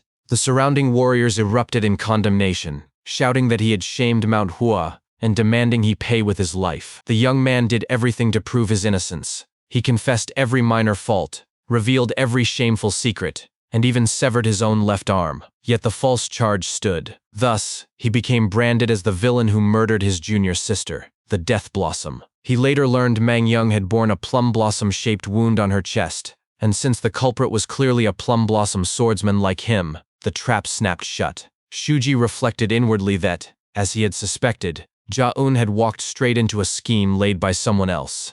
Ja-eun continued. Ever since, he had wandered aimlessly. He first sought refuge at the Sado sect, but they tried to sell him out to the Martial Alliance. He smirked bitterly. Both orthodox and unorthodox sects were the same. Shuji asked if that was why he chose the demonic path. Ja-eun gripped his sword and confirmed it. Since he was already framed for colluding with the demon cult, he might as well make it true. He intended to gather strength there and execute the one who had destroyed both his wife and his junior sister. Shuji fell silent for a moment, then pointed outside the cave. He explained that beyond those walls lay Cho Chang on the outskirts of Hubei, and past it, a secret path led directly to Xinjiang, the heart of the demon cult. His eyes narrowed as he added, "I'll clear the way so you can reach the demon cult." Ja-eun stood abruptly and exclaimed in disbelief. Why would Shuji do that? More importantly, how did he know about the path? Was he a member of the demon cult? Shuji adjusted his hat and replied that it didn't matter. Just,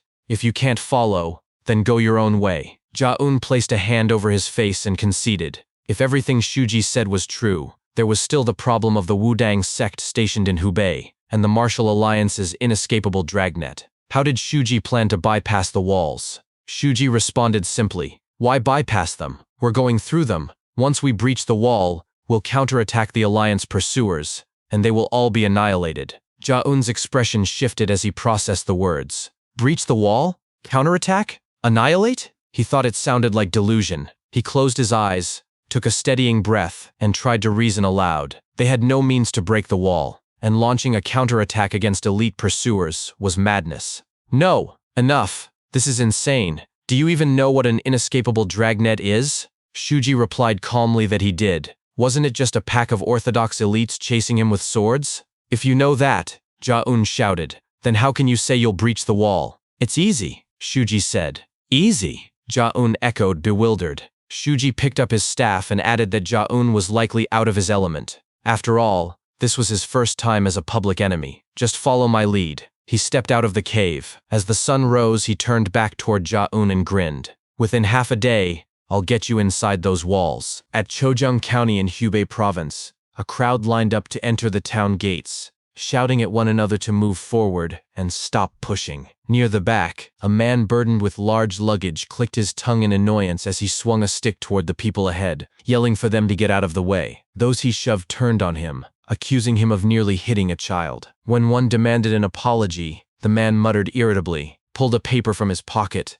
and showed them his entry pass. He was Dong Gogong, a physician delivering medicinal herbs ordered by the Pedo sect. Upon reading the document, the men gasped. The Pedo sect? Dong Gogong brandished his stick again and scolded them. If the herbs were delayed because of fools like them and something went wrong with the young master's stamina, would they take responsibility? He ordered them to get lost. Suddenly a loud clicking of the tongue came from nearby. Dong Gogong turned to see Shuji sitting in line, who remarked aloud, "A physician who doesn't even know his own fate is worrying about another man's groin." Dong Gogong raised his stick and sneered, "What the? Who's this beggar?" Shuji replied that on his way there, Dong Gogong had stepped on a snake and crushed it, specifically with his right foot. As Shuji pointed to his foot, a spectral snake coiled around Dong Gogong's body. Shuji added that his shoulders must feel heavy. The snake's wraith had latched onto him and was pressing down. Dong Gogong groaned in pain, then screamed as he dropped his stick and luggage. Shuji stood and warned that soon a chill would run down his spine. The wraith was crawling toward his right foot, where it all began, and it would soon begin to rot. The spirit snake wrapped tightly around his foot and let out a mocking laugh. Terrified, Dong Gogong wailed, begging Shuji, now master, to save him. How could he live like this? Shuji looked down at him and said it was already too late for him, but they had to save his family. He asked if Dong Gogong lived in Chojang County and warned him not to go home under any circumstances. Dong Gogong grabbed Shuji's foot, sobbing, and promised never to return home if only Shuji showed him how to survive. He swore he would live a good life thereafter. Shuji sighed and said he had no choice. He was about to reveal heavenly secrets, so Dong Gong must listen closely. Leaning in, he whispered chillingly, "Abandon everything and leave the place immediately. Leave the herbs, the clothes, everything, and do not descend from the mountains for at least 3 months. Only after shedding the scent of the human world would the wraith release him." But Shuji suddenly stopped, eyes widening. What is it? Dong Gong stammered. Shuji pointed directly at the entry pass. "The scent of humans is clinging to you quite heavily." Panicked,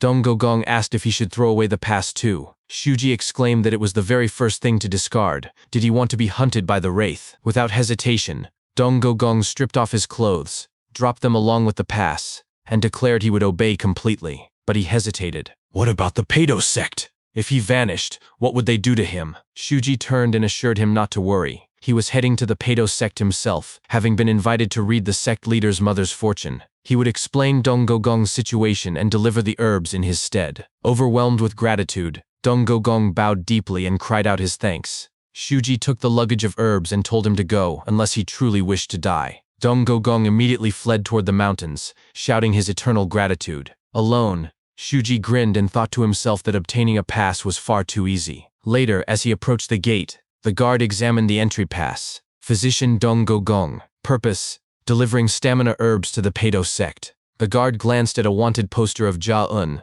noted the differences and waved him through. Close the gates now, he called out. As Shuji walked on, guards murmured among themselves. Had they really made it through the day? Would the Death Blossom actually come this way? A Manhwa warrior nearby affirmed there was a high chance, given the Alliance pursuit team had spotted him nearby. He admitted the villain terrified him, but if they met, he would risk his life to slay the scoundrel. The other guard laughed heartily, praising Manhwa's reliability. Once out of sight, Shuji dropped the herb luggage and reflected that, as expected, the Manhwa sect was stationed within the walls too. He looked toward a tall building in the distance and decided that to draw their attention, he would need to start a small commotion. Sometime later, at the Bucha Pavilion, Shuji kicked open the front door. Patrons inside screamed in surprise. He strode in and loudly demanded wine, meat, and women. Bring them all. The crowd was stunned. Look at this crazy bastard, doing something like that right in the Pedo sect's territory? Someone urged another to stop him, but others pushed back.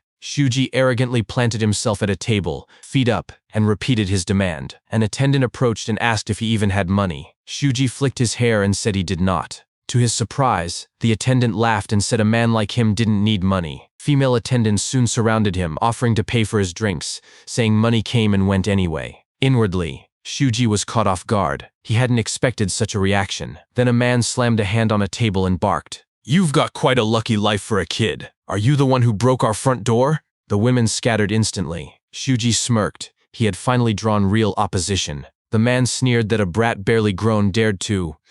But before he could finish, Shuji hurled a teacup straight into his face. Blood gushed from the man's left eye as he groaned in pain. Shuji remarked coolly that it seemed the man hadn't grown up much either. Roaring in agony, the man ordered his men to kill Shuji. Shuji snatched a cupful of chopsticks and flung them at the attackers. One man scoffed, "Take this," while another mocked, "What are you planning to do with mere chopsticks?" In a flash, Shuji caught a chopstick midair with both hands and stabbed both men repeatedly with the wooden utensil. They collapsed to their knees, screaming in pain. The original man scrambled backward on the floor, shrieking, "Don't come any closer!" His cries intensified as Shuji pressed the chopstick against his right eye. But before the strike landed, a calm voice cut through the chaos.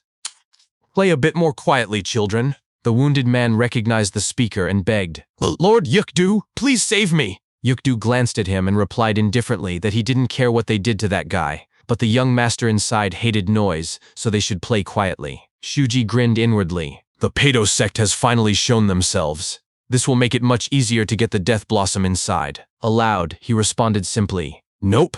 Yukdu paused. "What?" Without hesitation, Shuji drove the chopstick into the man's eye and added in a chilling tone, "From now on, I'm going to be very loud." Shuji remarked that beyond this point resided young Master Dojua Yun of the Pedo sect. Yukdu responded by drawing his sword and warning that if Shuji wanted to die, he should keep running his mouth. Shuji feigned reconsideration, saying, On second thought, I could play quietly." Yukdu sheathed his blade with a scoff, remarking that Shuji had finally figured out his place. But in the next instant, Shuji kicked his staff toward Yukdu. Yukdu dodged just in time and sneered.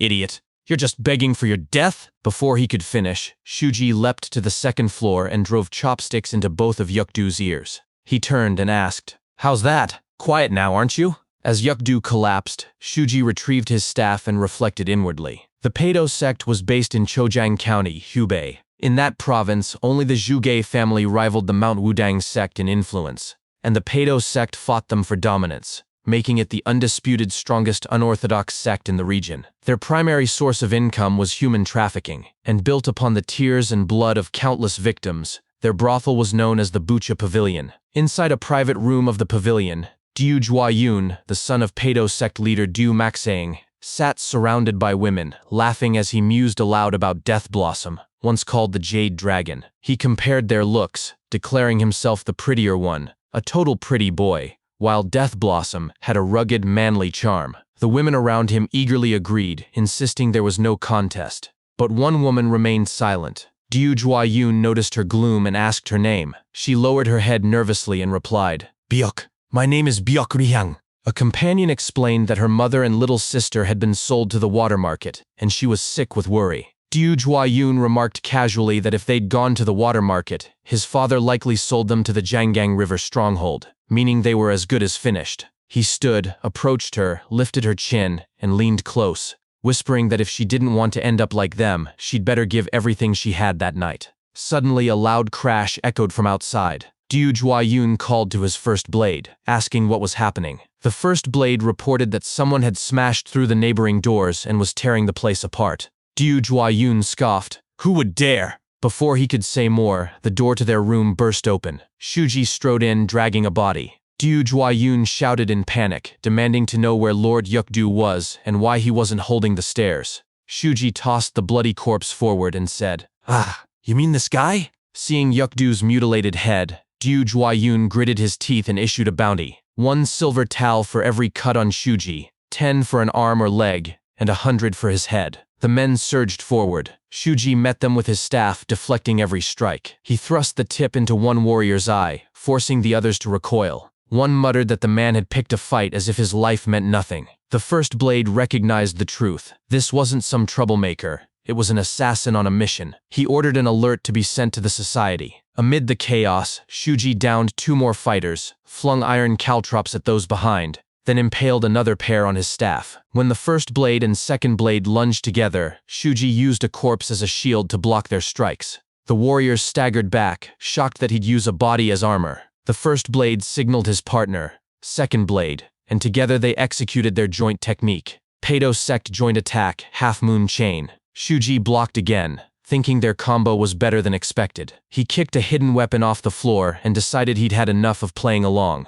"Too bad," he muttered, "but I'm taking the easier route." In one motion, he hurled the hidden weapon straight at Diu Juayun. The young master screamed in terror. "Ha! Ha!" The first blade cried, "Young master!" and rushed to intercept, taking the weapon in his own arm. Still impaled, he grabbed Diu Juayun and asked if he was all right. Then a sound came from behind. He whirled to see the second blade already dead, impaled on Shuji's staff. "Second blade!" he shouted. Shuji looked at the skewered bodies and remarked dryly, "Well, Senjuk, huh?" He added, "Been a while since I did this too." As Shuji approached with his staff resting on his shoulder, 2 warriors still impaled upon it. The first blade backed away and asked hoarsely whether Shuji was acting for money or out of a grudge against the Peido sect. Shuji replied that it was neither. The first blade sighed and admitted he was a man who served his master, but in this moment, he had no idea how to protect him. Hearing this, Do Juayun shouted in disbelief, demanding why the first blade was speaking such nonsense and ordering him to tear Shuji apart immediately. The first blade responded that he would gladly risk his life as commanded, but the deaths of his comrades had already proven such action would be utterly futile. He dropped to his knees, gripping his sword, and declared he would end his life differently. He would not fight Shuji. Instead, he would take his own life. In exchange for the time this sacrifice granted, he begged Shuji to spare his master's life. Without hesitation, he drove his sword into his neck and died.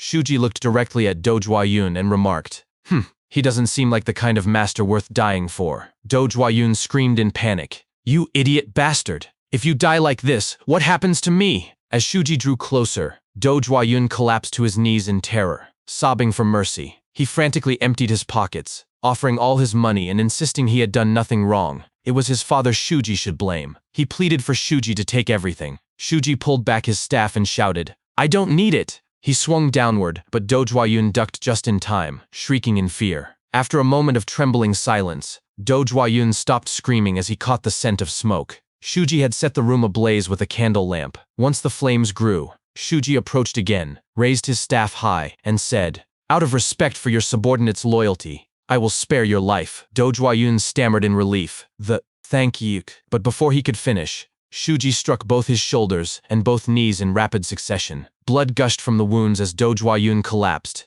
howling in agony. Shuji looked down and told him to stay awake. There was still one more important thing to do. He grabbed his hammer, drew it back, and aimed squarely at Do Juayun's groin. The young master froze in horror, unable to react as he screamed. The blow landed. Do Juayun wailed and passed out. Shuji dripped a drop of blood onto his mouth, reviving him instantly. As Do Juayun writhed on the floor, Shuji glanced at the first blade's lifeless body and said, "As promised, I spared your master's life. However, having a subordinate who is better than you isn't always a good thing." As Shuji exited the room, women from the Bucha pavilion blocked his path. One demanded to know what he had done. Another cried that the pavilion was their livelihood. They had been living well and nearly paid off their debts. Because of him, they had lost everything. They accused him of playing the hero self-righteously and told him to take his righteousness elsewhere. Shuji swung his staff forward slightly. The women fell silent. After a pause, he walked past them and said, "Righteous? A hero? I don't want anything like that.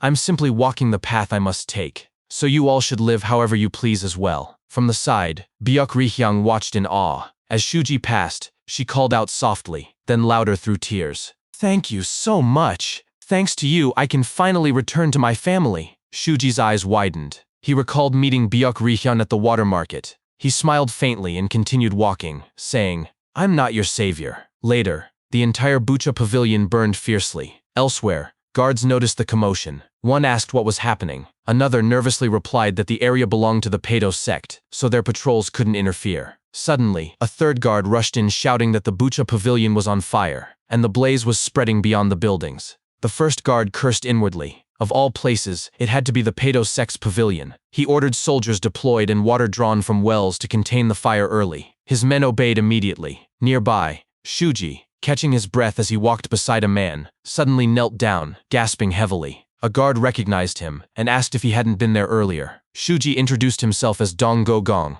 the physician supplying herbs to the Pedo sect, and urgently requested the city gates be opened. An emergency had arisen. The guard refused, citing protocol and current chaos. Shuji grabbed his foot and insisted an esteemed individual was bedridden. If he couldn't retrieve the herbs left outside immediately, dire consequences would follow. The guard scoffed, until Shuji revealed the patient was young master Do Juayun. The guard's eyes widened. He turned to a subordinate, who confirmed it was true. The young master's limbs were broken, his groin mutilated, and he drifted in and out of consciousness, likely poisoned. The guard thought to himself that the Pedo sect leader's love for his son was terrifying. If something went wrong because he delayed, he'd surely end up on the sect leader's hit list. Shuji added that if the gates opened now, he could treat the young master, and the captain would become a savior to the Pedo sect. After a moment's consideration, the captain ordered the gate cracked open just enough to let the physician through. As Shuji and the man prepared to leave, Shuji bowed and thanked the guard. But before they could exit, the captain shouted, "Hold it right there!" He gripped his sword and demanded identification of the large man with Shuji. "I didn't see him earlier. Identify yourself, now!" Shuji narrowed his eyes and tightened his grip on his staff. As the man turned around, the captain's eyes widened in recognition. He snapped into fighting stance and exclaimed in shock,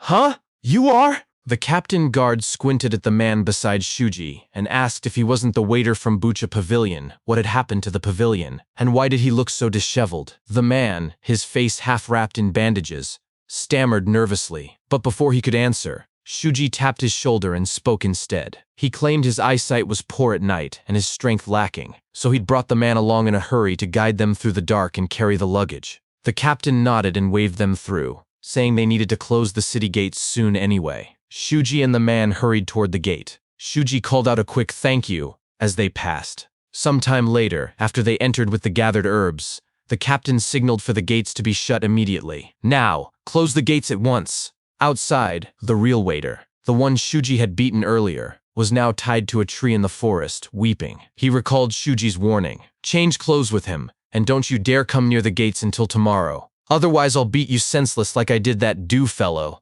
Alone and bound, he muttered through tears. Damn it! Inside the city, once they were a safe distance from the gate, Shuji turned to Ja-eun and said, What did I tell you? Breaching the walls. Pretty easy, right? As they walked through the streets, Ja-eun finally spoke after processing what Shuji had done. What? You provoked the Pedo sect just to get through the gates? That's right, Shuji confirmed. Ja-eun stared at the distant flames of the burning Bucha Pavilion and thought to himself that this was incredible. No sane person would devise such a plan. At Shuji's age, he couldn't have conceived it alone. Aloud, he asked, You must have studied under someone, so who is the master who trained you? Shuji paused, looking at Ja-eun, then replied, I no longer have a master whose name I can reveal. However, I am only repaying what I have received. Ja-eun was stunned. After a moment, he admitted he didn't fully understand, but one thing was certain. He struck his chest with his fist and declared firmly that relieving others' hardships was benevolence, and rescuing those in trouble was valor. Bowing deeply, he added that the world called those who possessed both heroes, and Shuji clearly embodied them all. He expressed shame for having doubted such a hero. His moment of reverence was cut short as townspeople ran past, shouting about the fire at Bucha Pavilion. One exclaimed that a lunatic had set it ablaze. Another called the arsonist mad. After they passed, silence fell briefly. Ja-eun cleared his throat awkwardly and asked, Ahem. So, where are we going now? Shuji replied simply, First, let's go get something to eat. Later, at an inn, Ja-eun struggled to eat with chopsticks in his right hand. He reflected inwardly on how long it had been since he'd enjoyed a proper meal. Across the table, Shuji crossed his arms and told him he was being loud. Just eat first. Ja-eun startled and agreed quickly. But as he lifted food to his mouth, men at a nearby table began talking. One asked if the others had heard the news about Bucha Pavilion burning down. Another wondered what else had happened. A third explained that the courtesans now had nowhere to work and were returning to their hometowns.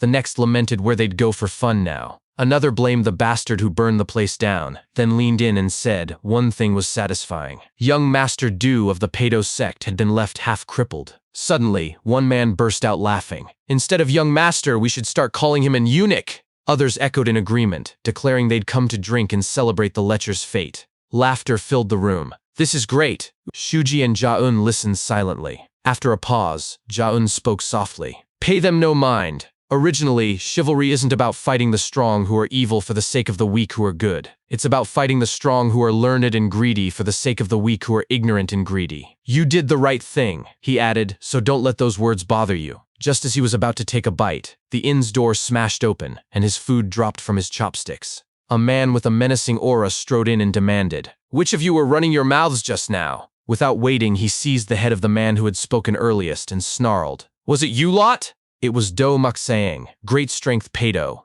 leader of the Pedo sect. As his grip tightened, the man begged for mercy, screaming that they were wrong and pleading to be spared. Do Maksaeng responded by crushing his skull. He then addressed the entire room. Listen, you vermin. I am Do Maksaeng, leader of the Pedo sect. Come out. I came here knowing you were all hiding inside. Both Ja-eun and Shuji tensed in alarm. Do Maksaeng continued in a chilling tone. If you won't come out, fine. His men flooded into the inn. Everyone here. If I kill them one by one, you'll eventually show yourself. The entire building fell silent. Ja-eun and Shuji glanced around as Pedo warriors leveled their swords at everyone present. Ja-eun leaned toward Shuji and whispered that they seemed to have been spotted. Wouldn't it be wiser to retreat? Shuji said nothing, continuing to eat his snack. Ja-eun reached for his sword and added that he knew Shuji had courage, but if they didn't step forward, innocent people would die. Just as Ja-eun was about to draw his blade, Shuji whispered, Calm down, they didn't come for us. Suddenly, a woman appeared on the second-floor balcony and declared aloud that the Pedo sect certainly knew how to loudly welcome its guests. She said she should be the one offended, but for them to strike first with such shamelessness was absurd. Do Maksaeng looked up and acknowledged her as the rumored pirate of the Yangtze. He asked if his son had been in her care at the Bucha Pavilion. She stared down at him in confusion and demanded what he was talking about. Bucha Pavilion? Do Maksaeng gripped his sword tightly and roared, Don't play dumb. He swung his blade at her, accusing her of crippling his son. She sidestepped the attack and retorted that while his great force tyrant blade lived up to its reputation, it didn't matter. She was He Baekjeong, one of the 1,000 heads of the Yangtze water bandit stronghold. As Do Maksaeng shoved her back, he recognized her title. one of the 12,000 heads who commanded 1,000 pirates, and the most mysterious among them. He remarked with surprise that the legendary Heibek-jiang was a woman. She challenged him to sheathe his blade now that he knew.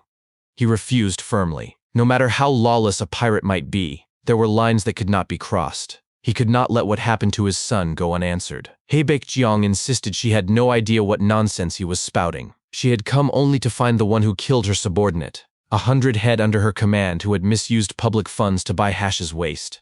She had come to execute him, but heard rumors the killer was some unknown brat, so she came to verify. Do Maksang pressed her about his son. She replied they had met only once, days ago, to identify buyers and sellers of the waist. Nothing more. A Pedo sect member approached Do Maksang and whispered in his ear. After a moment, Do Maksang sheathed his sword with a heavy sigh and declared he would investigate whether her claim was true. Heibek-jiang also sheathed her blades and asked what he would do if she was proven innocent. He turned and promised that if her innocence was confirmed, he would formally apologize and treat her as an honored guest of the Pedo sect. She accepted. It would make things easier if she could secure the sect's cooperation. As the Pedo sect departed, bystanders murmured in relief. Was it over? Were they saved? But Do Maksang suddenly halted and ordered his men not to sheathe their swords yet. He commanded them to cut out the tongues of those who had spoken ill of his son and bring them to him.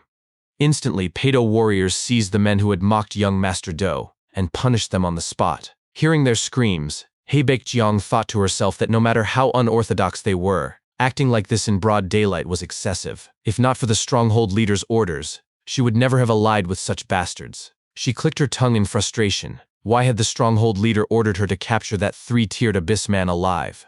And why send her alone to the mainland? As she followed Do Maksang, she groaned aloud. I don't know! 3-tiered abyss, I'll just beat the hell out of him first!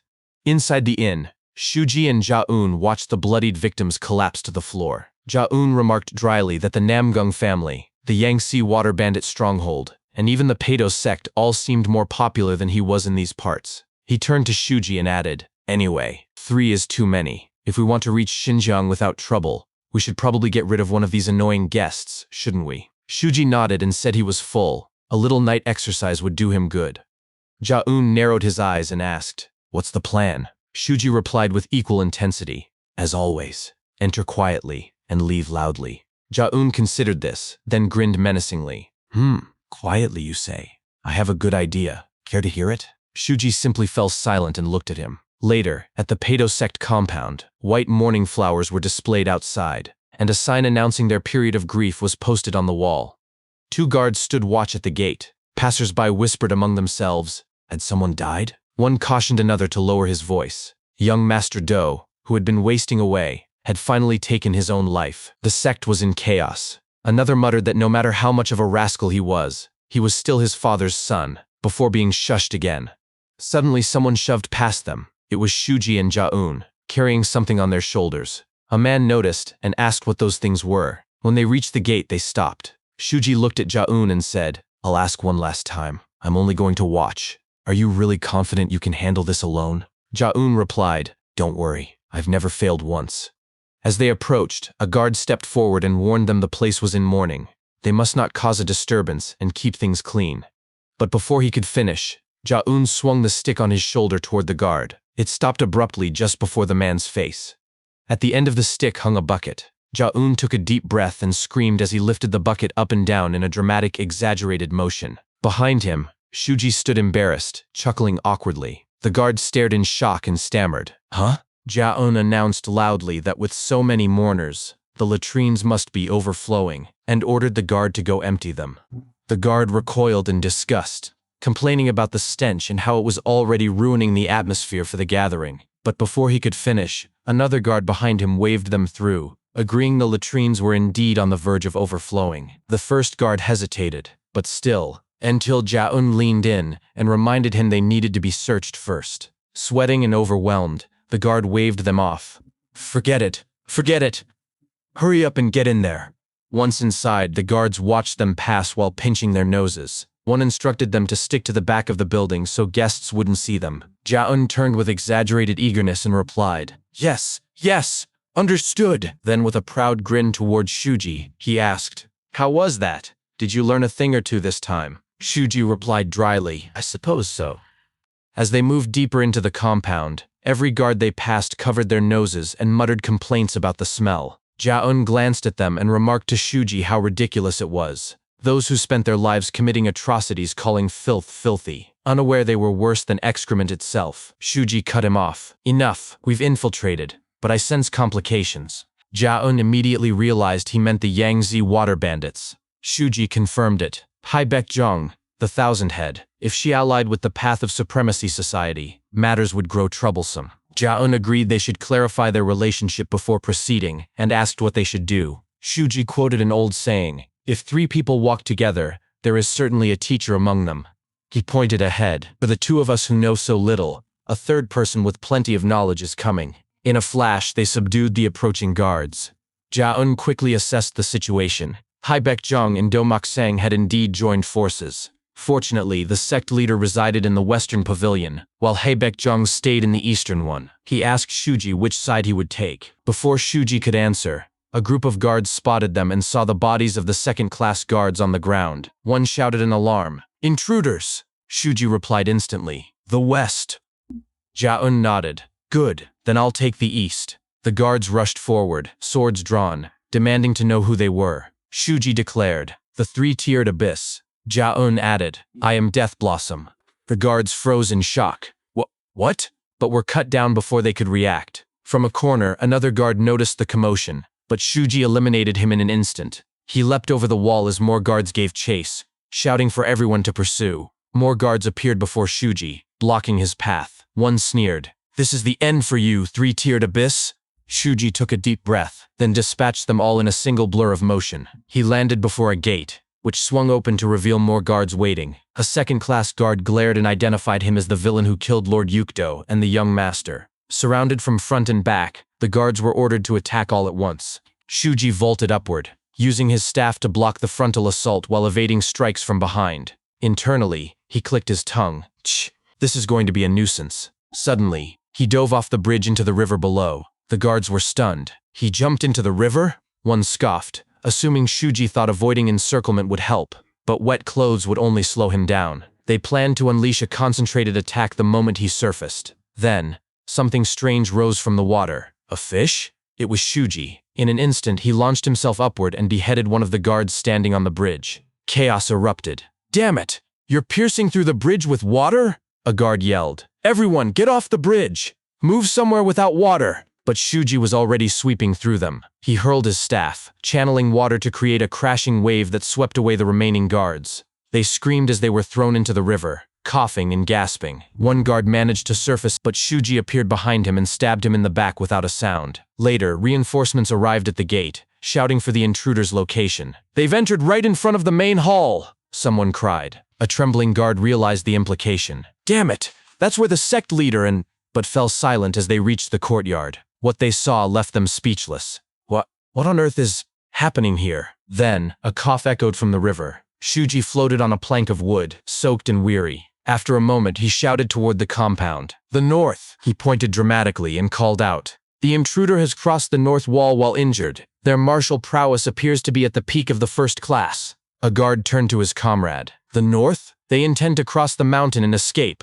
You, gather the survivors here and join us." "Yes," the other replied. The first guard leapt onto a corpse to cross the river near Shuji and declared, "If we let this bastard escape, the honor of the Path of Supremacy Society will be ruined. Chase him down and kill him." Shuji dragged himself ashore, coughing violently. A nearby guard looked at him and the surrounding carnage and asked, "What? Are you the only one who survived?" Shuji struggled to speak.